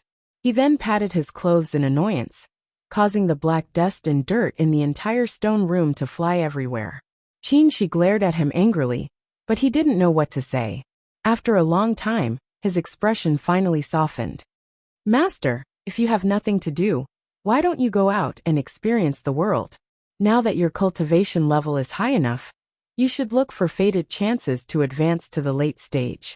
His voice was very calm, and his words sounded as if he was thinking for the other party's sake. However, everyone could tell that a storm was brewing. Upon hearing Shi's tone, Lord Taoist Jinghe involuntarily shrank back, but in the next second, he shouted boldly and confidently, "Stinky brat. What's with your attitude? I've risked my life for you. I've even lost my image, and you're talking to me like this?" She felt he was already very restrained, but when he heard what she said, he couldn't control the fire in his heart, and it suddenly flared up. He couldn't help but tighten his face. "Master, there should be a limit to your recklessness." Lord Taoist Jinghe obviously didn't know where the limit was. Upon hearing what she said, he stomped his foot again. "Act recklessly? You're actually saying I act recklessly? You. If it weren't for your awkward temperament, would I have to look after your wife at such an old age? Let me tell you. Who told you she's my wife?" Qin also couldn't help but shout. You actually took this kind of non-existent matter seriously. You've lived for 800 years, but where did your brain go? Lord Taoist Jinghe had lived for 800 years, but he was still despised by a junior. God knew where his brain went, but he only knew that his self-esteem was hurt. His expression turned fierce. Stinky brat. Do you think I don't know what you're thinking? You've been like this since you were a child. You obviously want to die, but you're unwilling to say it. If I don't look after you for you, you can go cry in the future. Lord Taoist Jinghe shouted fiercely like an elder, but Qin didn't buy it at all. Don't take it for granted. I have nothing to do with her at all. Humph. Lord Taoist Jinghe sneered and stared at Qin with a sharp gaze. If you have nothing to do with her, why did you hide your identity from her? Why didn't you see her for 2 years? Why did you cultivate so hard? I was the one who brought you up. Other people might not know about your twisted thoughts, but I know them all too well. You didn't tell her who you were, because you didn't want to face her as an elder. You didn't want to see her and cultivate it with all your might, because your self-esteem was hurt by her deification great ancestor. You thought you've always been taking care of her, but in the blink of an eye, you're nothing but an ant in her great ancestor's eyes. You felt like you suddenly lost the qualifications to have any thoughts about her, so you cultivated like crazy. Brat, you always thought Master was unreliable, but I have to tell you, no matter what, I've lived for 800 years. You're still too inexperienced. Qin didn't say anything during this long speech, but his expression was terrifyingly gloomy. He knew this master of his had always been frivolous, but what he said now made him feel as if the secrets in his heart were suddenly exposed in a defenseless situation, and exposed to the sun without any shelter. He also felt as if his softest place was ruthlessly pricked by a needle. It was a dull pain, but he couldn't find the wound. After Lord Taoist Jinghe finished speaking, he took a deep breath and continued to say, You've always been stubborn. You keep everything in your heart, and think you can do everything well. But I have to tell you that this kind of thing is gone once you miss it, so it doesn't matter if you don't admit it now. I'll watch you, but don't say one thing and mean another. Master doesn't want you to regret it later. Qin didn't speak, and just glared at Lord Taoist Jinghe in front of him. But when he heard the latter's words, his gaze subconsciously softened. He looked down and his expression was stiff. No one knew what he was thinking. After a long time, his somewhat hoarse voice was heard. Don't think you're infallible. My diligent cultivation has nothing to do with this matter. Nothing to do with it? Lord Taoist Jinghe came over and smiled. Brat, do you think I can't see something in your heart? There must be something you didn't tell me about the matter last time. It hurt your self-esteem, didn't it? Qin didn't speak, but his expression changed and he clenched his fists. Seeing his expression, Lord Taoist Jinghe stepped back, sighed softly, and said in a soft voice that he had never used before. This matter. It's all my fault for not teaching you well. You've always had a firm Tao heart since you were a child. Aside from cultivating, you didn't think about anything else. At such a young age, you were as steady as an old man. At that time, I thought you were really born to cultivate, but now I realize that's not the case. You don't get entangled in anything because you don't care. But when you do care, it'll be a disaster. Your cultivation journey is too smooth, don't stare at me. Although you've also experienced many dangerous situations, you've never experienced the tribulation of the state of mind. It's so smooth that you've never tasted the taste of failure. Although you've been taken care of by me since you were a child, you don't like to rely on me. All these years, your cultivation until the core formation realm can be said to be the result of your own efforts. And it actually has nothing to do with me. Because of this, you've always been confident and proud. Your pride makes you always ask yourself to do your best, and not be affected by anything or anyone. This kind of temperament has always made you walk ahead of others. But you don't know that excessive pride can cost you your life. Qin lowered his eyes and didn't speak. This unreliable master of his would never say such a long speech, nor would he use such a caring and soft tone. But his words were so sharp that he couldn't say anything to refute. If you go on like this, you'll have an inner demon, he said with a long sigh. Qin Shi pursed his lips and said, I'll solve it. But Lord Taoist Jinghe just shook his head. I know you don't want to rely on me, but there are some things that I, an old monster who has lived for 800 years, can see more clearly than you. I don't know what's bothering you, but I know that the source of everything is that girl. So, I'm seriously reminding you that if you get her, your inner demon will naturally disappear. She's not an object. Upon hearing Qin Shi's somewhat stubborn tone, Lord Taoist Jinghe smiled. It wasn't the kind of smile one would have when one was old and frivolous. Instead, it carried a bit of tolerance and a bit of pampering. I talked for so long, but you actually only emphasized this point. Brat, you're really done for. Qin Shi no longer spoke. He lowered his head and didn't move. Lord Taoist Jinghe took out his handkerchief, wiped his face clean and said slowly, In fact, this girl is really not bad. She has a rough experience, so she knows self-respect and self-improvement. Although she hasn't grown enough right now, she'll definitely become a useful person in the future after being tempered. Apart from anything else, she's indeed suitable for you. You don't like noise, so she's very quiet. You only love to cultivate, so she also has a firm Tao heart. Most importantly, you admire her very much. It's impossible for you to fall in love with a woman all of a sudden. You can only start with admiration. The more you admire, the more you care. And the more you care, the easier it is to be moved. You've always looked down on women, but you just emphasized that she's not an object. Brat, can you deny that she's very special in your heart? Qin Shi still didn't answer, but it made Lord Taoist Jinghe even happier. I haven't seen you so awkward in many years. Looking at you like this, I really feel a sense of accomplishment. Upon hearing this, Qin Shi raised his head and shouted angrily, Master! Lord Taoist Jinghe was very happy, so he ignored Qin Shi's expression. Don't. Other people's children have teenage worries when they're in their teens or 20s. But you only have them when you're over 100 years old. How rare. Qin Shi became even more annoyed.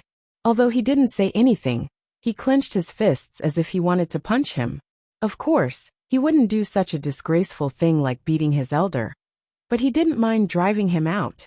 Seeing that Qin Shi was about to lose control of his anger, Lord Taoist Jinghe wisely stopped while he was ahead. Alright, let's not talk about that. Let's just seriously discuss the feasibility of dual cultivation. Brat, you've cultivated the pure yang technique you obtained from the deification senior to the third layer, right? Right now, your pure yang aura is getting stronger and stronger, and it's not much different from a pure yang body. Your art of 3 primordial cycles has obtained extreme yang aura and neutral aura. So you only lack extreme yin aura, right? Upon seeing Qin Shi nodding hesitantly, Lord Taoist Jinghe continued to speak. Let's talk about the art of 3 primordial cycles first. This cultivation technique is closely related to the distant past era. Ancient cultivators believed that the 3 primordial auras were the origin of heaven and earth. According to what you said, this cultivation method is most suitable for advancing to the next realm. However, the requirements for cultivating it are very harsh. If the 3 elemental qis cannot be formed, then there is no hope for the great Tao. Right now, you already have the extreme yang and neutral qi, but you can't find the extreme yin qi. I don't believe that you don't know that dual cultivation with a female cultivator with a pure yin body is the easiest and safest way to obtain the extreme yin qi. Qin Shi remained silent, but Lord Taoist Jinghe didn't force him to speak. He continued to say, Let's talk about the pure yang art. In the past, when you accidentally obtained the yang spiritual bead, I told you that this kind of rare treasure would allow your yang energy to grow endlessly, and it might even change your physique. Now that he had obtained the pure yang secret art, this saying had come true. Now that you have a pure yang body, you will receive great benefits when you dual cultivate with a pure yin body. After that, the room fell silent. Lord Taoist Jinghe stared at Qin Shi as if waiting for him to make a decision. Qin Shi's expression was stiff, but he didn't say a word. After a long time, Qin Shi finally said, I don't want to dual cultivate for some kind of benefit, whether it's for cultivation or for my inner demon. Lord Taoist Jinghe burst into laughter. He wasn't surprised by Qin Shi's answer at all. He patted Qin Shi's shoulder helplessly. Brat, I just said too much pride will cost you your life. You'd better. So what? If I have to rely on a woman to form my nascent soul, what's the fun in that? Lord Taoist Jinghe shook his head, but he suddenly asked, then let me ask you, if it's not for cultivation or for your inner demon, do you really not want her? This time, he didn't get an answer, so he could only borrow a place to tidy himself up and return to Shangqing Palace refreshed. He was a wise man his whole life, so how could he let his disciples and grand-disciples see him with a dirty face? Fortunately, this brat didn't take any disciples and was in closed-door meditation now, so there was no one around his cave. After Lord Taoist Jinghe left for a long time, a low voice came from inside the cave. At least after I form my nascent soul, Qin Shojing. Bai Yanfei clenched his teeth and cast a spell with all his might. The towering old tree in front of him broke and crushed a shrub with a crashing sound. He felt a bit more comfortable, so he looked for a place to crouch down and rest. Bai Yanfei had always been very proud. He thought it was natural for him to be a bit proud. He was born in the royal family of the secular world and was the noble crown prince of Yan country. Ever since he was a child, he lived in luxury. When he was 10 years old, a master immortal came to the imperial palace. That master immortal was proficient in the art of immortals and mastered the wonderful art of wind and thunder, letting him know that immortals really existed in this world. He was very envious, so he pestered that master immortal to acknowledge him as his master. The master immortal couldn't dissuade him, so he reluctantly tested Bai Yanfei's spiritual root, because he was the crown prince. Unexpectedly, he discovered that Bai Yanfei had the aptitude of a single spiritual root, which was rarely seen in 100 years. The master immortal was overjoyed and reported Bai Yanfei's matter to his own cultivation group. In fact, this master immortal was only a part-time disciple of Xianqing school. His master allowed him to leave the mountain, but he just wanted to return to the secular world and enjoy the glory, splendor, and wealth. Unexpectedly, his master found a genius with a single spiritual root. Because of this, he obtained enormous benefits and was accepted as an inner disciple. He was even bestowed a foundation-building pill. Later, this master immortal senior personally came to Yan country and took him back to Mount Taikong. He also made him acknowledge the head Grand Supreme Elder as a disciple and personally taught him. At that time, he no longer cared about the glory, splendor, and wealth of the secular world. He abandoned the crown prince position and the envious gazes of his former imperial father and brothers to become the advanced inner disciple of Xianqing School's head Grand Supreme Elder. When he was a mortal, he was the crown prince of a country. When he was a cultivator, he was the proud disciple of a late-stage nascent soul cultivator. How could he not be proud when he achieved what he did? Sure enough, with his excellent aptitude, his path of cultivation was also very smooth. Advancing to the next realm and building his foundation were extremely difficult and dangerous for others, but they were extremely easy for him.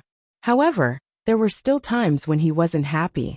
For example, whenever the female cultivators in the school talked about the male disciples, they would first say Martial Uncle Shojing or Senior Martial Brother Shojing first. He was very unconvinced. What was so great about Qin Shojing? Building his foundation at 20 and forming his gold core at 78? Lord Taoist Jinghe's direct disciple? Handsome?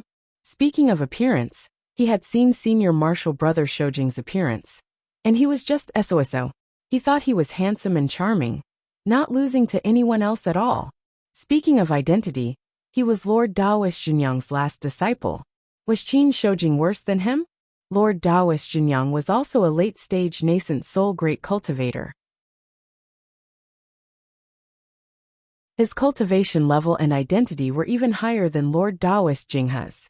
Speaking of cultivation level, wasn't it because Qin Shojing was older than him?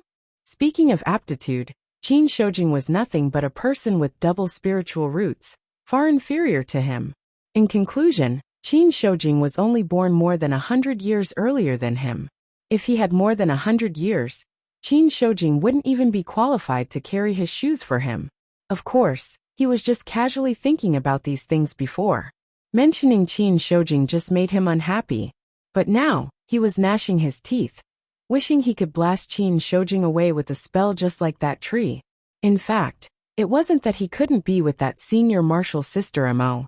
He just felt that a young, promising, talented and handsome young hero like him couldn't have a beauty as his companion. Senior martial sister Mo's identity was good. Her cultivation level was also good.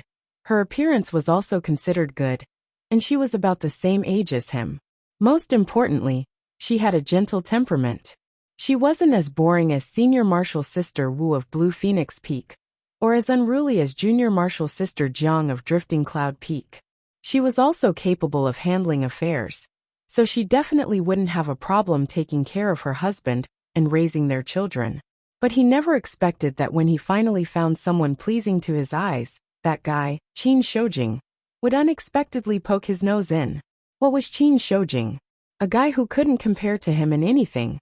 It was precisely because he was more than 100 years older than him that his cultivation level was higher than his. No, he couldn't be outdone by Qin Shoujing. It was fine if it was other people. But how could he let Qin Shoujing snatch senior martial sister Mo away from him? That would be too humiliating. Since he already harbored malicious intentions towards senior martial sister Mo, he must win her heart and let that guy, Qin Shoujing, know that he, Bai Yanfei, was the #1 young hero in Xianqing school. With that thought in mind, Bai Yanfei squatted on a tree stump and started laughing mischievously. You're tuning in to the Li Mei's Wuxia Whispers YouTube channel. We're so grateful for your support. And don't forget to subscribe to join us on this incredible journey through captivating stories. Your generosity through donations truly makes a world of difference, as it's the primary source of revenue that allows me to expand and enhance this channel for you. Thank you from the bottom of my heart for being a part of this adventure.